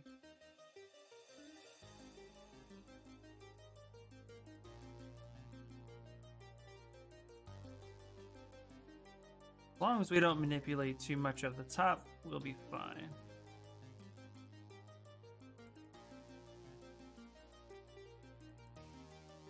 There we go. Perfect. Okay. That should allow us good range of motion. So if we want to check that, let's bring up our gizmo. Let's go here to the hinge. Hit our Y. Touch right there, right where we want it. Hit Y again. That puts the gizmo there. Are you just doing the arms of some character, or is he a head? Is there a head and body? Oh yeah, so I am doing. So I sculpted Vegeta a while ago, and I wanted to articulate him, but I wasn't quite sure how to do it. So to test my articulation joints that I built today, we're just gonna test it on his arm, and as you can see, this does take a little bit of time. So one arm can take a few hours to get it right. Thank you. So, yeah, I'm just going through and testing my stuff because we want to make him an action figure, and it's gonna be awesome. But yeah, and if you want to see him in all of his glory, this is him painted up and looking pretty awesome. Yeah, I guess I should have him right here, huh? Sometimes I just get so into what I'm doing that don't think to post him there. But yeah, that's where we're at today. So pretty exciting. Good word, really awesome. Thank you so much. I appreciate it. Yeah. Work. Yeah, no, thank you so much. Yeah. And it was just a little bit of fan art. We did a I did a sculpt on my art station, which is my portfolio. I did a posed static statue of him. Don't have here available to show you, but here I'll show you. Actually, and I went a little bit different than the normal stuff you'd see, like them screaming and such. So, although I might sculpt a different head for him later, but this is 3D printable. I'm gonna be releasing the files for that. So yeah, here. If you want to take a closer look at that. Hey, thank you so much for the follow. I really appreciate it. Indie Respawn. Yeah, but go ahead and take a look at that more closely if you want to see the high res. But then now we're gonna make him a figure. And I'm excited. Actually, this is gonna be my first fully articulated figure. This and the Iron Giant is what I'm currently working on, so I have a few things in the works. But I want to make sure that everything else is added correctly, so. Anyway, let's check our articulation. We're gonna take the pins. Actually, let's go ahead and split off this one so that we have two different ones we can work with. Grab our gizmo, hit Y for the transpose. Now we have that there. We can stick that to the middle. Turn our triple digits, and we can select the tools that we want to pivot. The ones we don't, just want to pivot that. Now we're looking for a good range of motion. So assuming this is where the elbow is going to stay.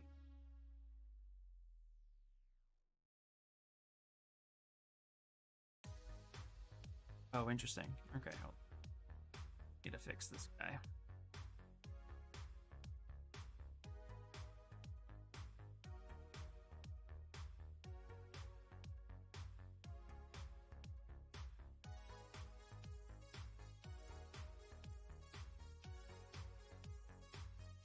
Is there another arm floating somewhere?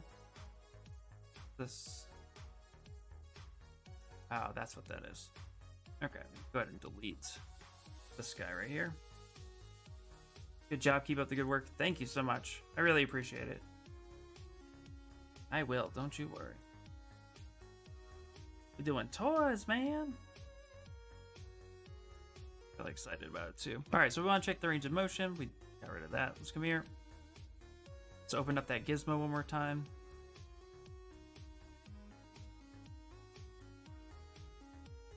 Don't want to move those, so we're going to go Control Shift and touch what we want to move and what we don't want to move. Anything that's like almost anti-aliasing, that's not what we're going to be touching, but everything else will be. Move that. So now if we just move this, we can see that it will collide here. So that will be the range of motion it has, which is almost, assuming there's no way to go back, it'll almost be almost 90 degrees. That's going to kind of be his glove, so maybe we can make his hand movable with a socket joint. So that's almost 90 degrees, and like I said, that's just because the glove gets in the way. But if we basically clip it here and pivot at the glove, then they'll get even higher. It's more likely what I end up doing if this part works. All right.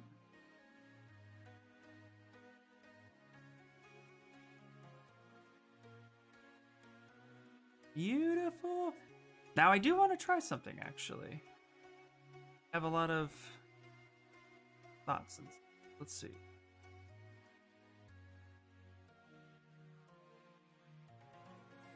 Okay. Sorry, I'm super distracted. All right, let's go ahead and delete that. Let's save this as version 2. This is what I love about articulation, but it is definitely like makes me think a lot.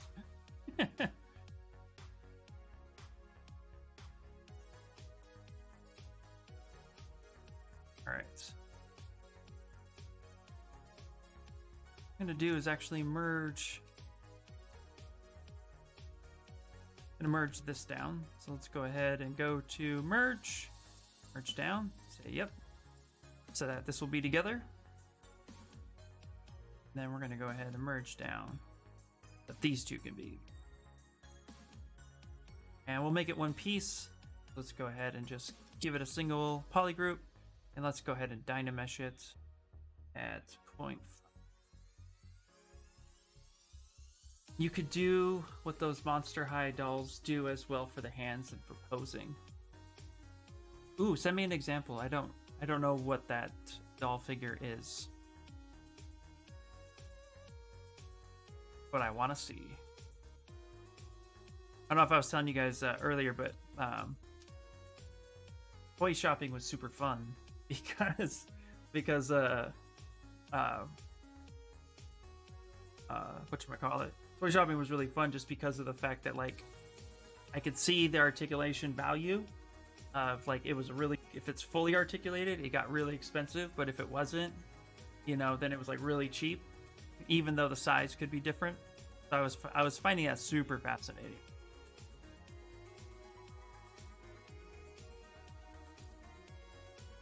So we can go ahead and trim this part up a little bit, like such. So kind of blending those together so they look good. But I'm not going to touch these here. We'll leave that alone for now. I want the sphere aspect. Perfect. Now what I'm going to do is I'm going to go ahead. Let's turn these off. I want to see something real.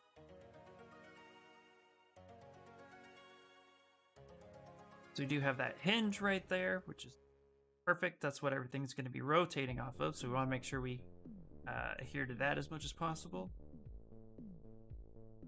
But what I want to see is actually, let's insert and add this idea. And I just wanted to start fresh. 45. Right here.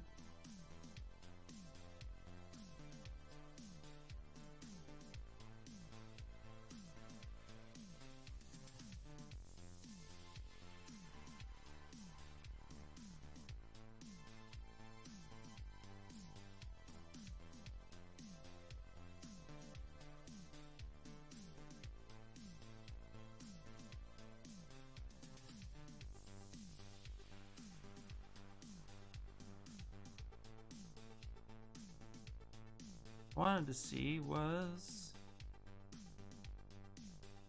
where do these line up?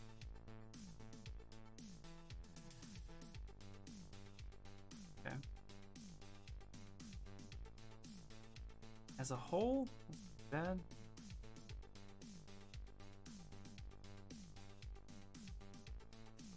Okay. All right. Seen enough.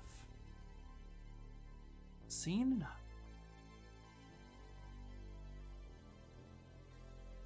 Oh yeah, okay, let me take a look at that. Alright, this is where I get really quiet, huh? Oh yeah. Where you do a hinge and a ball socket.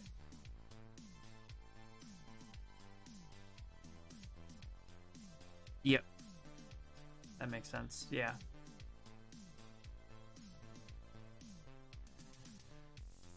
I like that. Yeah, I could do that for sure.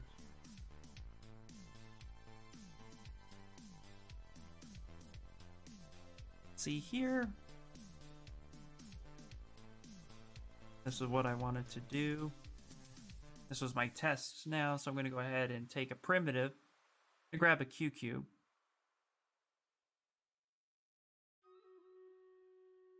do is actually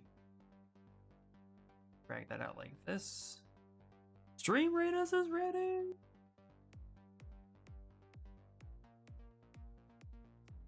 That.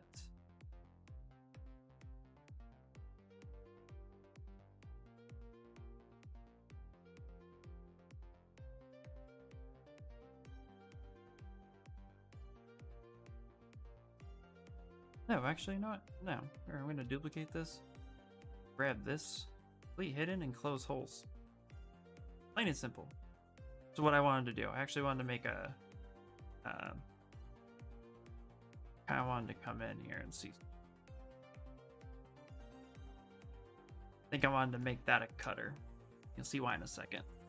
Alright, let's do it. Doop doop doop doo. Stream Raiders! Let's go, let's go. And we got about another hour, guys, left on the stream.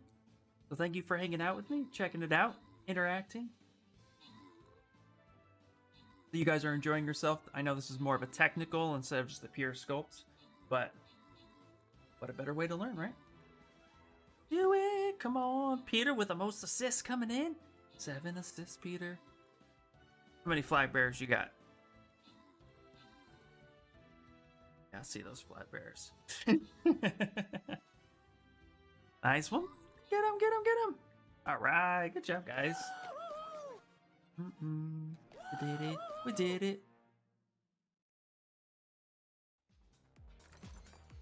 All right, and we have TWC Blank, J Crew, and Levener. I think I'm saying that right. Anyway. Yeah. All right, let's see. Got a 3. We're gonna go for it. So 3 gets something small like a bomber. That's a bomber, guys. That's a bomb.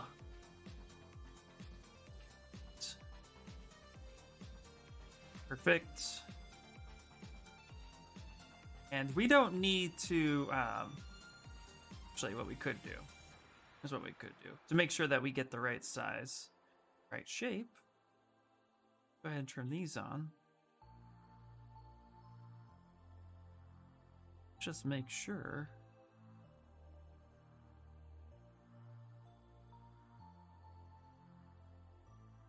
Pretty close to what we need it to be. That.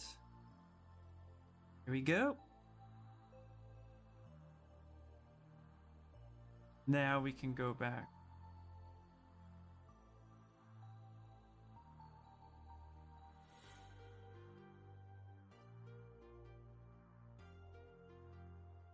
Let's actually move this here.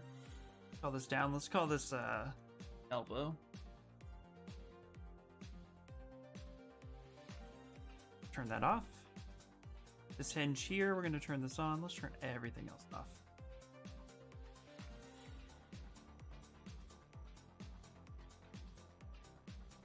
Call this bicep, so we're going to go ahead and rename folder. Step. Down.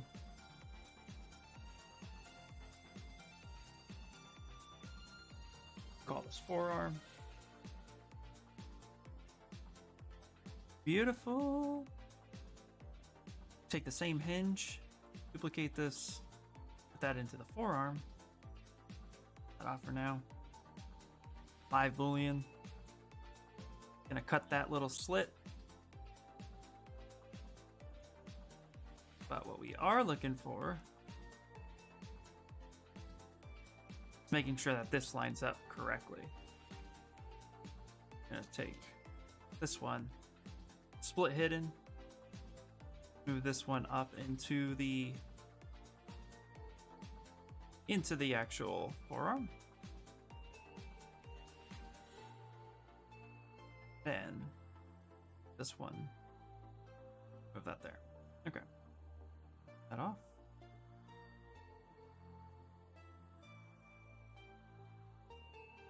Hide that one. Here. Oh. That adds everything there. necessary, I think. Actually, make this one go out a little bit more like that so it's cleaner.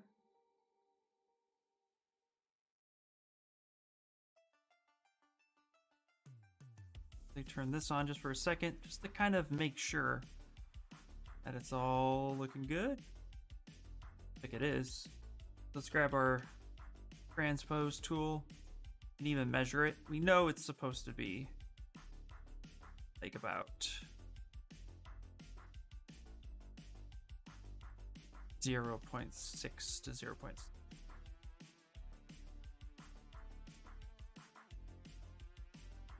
Be a little hard to measure, but it looks fairly accurate. Let's go with that.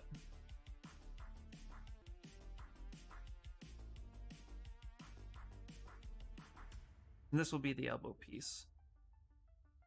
Actually,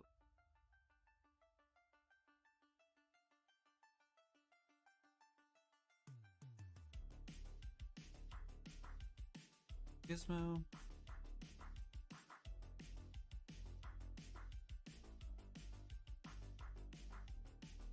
Go Gizmo. Let's go Y, and then let's back inside.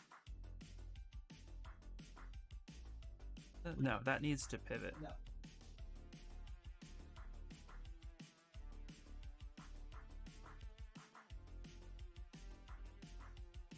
Go a little bit bigger than that. There could be a little bit of play.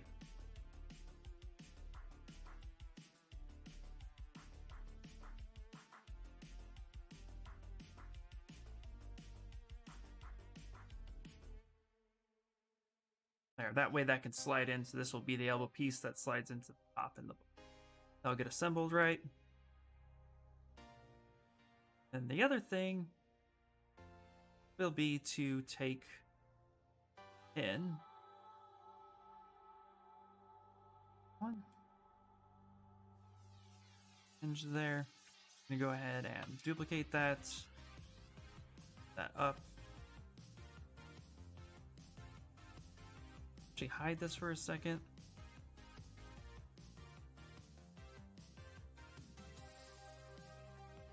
Put that in center, local sim.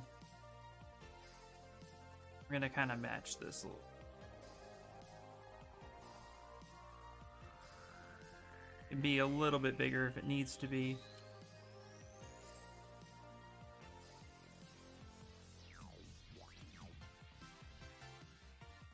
Go. That cuts all the way through.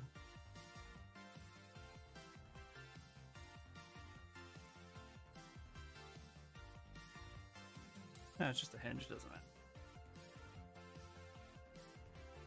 There we go. That's what we're looking for.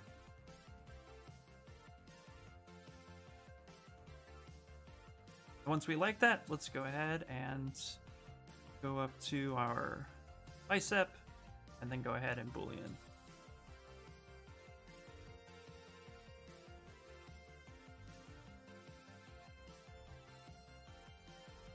And that's our bicep.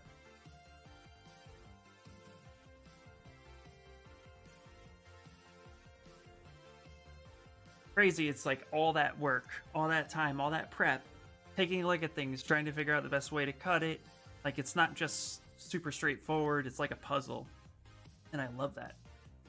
But yeah, it definitely needed to be like, okay, that might work. We still have the elbow left, so we gotta go elbow.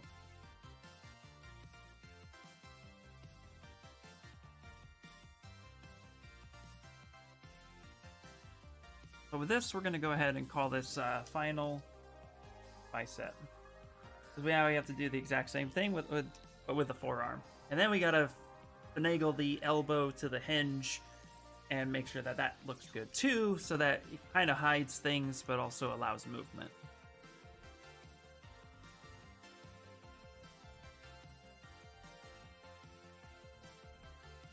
So I'm also gonna quickly, kind of just so that my printer doesn't freak out.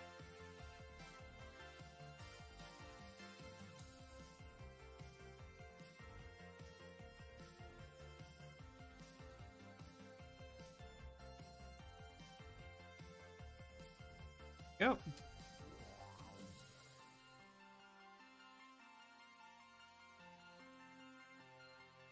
Right.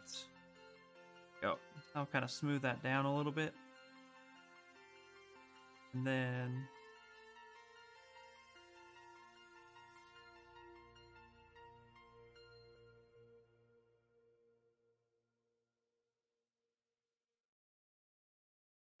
that just kind of cleans that up. So it'll be a little easier to print. And then we're just going to go ahead and hit close holes just to make sure that it's watertight. Should be, but we go to transforms, analyze source, just call it what it is. Watertight. This part right here is super key. Subtool is watertight. If it's not watertight, then you will have a problem 3D printing it. So once you think it's ready for 3D print, Dynamesh works most of the time, but just double checking it and then closing holes, that'll help you out. All right. Next is we have the forearm.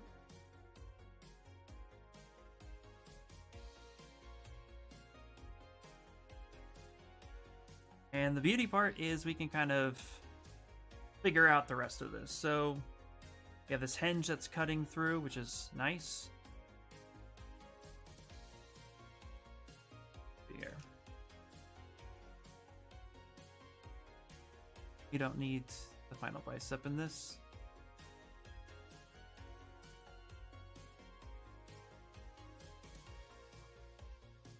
We can actually make sure we have good hinge in the front.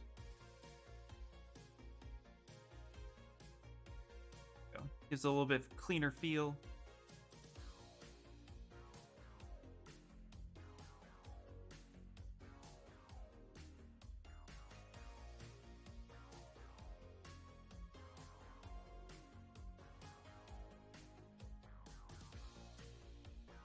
Let's do that instead.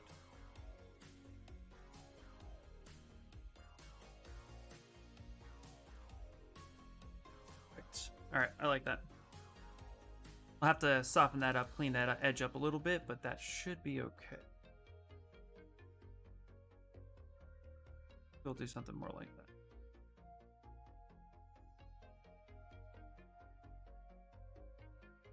Let's do something more like that.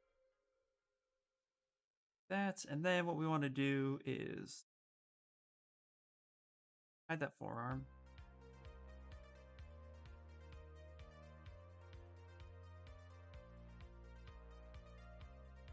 Take this pen here, let's duplicate it.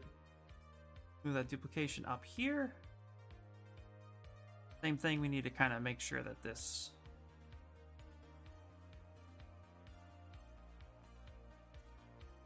will be the roughly same size as this. So let's up.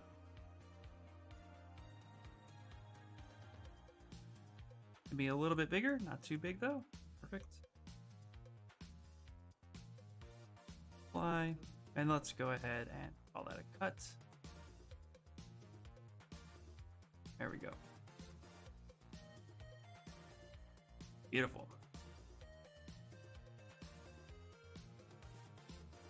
And that should be a merge. Yay! All right. Go ahead and boolean the folder, and then we can go ahead and fix a few things. We have this. Go ahead and auto groups. Like this, delete hidden. Easy peasy, just like that.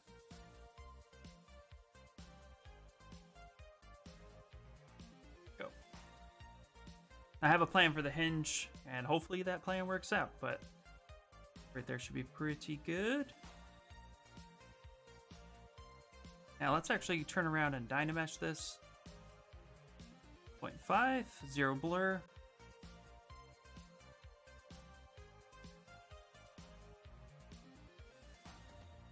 And then let's go to close holes.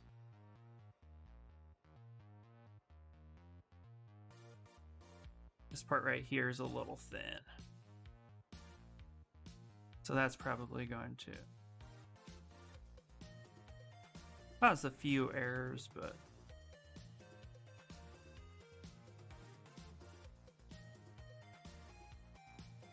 You know what? We'll not mess with it.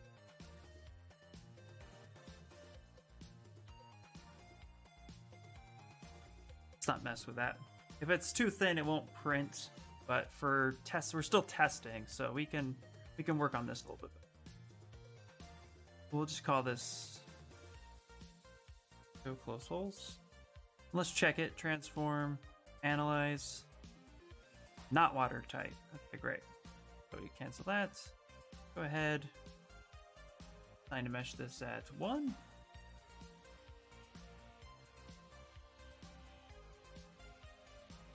Go. Close holes. Auto groups as well. So there are little specks over there. Let's delete hidden. Close those holes. Now let's check it. It still says it's not watertight. That's weird. So it must be this thin wall right here that's causing problems. So we'll troubleshoot that later. I don't feel like troubleshooting it now. Sometimes you'll say it's not watertight and it comes out pretty well in the slicer, so 6 to 1.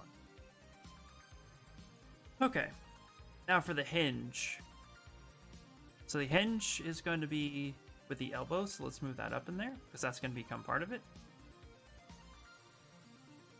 And we're going to take this elbow and we're going to split this into 2 pieces. Actually, right down the middle.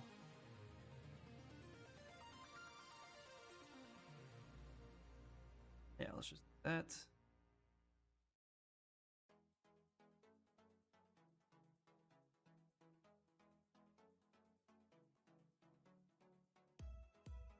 Let's go. Oh, I said split hidden.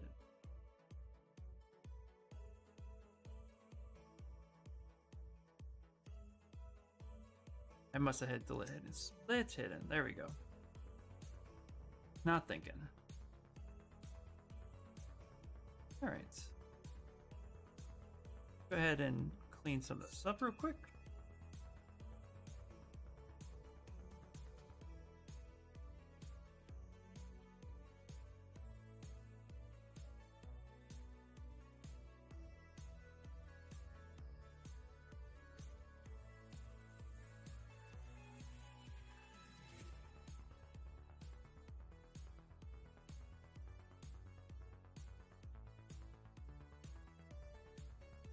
We're going to pull his elbow up and around. That's also going to take a look at what I got here toy-wise. And again, so you guys see what I'm looking at, my reference is there's clear indications and gaps within his elbow. That makes it so it's like it's not completely seamless, but it works well enough, you know? That's what we're going to try to manipulate. Or, yeah, you know what I mean. So, I'm going to go ahead and grab this, and let's actually do move infinite. I'm going to move this down.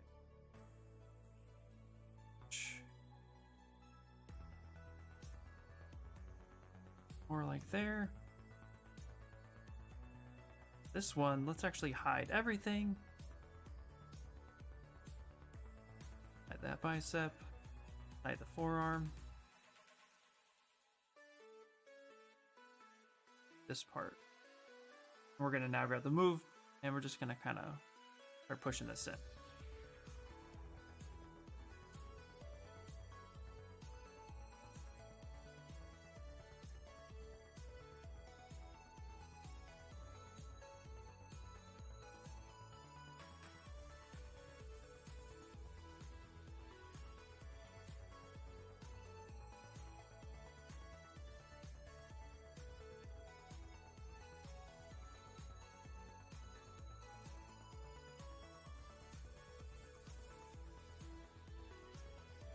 Let's see. You know what? I actually don't think we need this piece.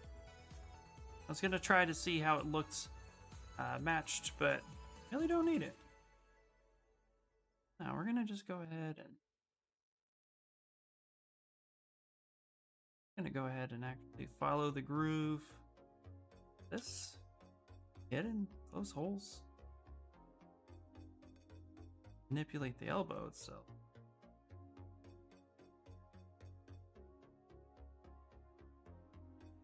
Don't really need that.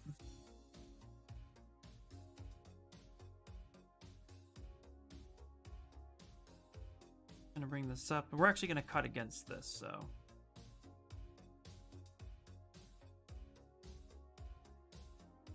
Actually really go nuts. Stretch this all back out. Had this other idea. Kind of bouncing all over the place, don't mind me.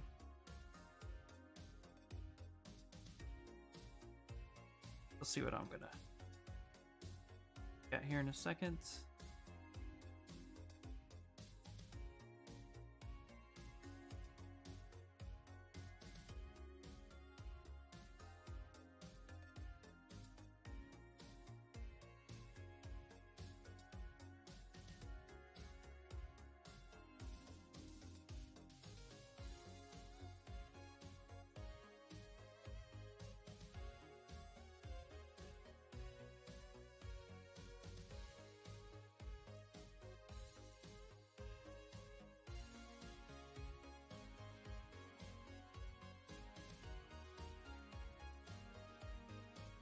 From dynamic, and let's just clean this up a little bit, like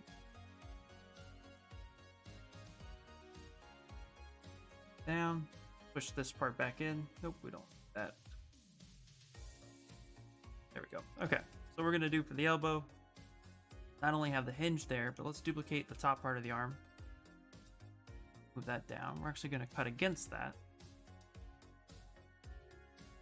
Then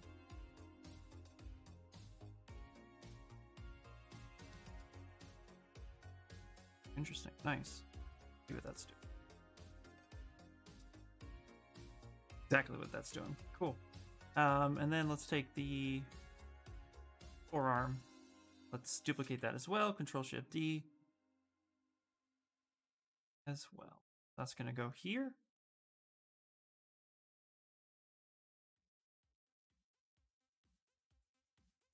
Now what we're going to do, actually take that.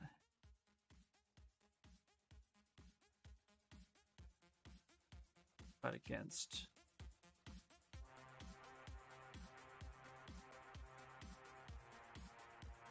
all that. Touch. We can actually hold, if we're removing too much material, we can actually turn back face on. That'll just pull that one normal out.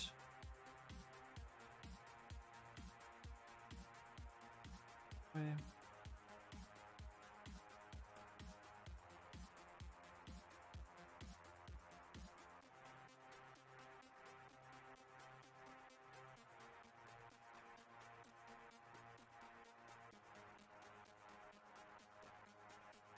There we go.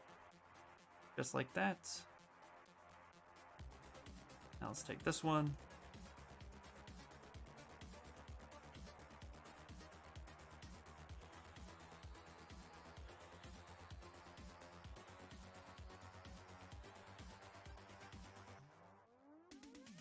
Get a nice clean edge. And we can clean some of this up here by following some of that. So go ahead and hit Boolean. So, no, actually, we're not cutting. Hold on. This isn't cutting. This is merging. Yeah, that part's merging.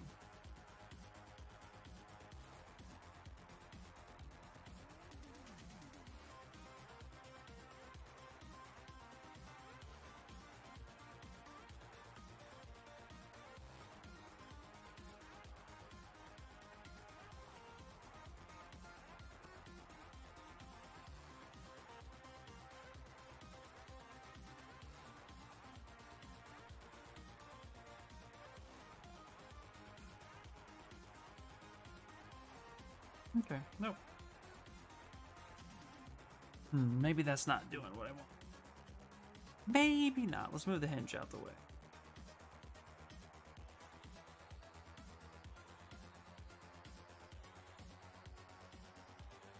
Okay, hide that. Yeah, let's do that.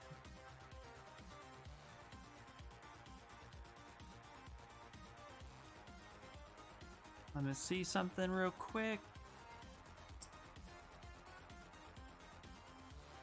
Okay, I don't want these two in particular. Go ahead and delete those copies. Actually, take this one right here. Yeah, this is the one we want. Okay. Copy this.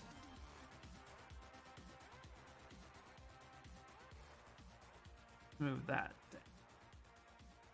into the elbow.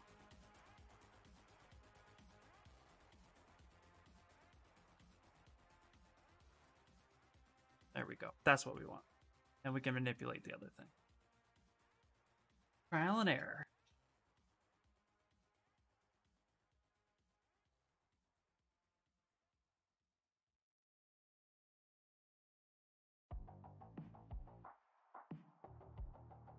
Oh, just pull them straight out.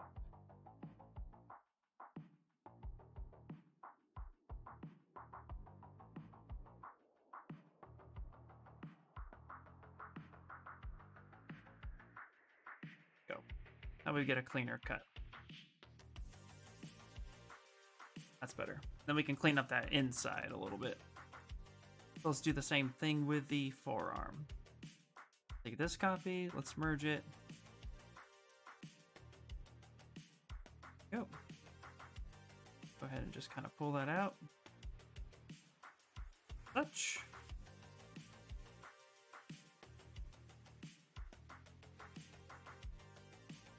Go. That down.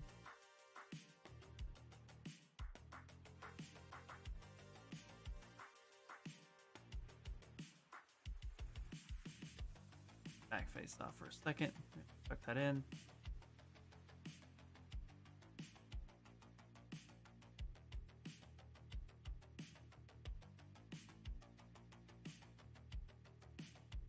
Go. All right.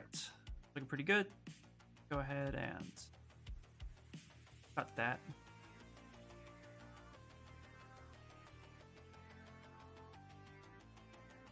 Move back face mask on. Up a little bit.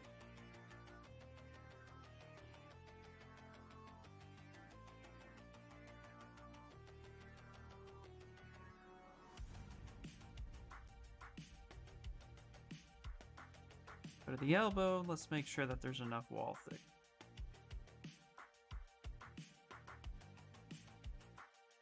There we go.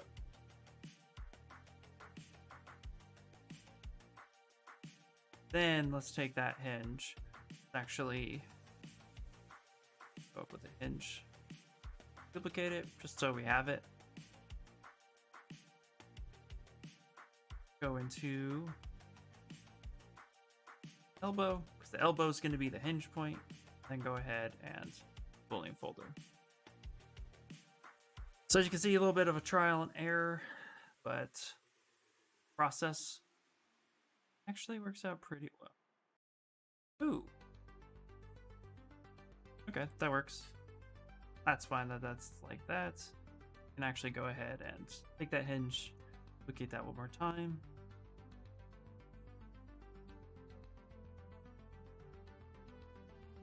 Low, merge down.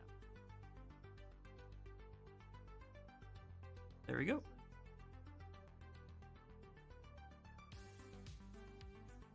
Now let's check it with forearm. Why is that not cut? Must have made a mistake. Oh, okay. I made a huge mistake. I made a huge mistake! Alright. Oh boy, I went the wrong way. Alright.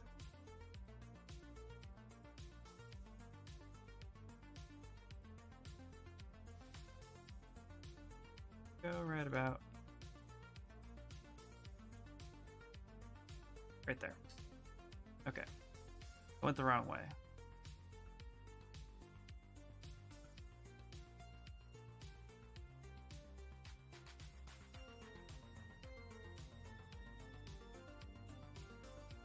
Pull the elbow out.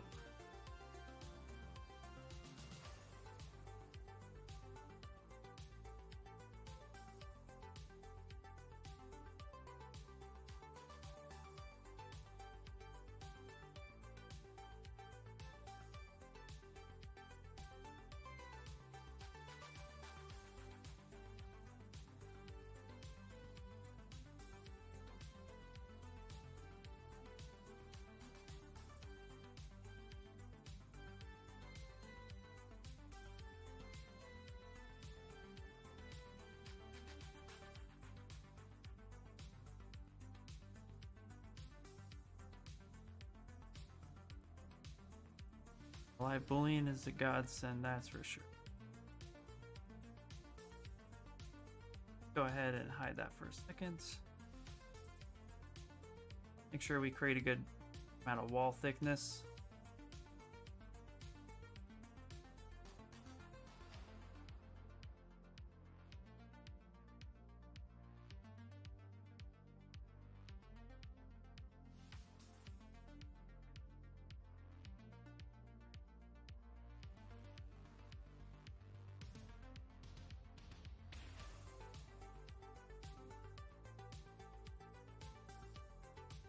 Okay.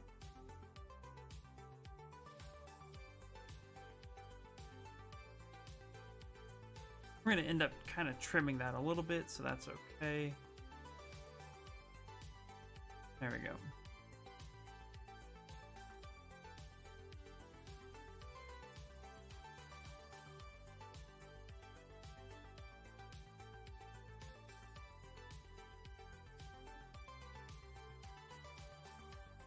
All right, that part.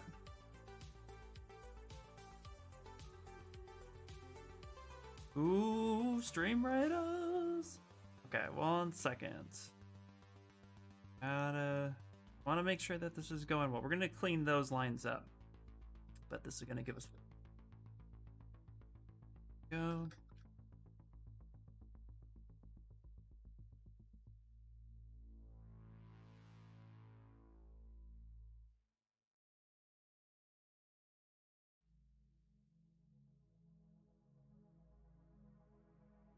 Waited just a little bit. There we go. Right. There we go. That's better. That's what we're looking for. Cleaner line.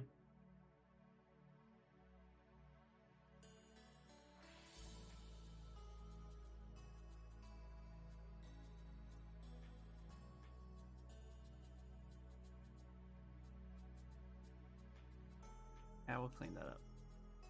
Clean that up the rest of the way. All right, let's do that. Let's go ahead and save it. Save as. Let's do Stream Raiders.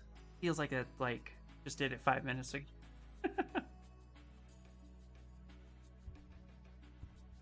Right, let's do it.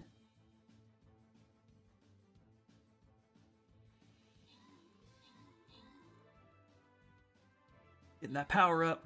Yeah.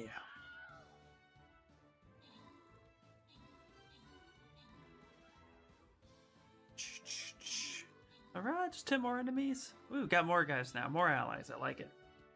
The before. 4 is 39. Yeah, 38. Perfect. I love it. Alright, 8 more enemies. We can do it. We can do it.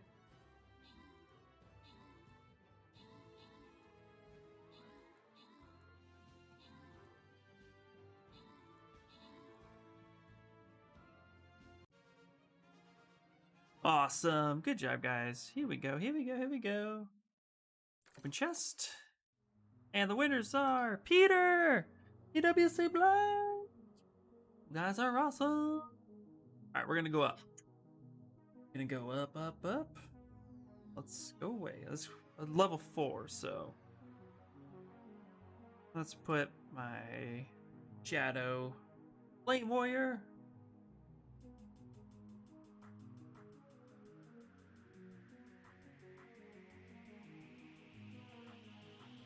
All right, perfect. Let's do it. Go back to Zbrush. And this is what we got so far. This is coming along pretty nicely, actually. Just trying to, getting that double level action, feeling it out. I'm already pretty happy with what we're going to be doing here. So, with this, we're going to go ahead and let's bully in that folder.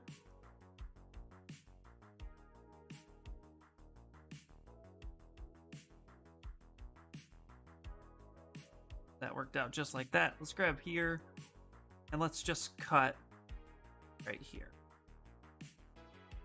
Okay, we're gonna go ahead and split hidden because we may use some of those elements.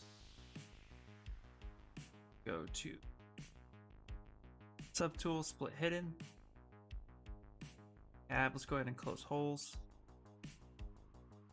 Let's literally just smooth that down to a point. Just like such.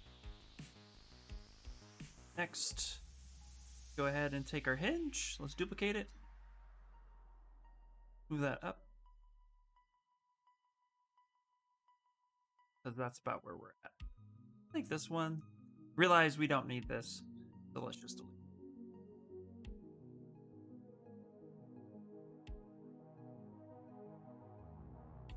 This is what we have so far.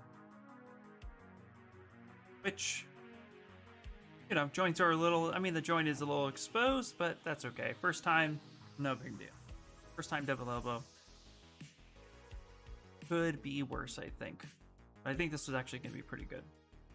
Take this. Let's just kind of clean this. Not kind of, let's clean this up. Actually just get this, delete it, and close holes. Move that down. Go, and now we can just move this where we need it to be.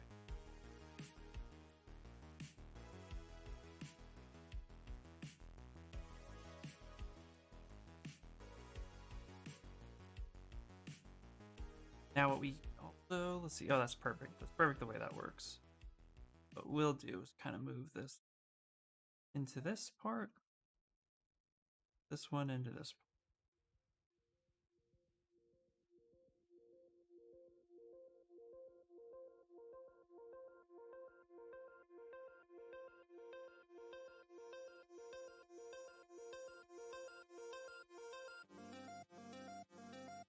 Want this. Go with it.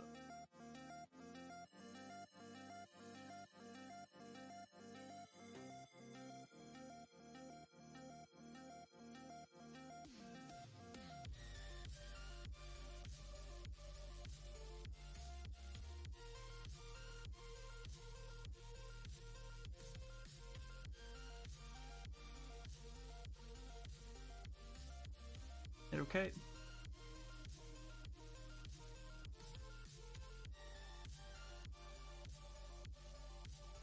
It's like that.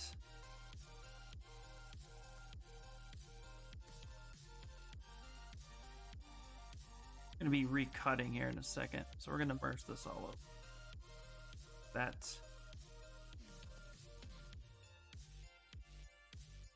And go ahead and inflate. Then let's go ahead and Dynamesh this.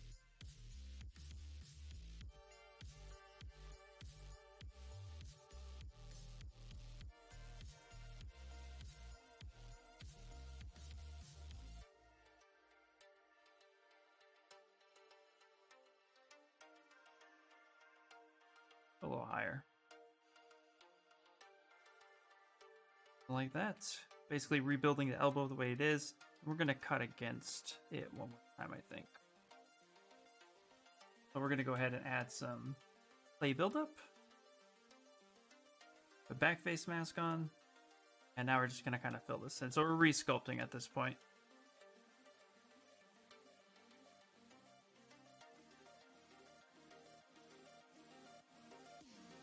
Then we'll recut the elbow. So, a lot of things maybe I should have done the other way around, but that's okay. That's how we learn, right?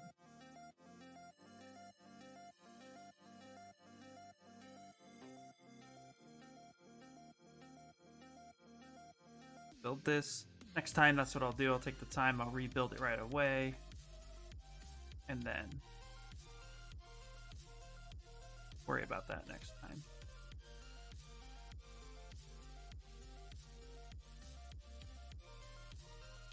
Go.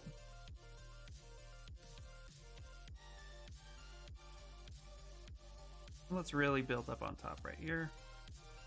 Then we'll cut against it and merge and be done.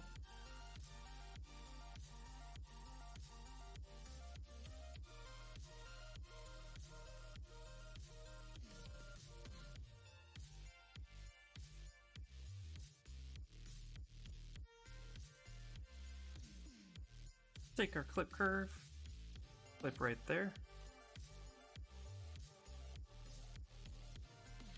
a little better edge. Okay, perfect. I'm gonna go ahead and go with this.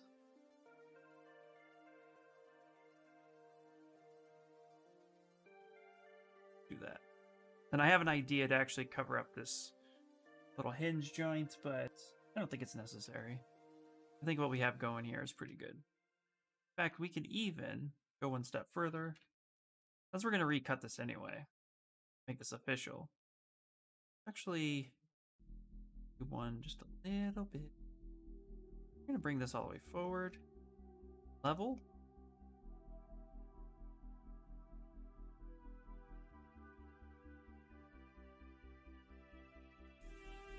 Kind of encapsulate that right in there.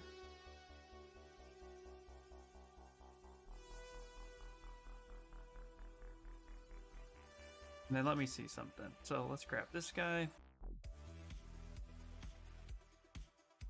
Let's put our hinge pins back in. Grab this. And I'm gonna go ahead and select just these two parts. Let's pivot this and see what the interference would be.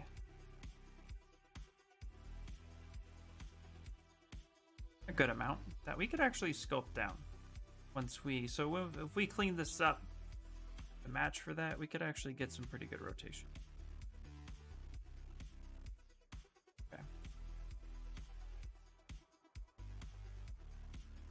Okay. So really we'll just need to kind of clean this part up a little. Life will be good. For what we can do, ooh, even better. Maybe. This right here.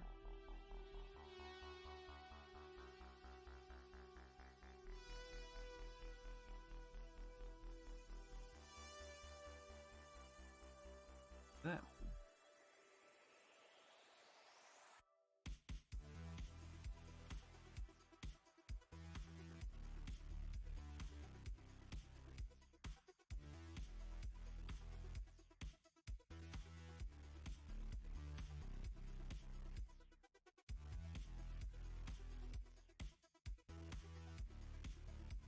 Let's take our mask lasso.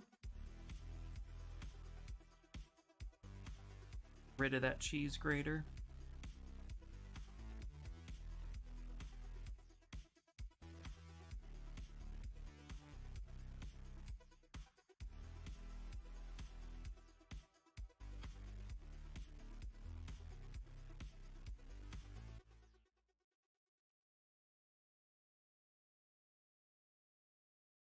Rid of that cheese grater effect for a second. Here.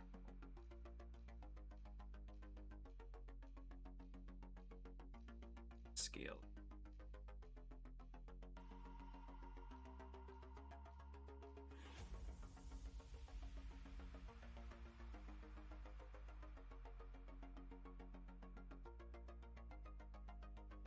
Whole elbow.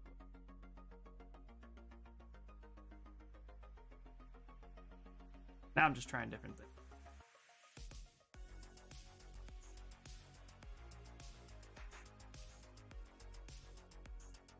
Okay, let's go ahead and see what we get if we take this elbow.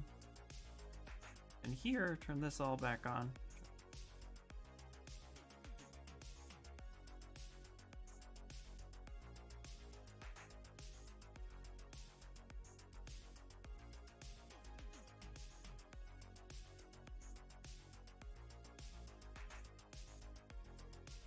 Grab the wrong one. Part off.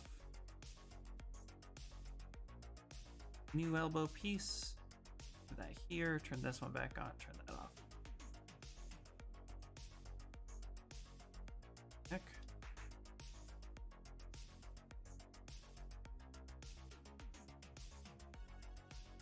What happened? Woo! I had a nasty crash. What just happened?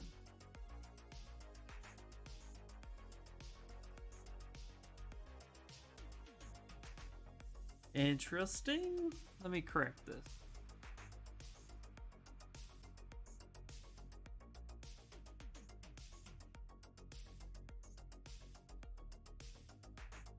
That here. Go. Ooh, that was weird. Turn that piece off.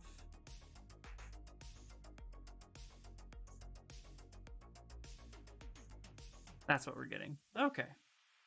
That was weird. That freaked me out for a second. All right. Go ahead and save it. Enough freakouts for this. Go 3. And we got just a few more minutes before we're done, so this will be the last Stream Raider.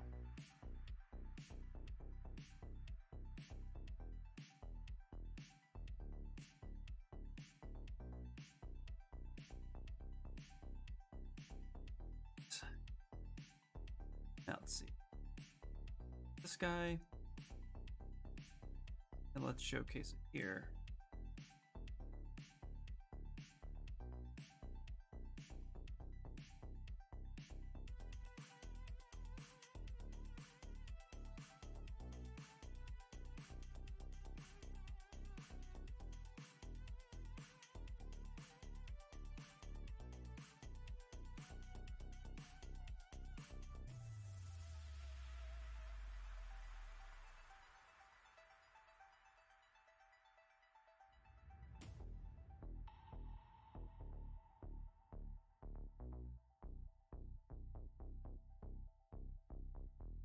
Feel like today hit its apex like 2 hours ago. Yeah, I think so, yeah. Okay.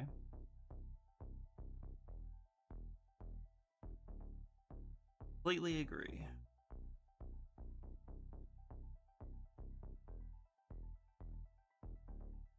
Go ahead and pull.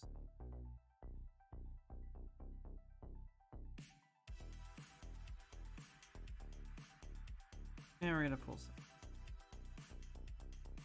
Alright, I think that'll be good. Go ahead and finalize that.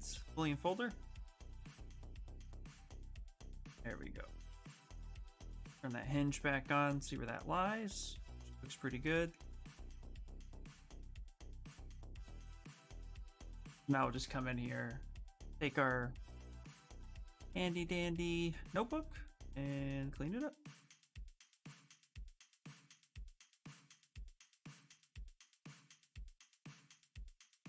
Hello, kind of bums you out. Oh yeah. No, today's been rough, but that's okay.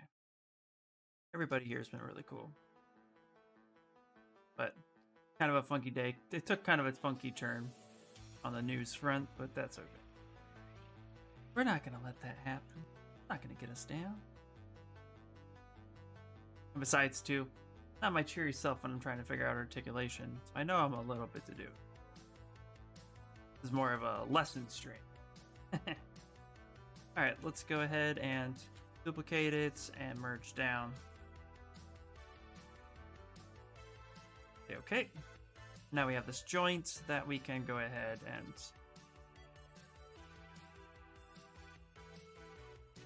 it's alright. Honestly, I think we're just about done for the day. Either way, not just because of the streams ending, but in general. Auto groups.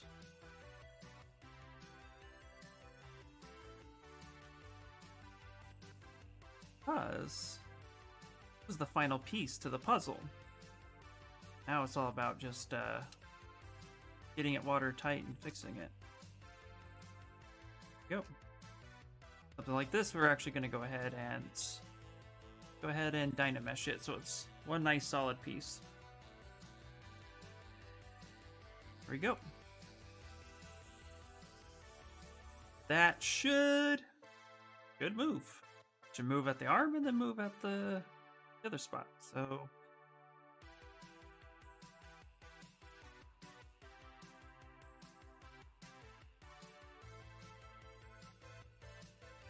that hinge, we can turn that part off. And we have this.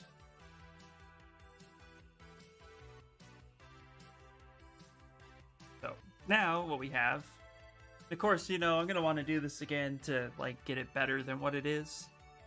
But, go ahead and turn this part on. This part. We just rotate this. Got to clean that forearm just a little bit.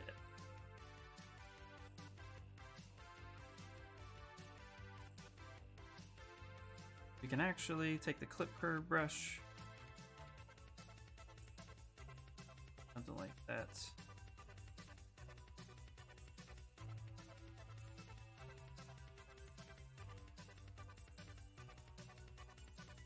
Gonna clip that there a little bit. Let's try it again.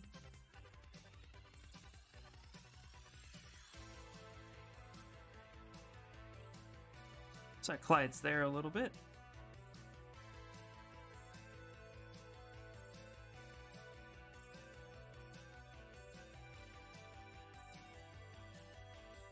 That there.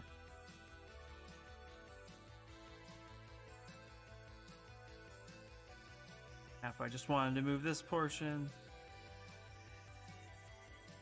I would actually move a little bit.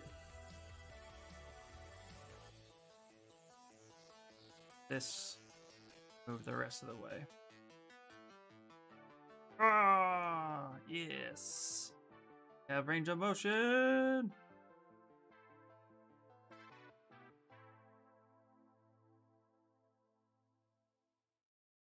Here we go.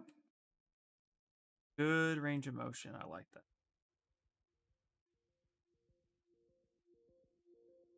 And if you want, let's go ahead and delete this real quick. This guy. Take this. Duplicate it.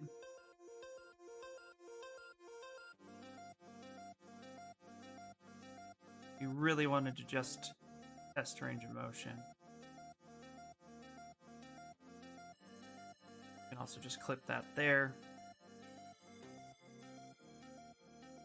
Down, so duplicate, duplicate,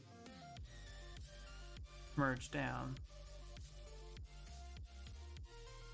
Dynamesh. Oh, DC's Hellboy looks sick. Oh, I bet it does. That's awesome. I'll have to take a look at it.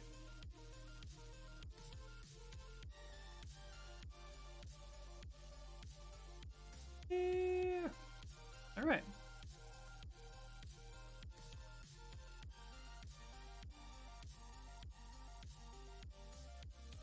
All right. Actually, open this up a little.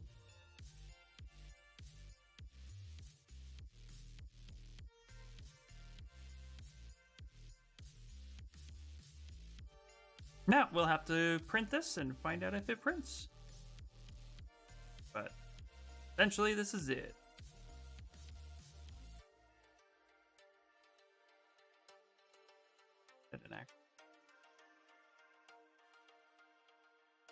Put that in there like that. I missed 90% of his stream. I'll have to go back and watch it later. Yeah. Dude, his streams are always amazing. Here is an articulated arm. That took me about 3 hours to do one arm. So definitely gonna take a bit of time to get the rest going, but like it. Okay, let's go ahead and organize this. So let's bring this all down. This one all the way down. Bring this final bicep all the way down. Let's try one more thing, actually, which is just to ensure that it's nice and clean on the inside. Is we're going to go ahead and bring this into a folder. Turn everything else in the world off. Except for this guy. Go ahead and duplicate this arm. Let's bring that up. Then we're going to go ahead and duplicate this arm.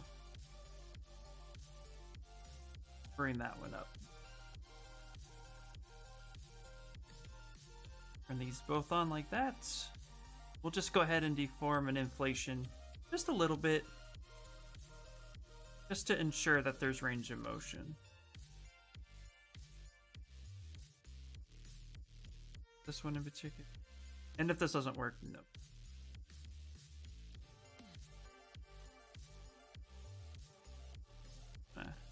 Yeah, that's not really gonna work. Okay, good to know. It'll get faster with time. You'll be unstoppable. Evening Cicada, what's up, dude? Guys, you guys have to go check out Evening Cicada. He's an awesome, awesome teacher and sculptor and game designer, character artist. He's everything. Dude, yes, Cicada, man. Looks sick though. Thank you so much. Copy paste, copy paste. Yeah, absolutely. And also too, you just zone into the project. It's like I'm just zoning in here because there's a lot to think about. Luckily, like I was saying earlier, I have a machinist background, so it is a little easier to kind of see how things should operate. But yeah, definitely pretty crazy. Hello, friend. It's been some time. I know. I've been grinding too, brother. I've been grinding too. It's that's how we do 2021, right? 2021. That's how we do 2021. Yeah, that's where I'm at today. You know. Thanks for the shout out. Hell yeah, dude. Dude, you're awesome, man. So let's go ahead and clean this up a little bit. Smooth some of these edges down. But yeah, man, I've just decided to jump in for articulation and let's see what happens. I think it's gonna be pretty cool. He's in the far, far future. Yeah, yeah, exactly. People who enter 2021 have PTSD from 2020, and I think that's just universally a statement across the board. So, yeah, that's about it. All right, guys, we got about 7 minutes left before Stream Raiders, and then I'll end it for today's stream. But let's go ahead and clean this up a little bit. I don't want to touch the top too much, but there we go. All right. Go ahead and save this, and then we'll save out just the other stuff. Far, far, far, far. But yeah, how have you been doing, man? You, Cicada, have you been really pushing? I know you've been working on a few projects. Hopefully you are super busy.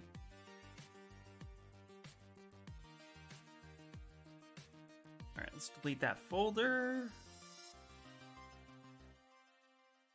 Oh, I just did that. Aren't you glad, Ian, that you just saved? Yeah, real glad. I just deleted the elbow. Ah, I'm tired. All right. So rename final elbow. All right, the hinge can go away. This one is duplicates. Now let's go ahead. Hold on. We're gonna save as for _ fine. Been pretty good. Been working on a likeness as of late. Going pretty deep into anatomy study and map app. Hell yeah, dude. Absolutely. Dude, we were just talking. I don't know if this will be helpful for you. We were all talking about it earlier. And I gotta see if I can grab one because it's on sale. But the Anatomy for Sculptors book, the biggest book, usually like 60, 70 bucks. It's on sale for 40. There's a link to this guy. Want it? Anatomy book's on sale. So if you need it, you want it, you have to have it. I mean, technically, we're character artists. We should have it. It's one of those things. Go ahead and check that out. Let me drop a link back up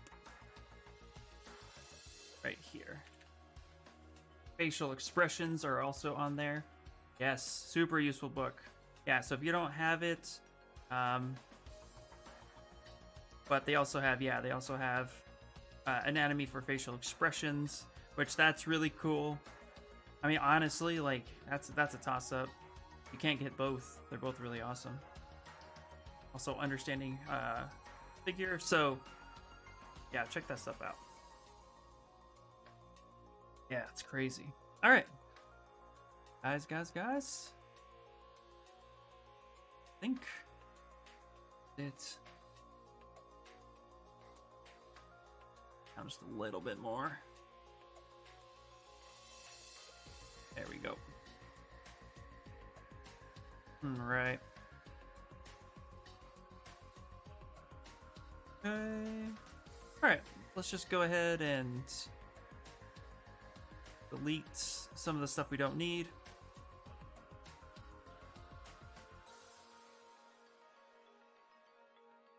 Go. All the hints. So this is everything that we have for our double elbow articulated. And we can even kind of sculpt back some of that elbow itself. Click on this guy.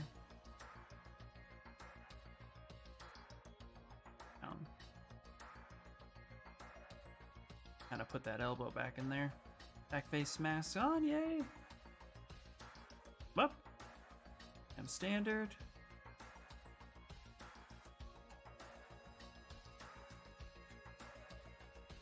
Go.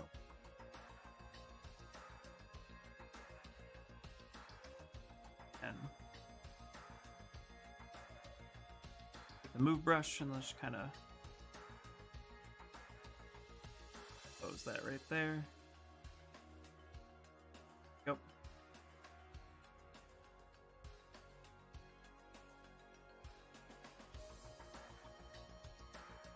And we'll just kind of clean this edge up a little bit.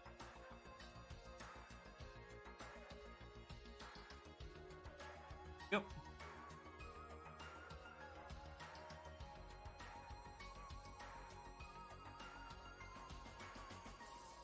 So, I'm going to be setting this up for 3D print. I'll be 3D printing it and then posting my results hopefully in the next 4 to 5 hours. Depends on how big this is. I think this will actually be maybe like a 3 or 4 hour print. Then we'll check all of our findings. This will basically tell us everything we need to know. And Godspeed. All right, here's the elbow. Go ahead and save it as the final. And let's export for 3D print.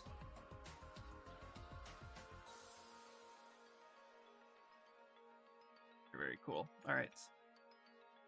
Go up to plugin, 3D print. Let's come up to our 1-inch cube. So you can see here it's not too... The arm's only a couple inches. Actually 1.5 inches, I think. We're going to go ahead and update size ratio. 25.4 millimeters is a inch. Now we're going to go ahead and go up to Z plugin and then export to call this test. Call this beta arm S2. Go ahead and save. Then import all this out. There we go. Now let's go ahead and test it before we close it down or anything else like that. I'm going to open up the Prusa slicer, which is what I use to check all of my prints. And also if they need to be fixed, Prusa slicer does a great job at that. Go ahead to test 2. Ooh, you know what? Let's actually rename this 3D print. There we go. And now we can go ahead and grab, actually first thing you want to do, grab the 1-inch scale, drop it in there and check it. And as you can see, the scale is completely wrong. So that's the very first thing you want to do. And if that happens, just go ahead, delete everything. Go back into ZBrush. Go back to your 1-inch cube. Go ahead to, where are you? Scale Master. Go ahead to set scene. Click the 25.4 millimeters. Go back. Hit resize subtool. Sometimes if you bring objects or other subtools in from other, if you bring in other subtools, sometimes it can mess with the scale a little bit. Then you go back up to 3D print, update, say yep, millimeter. Now let's go ahead and export. That should fix it. Hit save. You should be good to go. That happens sometimes. Let's find out. So go back to our Prusa slicer. find our 1-inch scale, bring that in. Right here, 25.4 millimeter. That's how you fix that. That way you make sure that your scale is correct. Then we grab our other parts, drag and drop. Doesn't really matter the order, just throw them in there. And as you can see here, don't need that one, that's a face. So the bicep and the elbow were a little different. So we can go ahead and get rid of that one, and that one. Bicep. And we're just going to go ahead and click that. And then what that does is basically works with NetFab on the cloud, and it can repair your model. Sometimes that'll take a while, sometimes it won't. It just depends. Hey there, what's going on? Ooh, nice. Song just came on. So happy I heard the song today. All right, click that and repair this. Yep, we'll get to the battle.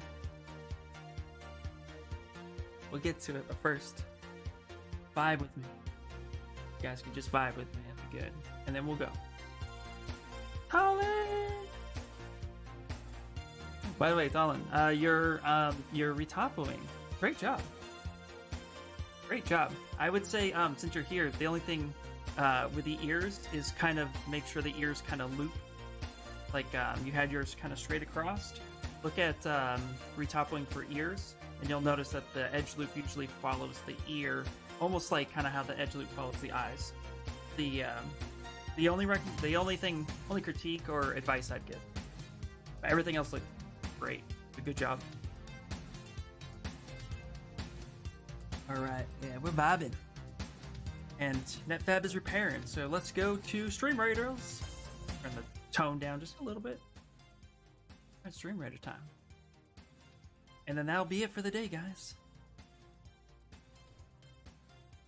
Oh yeah, we're battling. All right. Love that song, it's so awesome. Oh, get it, get it, get it, get it.